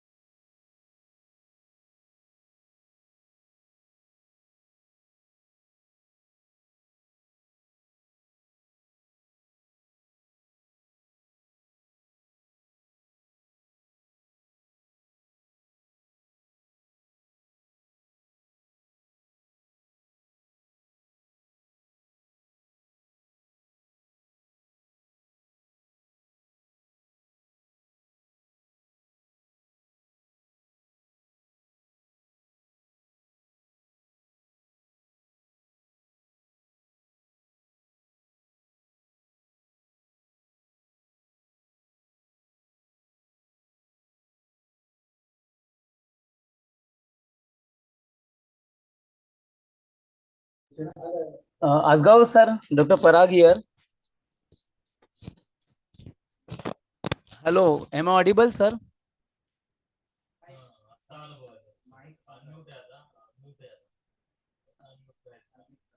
Sir, shall we start validity session?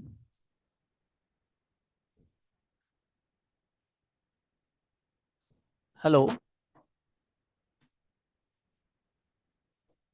Unmute करा सांगा.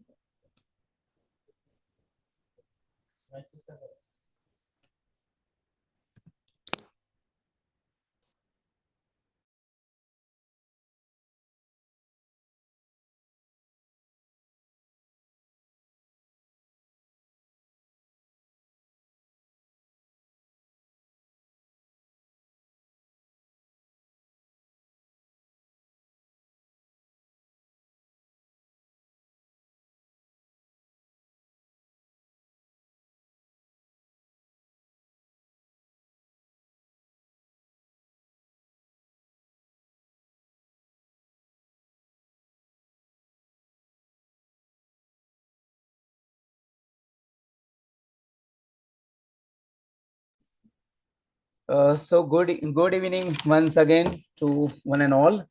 Here we are starting with the validity session. We have a very eminent personality, academician, Honorable Principal Dr. Parag Asgakar sir, NM College, Vileparle, Mumbai.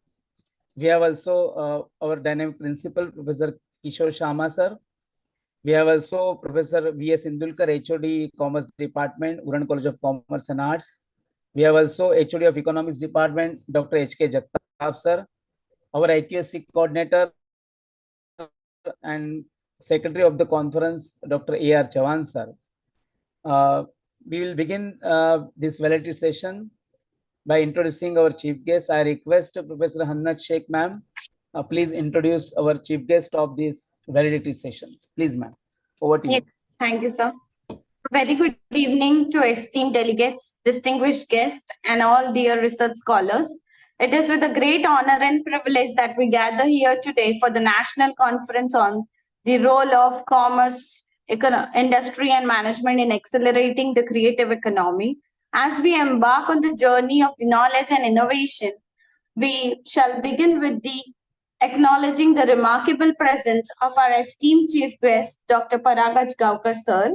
With an illustrious career spanning over 3 decades, Dr. Paragaj Gaukar sir stands as a beacon of excellence in the field of education and academia.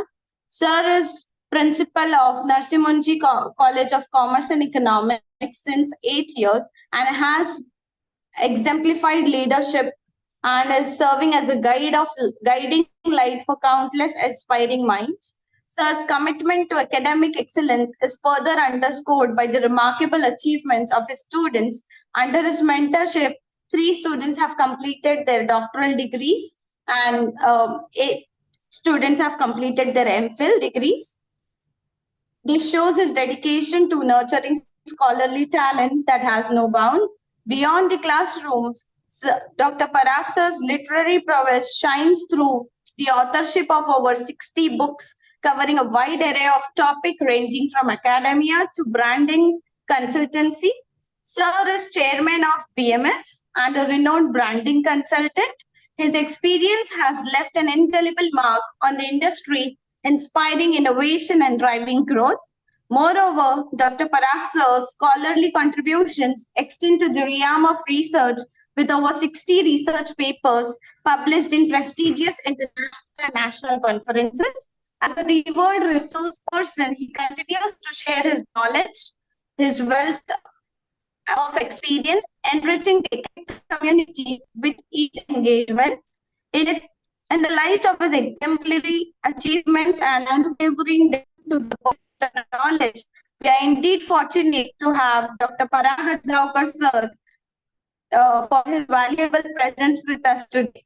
His insights and wisdom are sure to inspire and enlighten us in this concluding valedictory element for the intellectual exploration. Welcome, sir. Yeah. Good afternoon. Good afternoon. Sorry, there is some technical. There was some technical issue. I'm still. Yeah. Am I audible? Yes, no problem. Welcome, sir. Welcome. Yeah. Okay. Now I request. Sir. Now I request our principal, Professor K. Sharma, please address the August gathering. Very good evening to one and all present over here. Parag sir, I am audible. I, Professor Kishore Sharma, welcome you to this valedictory ceremony of our enriching and insightful one-day multidisciplinary e-national conference on the role of commerce, industry, and management in accelerating creative economy. I filled with a sense of gratitude and pride for fruitful deliberations and exchanges that have taken place over the course of this event. First and foremost, I think Principal Dr. Parag Asgaonkar sir from NM College, Vile Parle, for this valuable presence. I would like to express my heartfelt appreciation to our esteemed speakers and panelists for sharing their expertise, insights, and experiences, who have undoubtedly enriched our understanding of complex interplay between commerce, industry, management, and creative economy. I extend my sincere thanks to all the participants and delegates who have actively contributed to the success of this conference through their thoughtful questions, discussions, and presentations. Your enthusiasm and engagement have been instrumental in creating a vibrant atmosphere of intellectual exchange and collaboration. I would also like to acknowledge the efforts of organizing committee, whose dedication and meticulous planning have ensured the smooth conduct of the conference. Their tireless commitment to excellence has truly been commendable, and I am grateful for their hard work and dedication.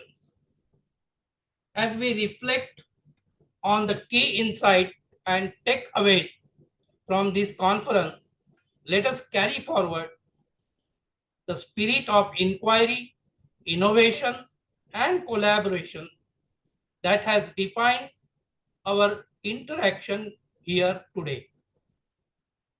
Let us leverage the knowledge and connections gained during this conference to drive positive change and innovation in our respective fields. So thank you once again to everyone who has been a part of this memorable journey. Thank you. Thank you. Parag sir, hand over to you. Dr. Parag sir. Yeah. Thank you, sir. And good evening to all. At the outset, let me congratulate Wooden College for organizing this conference and bringing together intellectuals from various fields and encouraging the teachers to give their contribution through various research papers. Now, what I'm going to today focus on something what as a commerce teachers, for me, what would be the takeaway and the success of any conference is when we go from here to the classrooms, how we are going to implement it. What are the takeaways from this sort of a conference? The first thing which we need to take away from this is we need to first inculcate research culture. Sir, excuse me. Yes, sir. Sorry to interrupt you. Sorry, sir. Actually, we have to take overview of the conference, na? Okay. Means you will come to know for whole day. No Sorry, by mistake he announced only Dr. Parag sir. Now over to you. So please. Okay, sir. Okay, sir. Sorry to disturb you. Now I request Dr. A.R. Chavan sir to take the overview of conference. Please, over to you, Dr. A.R. Chavan sir. Thank you, sir. Good evening to all of you. Respected Chief Guest, Principal Dr. Parag Asgaonkar sir, Principal Professor K. Shyama sir, doctor Parag Karulkar को hand over किया और आजगांव को चालू हो गया। तो कारुलकर कहाँ गया था बीच में? hello, doctor Parag कारुलकर। hello, sir.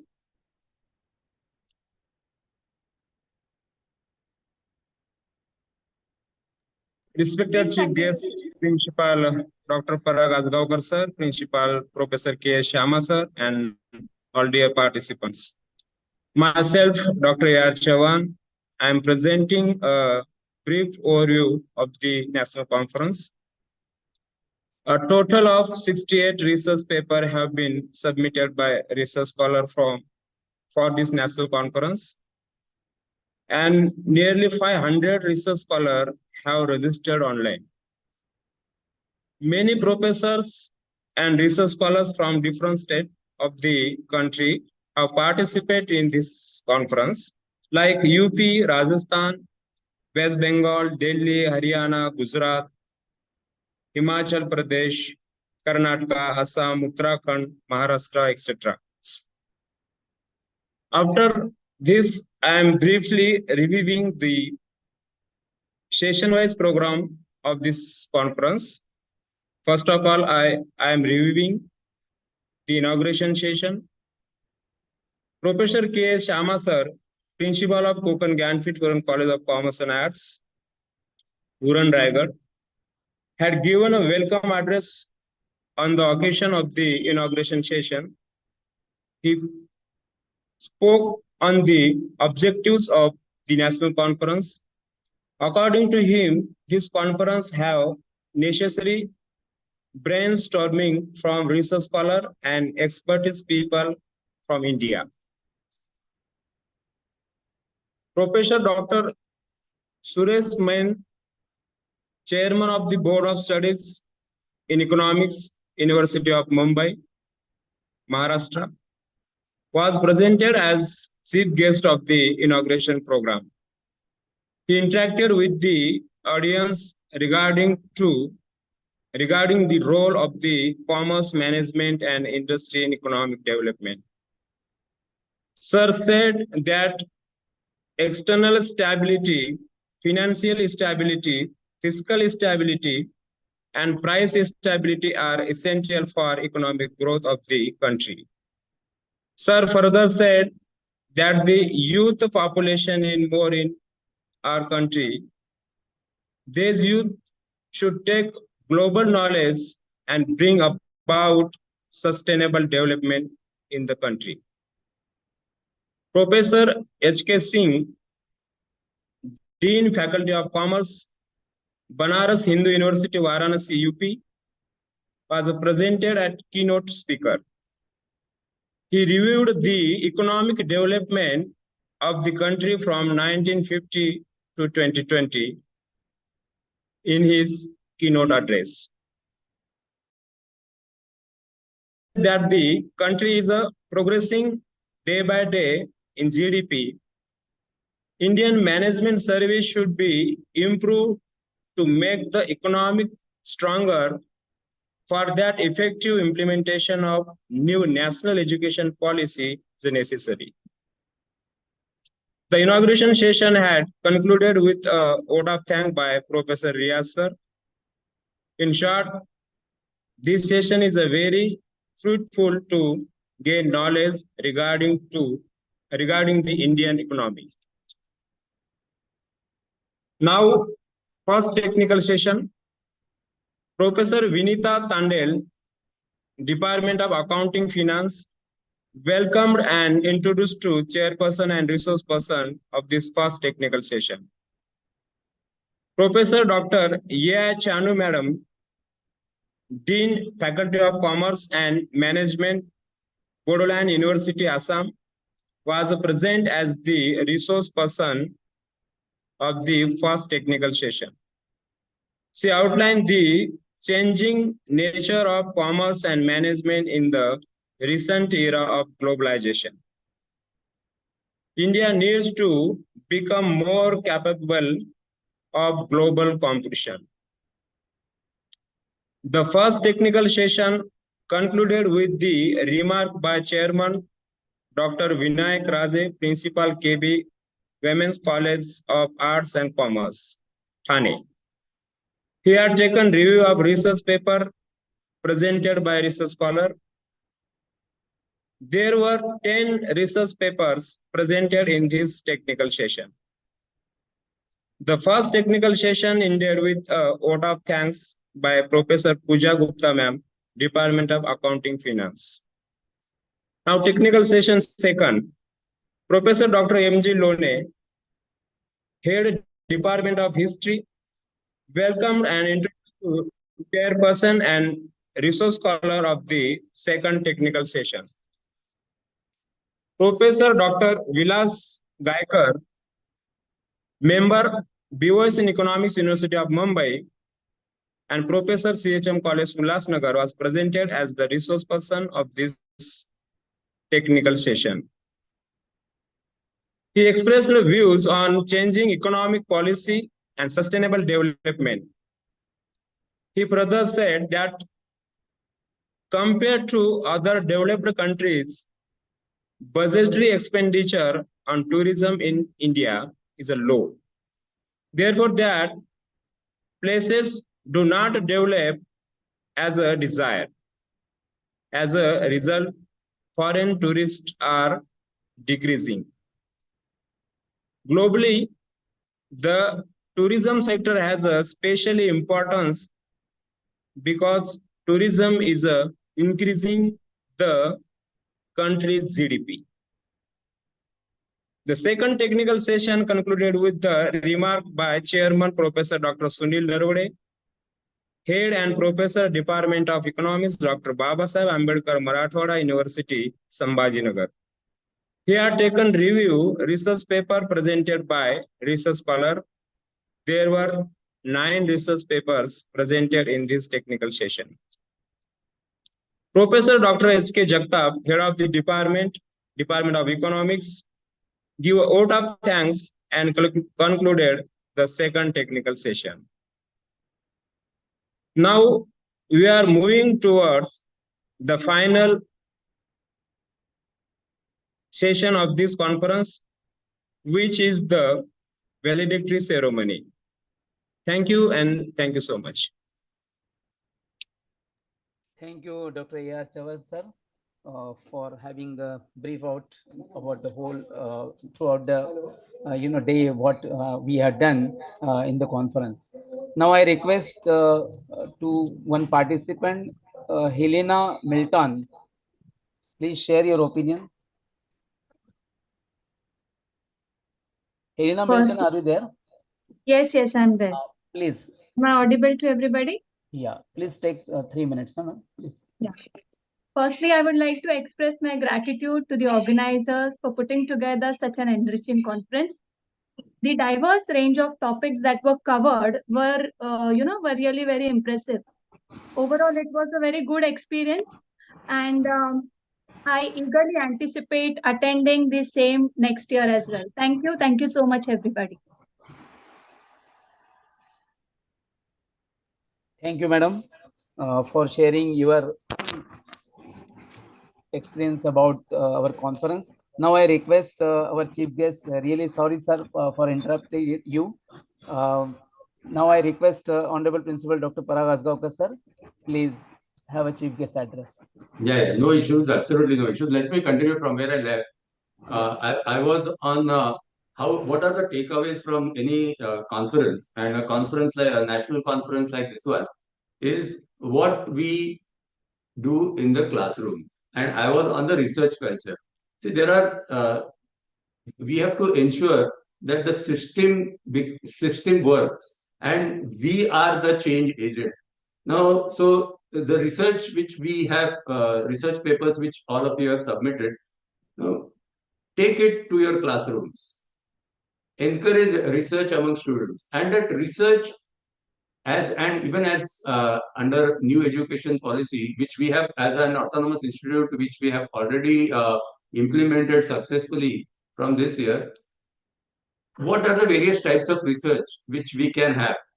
Any research, if it has to have relevance, should not only benefit the individual, it should also benefit the society. What is the contribution one is making to the society? So we have subject related, where if it is commerce, then you can have something related, product related research, where you can contemplate of introducing some sort of new product, you can devise some new model, or it can be a community engagement project, community engagement research, where you can identify the issues, the challenges which the society is facing, and then try to devise a solution to those sort of research. Now, the research which I would like to emphasize would be primary research rather than secondary research. Go to the people, try to find out how can we add value, how can we make the systems better, how can we make the processes work. At present, what is happening is we have certain associations like NSS, DLLE, which are doing a lot of community engagement projects. But even those community engagement projects which they undertake, like for example, we have a 7-day camp. Now, post that 7-day camp, there is no mechanism which we have as to what actually whether it was a 7 day, you might have done a lot of most of the colleges what they do, they adopt a village and they undertake a lot of activities during those 7 days. But post those 7 days, how can you continue it? How can you ensure that it is an year-end program? So thereby you have and what sort of activities? I will give you one example which we are doing. Our students in phases are going to the municipal school. Now we have decided, we have taken 2 subjects like maths and science.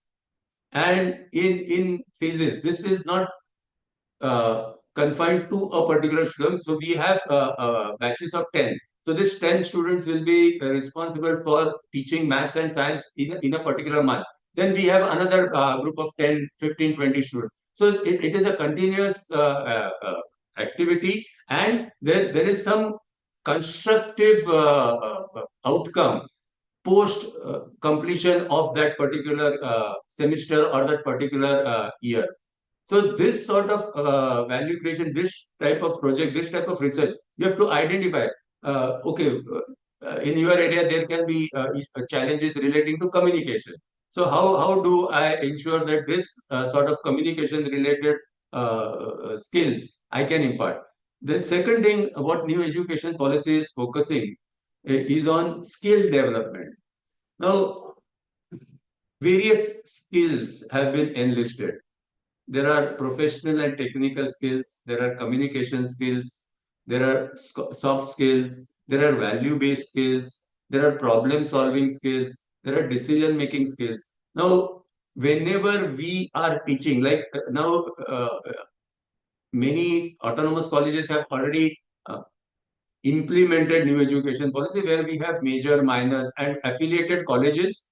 Some of you may be belonging to affiliated colleges, which you are going to implement it next year. Now, when we have this various 6 verticals, major, minor, open elective, ability enhancement, then co-curricular, and all those things,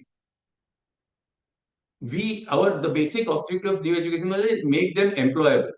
Now, what has been observed is only 5 to 10% of graduates are considered employable.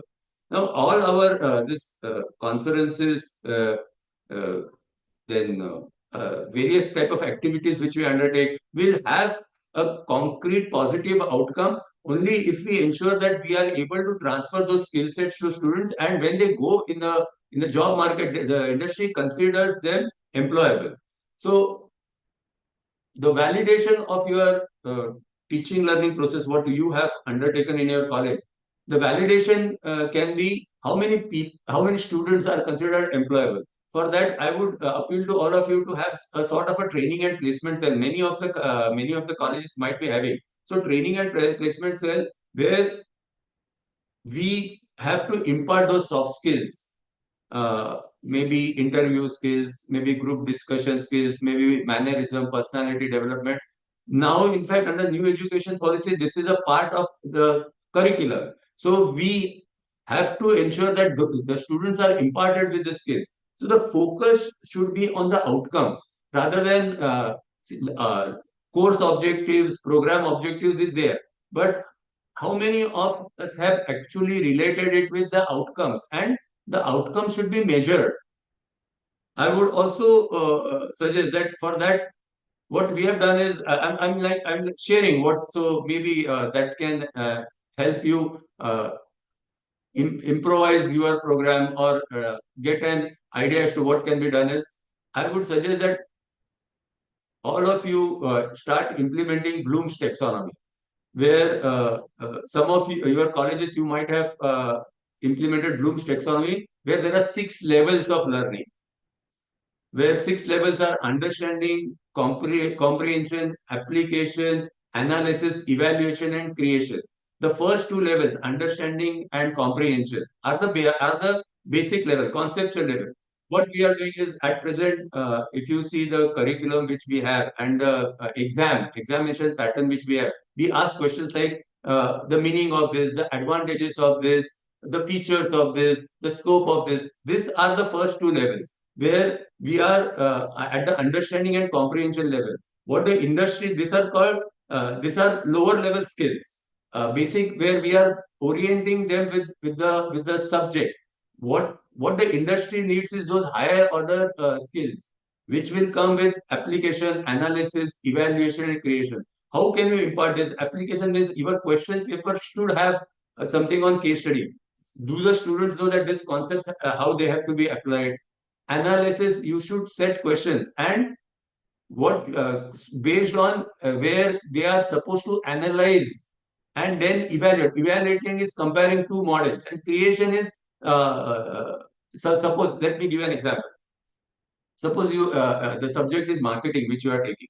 You want them to learn strategy. You give them and you take an example of a car.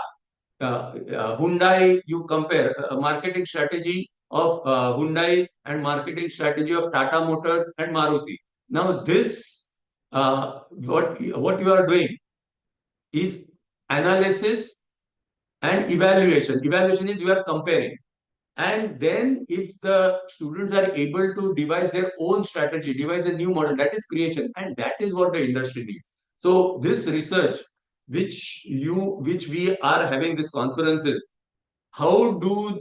what should, basically in commerce, the research is application based. In science, it is pure research. Now, this application should actually, the research papers, the suggestions which you have made, the recommendations should actually be sent to the industry. And then only we will come to know whether the research which we have done, the contribution which we have made, whether it has really added value.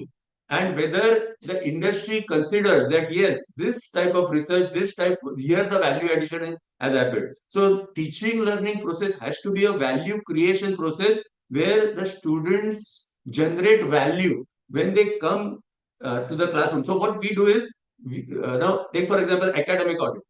Now academic audit generally is done over 1 or 2 days. We are doing a comprehensive academic audit which is going on for the last 6-7 months, where each and everything, right from the program objectives, we have related it to course objectives, to the course outcomes, to the pre-preparatory work. That is what, when you go to the classroom, there has to be some discussion among the colleagues as to what should be taught and to what level it should be taught. Then actually that sort of teaching. So, and this 6 levels which we have told. So, at what level, which topic should be taught to which depth.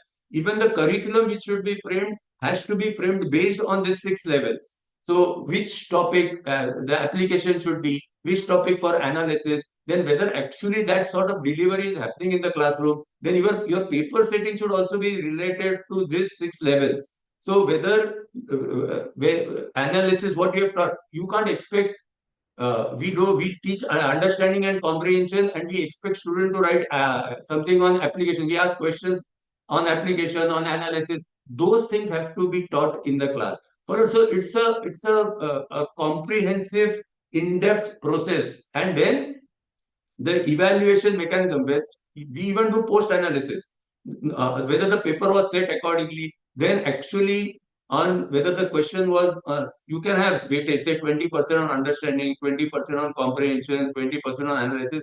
Then you have to actually map, okay, on analysis part, how many percentage of students actually have really contributed, whether they were able to answer, whether 60% were able to answer, why this 40% are not able to answer. So this is how value creation. Then a step above is evaluation. How many of the students were able to evaluate? Okay, only 30%. That question should be set accordingly. This is what should be actually the outcome, the success of a conference like this would be when the students who come to the classroom and when they go out. And this is what new education policy says, that emphasis should be on skill sets. Those are life skills and holistic development. Holistic all-round development where the student is able to face the challenges of the real life and of the job very effectively. So if you try to take this to your classrooms and start implementing from today, I feel then this would be the greatest benefit and the outcome from the conference like this. And I'm very sure, see, all our teachers are very competent.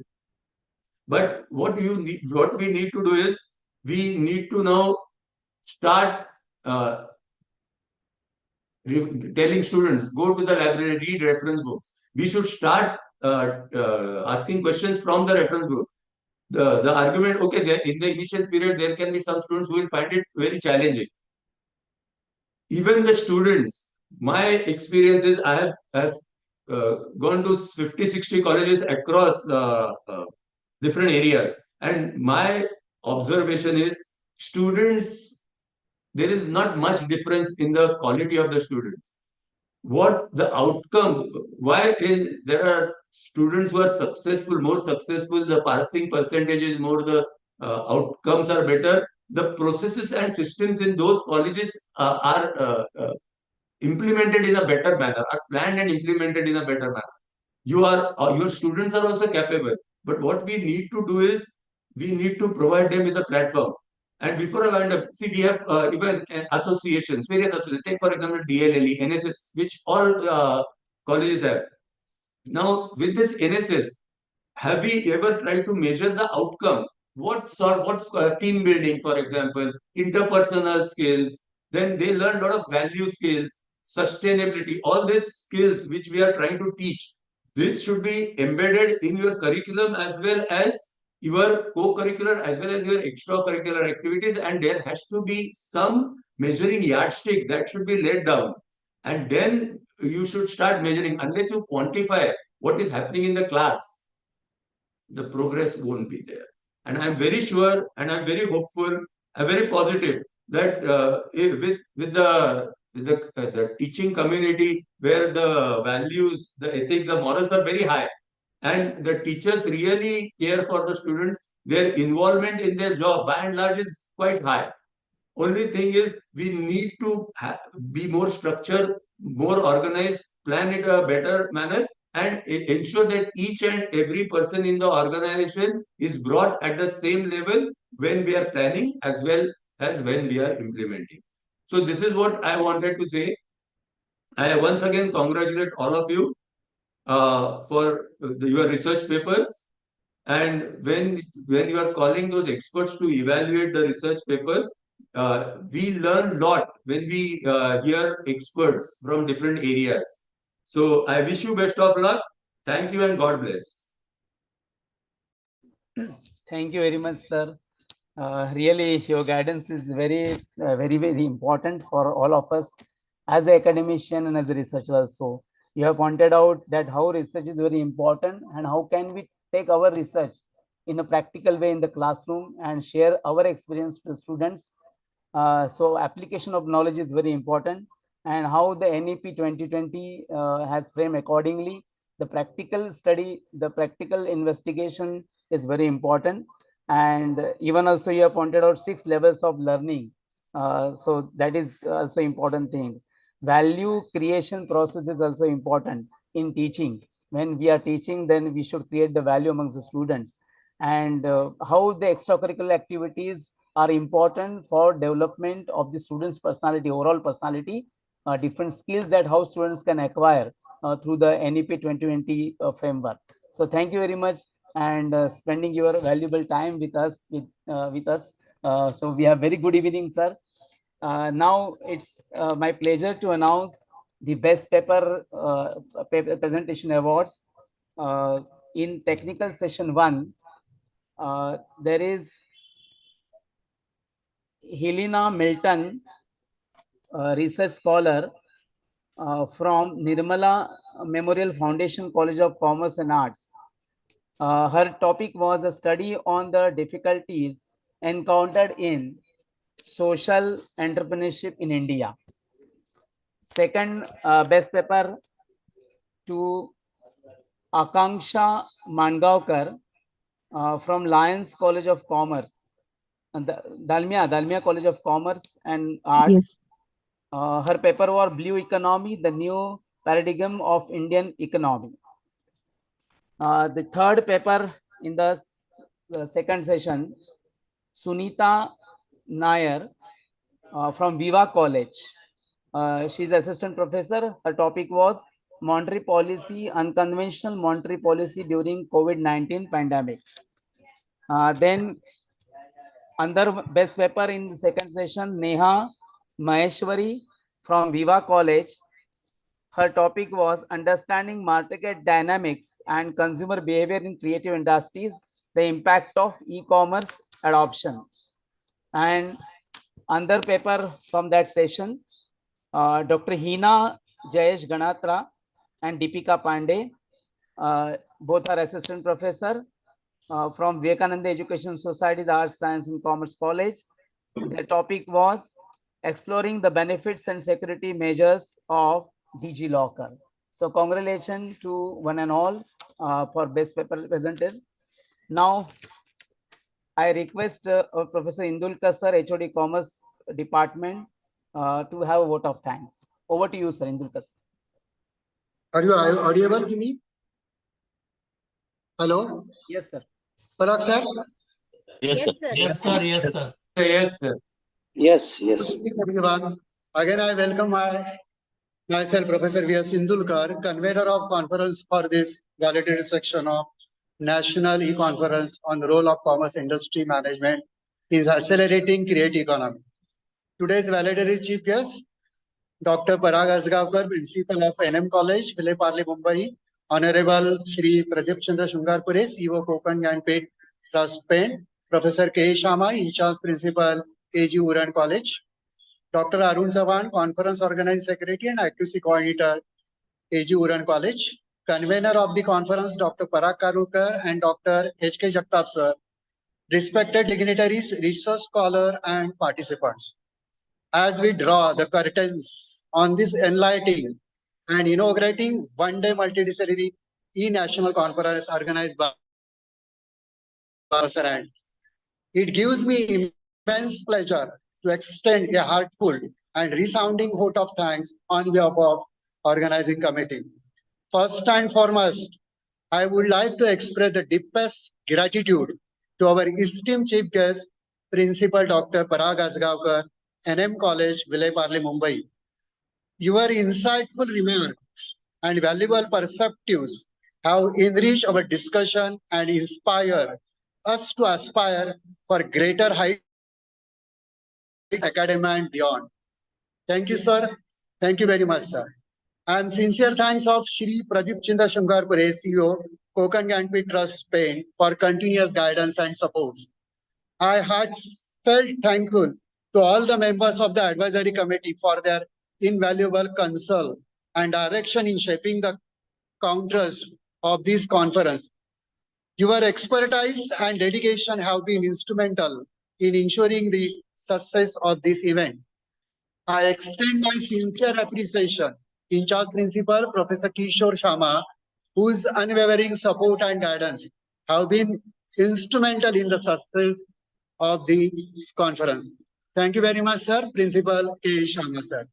I would also like to extend our gratitude to all the organizing staff members who have worked tirelessly behind the scenes to ensure seamless to execution of this conference. Your hard work, dedication, attention to detail have not gone unnoticed, and we are truly grateful for your efforts.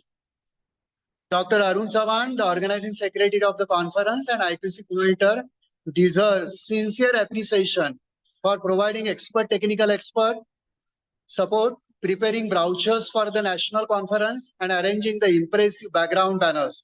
His efforts in inviting the chief guests of the conference are highly commendable. Thank you so much, sir, for your invaluable contribution. I would like to extend a special thanks to technical team members, Professor Riaz Pathan, Professor Vinita Tandel, and Mr. Sai Kadam for their impeccable work on online program, ensuring a smooth execution without any disturbance. Congratulations to all the technical team members for their outstanding contribution. I hope that all the people are clapping to them.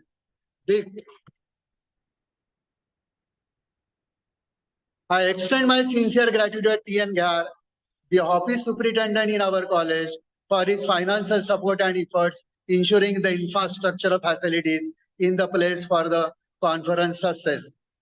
Dr. H.K. Jagtap, convener of the conference, deserves the recognition for his valuable communication with participants and for providing continuous updates on registration data. Thank you, sir, for your diligent efforts. Dr. M.G. Lone, the head of the Department of History, deserves the appreciation for his continuous guidance on publishing research paper and maintaining the proper records for the conference proceeding. Thank you, sir, for your invaluable support.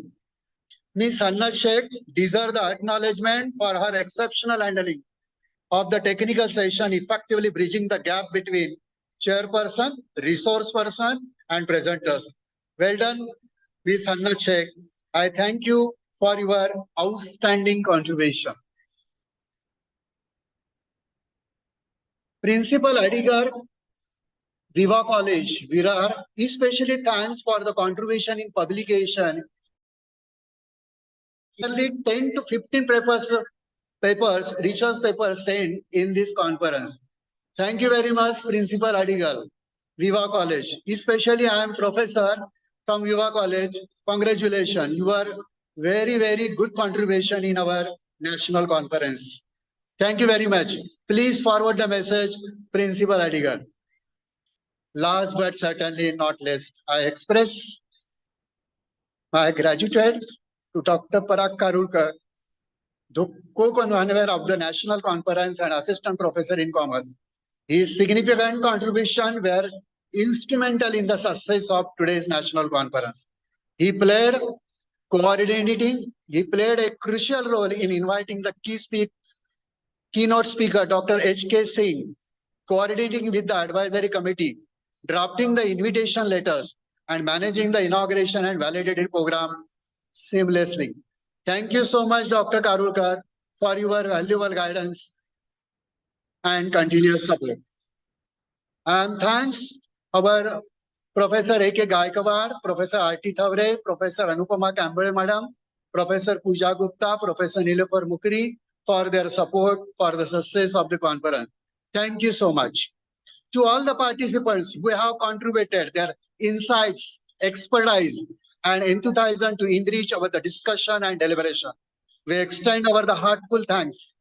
Your active participation has been the constant of this conference success, and we hope that the knowledge and connections forged here will continue to inspire and propel you toward the greater achievements. As we reflect on the stimulating conversation and ideas exchanged throughout the day, let us carry forward the spirit of the collaboration, innovation, and inquiry that defines the ethos of the conference. May the insights gained here today serve as a catalyst for positive change and transformation in our respective sphere of influence. Thank you once again to everyone who has contributed to the success of this conference. Your dedication, your enthusiasm, and passion have truly made a difference, and we look forward to continuing this journey of exploration and discovery together. Wishing you all continued success and fulfillment in your endeavors. Thank you so much for great opportunity to deliver vote of thanks. Over to Dr. Parag Karulkar, sir. Thank you, sir. Thank you very much, sir. Now the conference will end with the national anthem. We'll all stand for the national anthem. I request our technical team, please.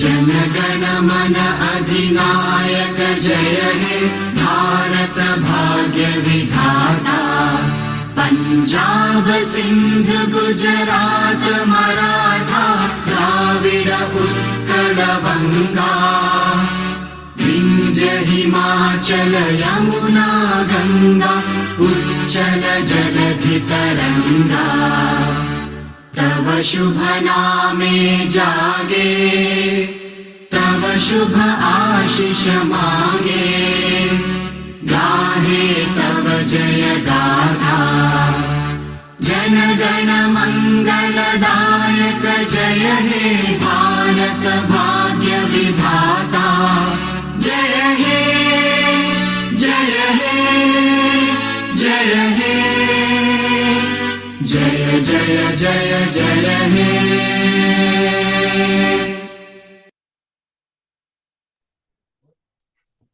So thank you very much. Bharat Mata ki Jai. Thank you, sir. Thank you, all dear participants. Thank you. Thank you, Dr. Parag Adgaonkar, sir. Thank you all. Thank you, sir. Thank you so much. Thank you very much, sir. Your time is very valuable to us. Thank you. Thank you very much, sir.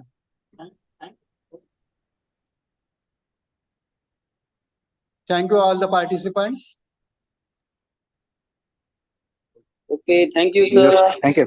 Thank you, sir. Thank you. Link will be, feedback link will be provided to in your Thank you. WhatsApp.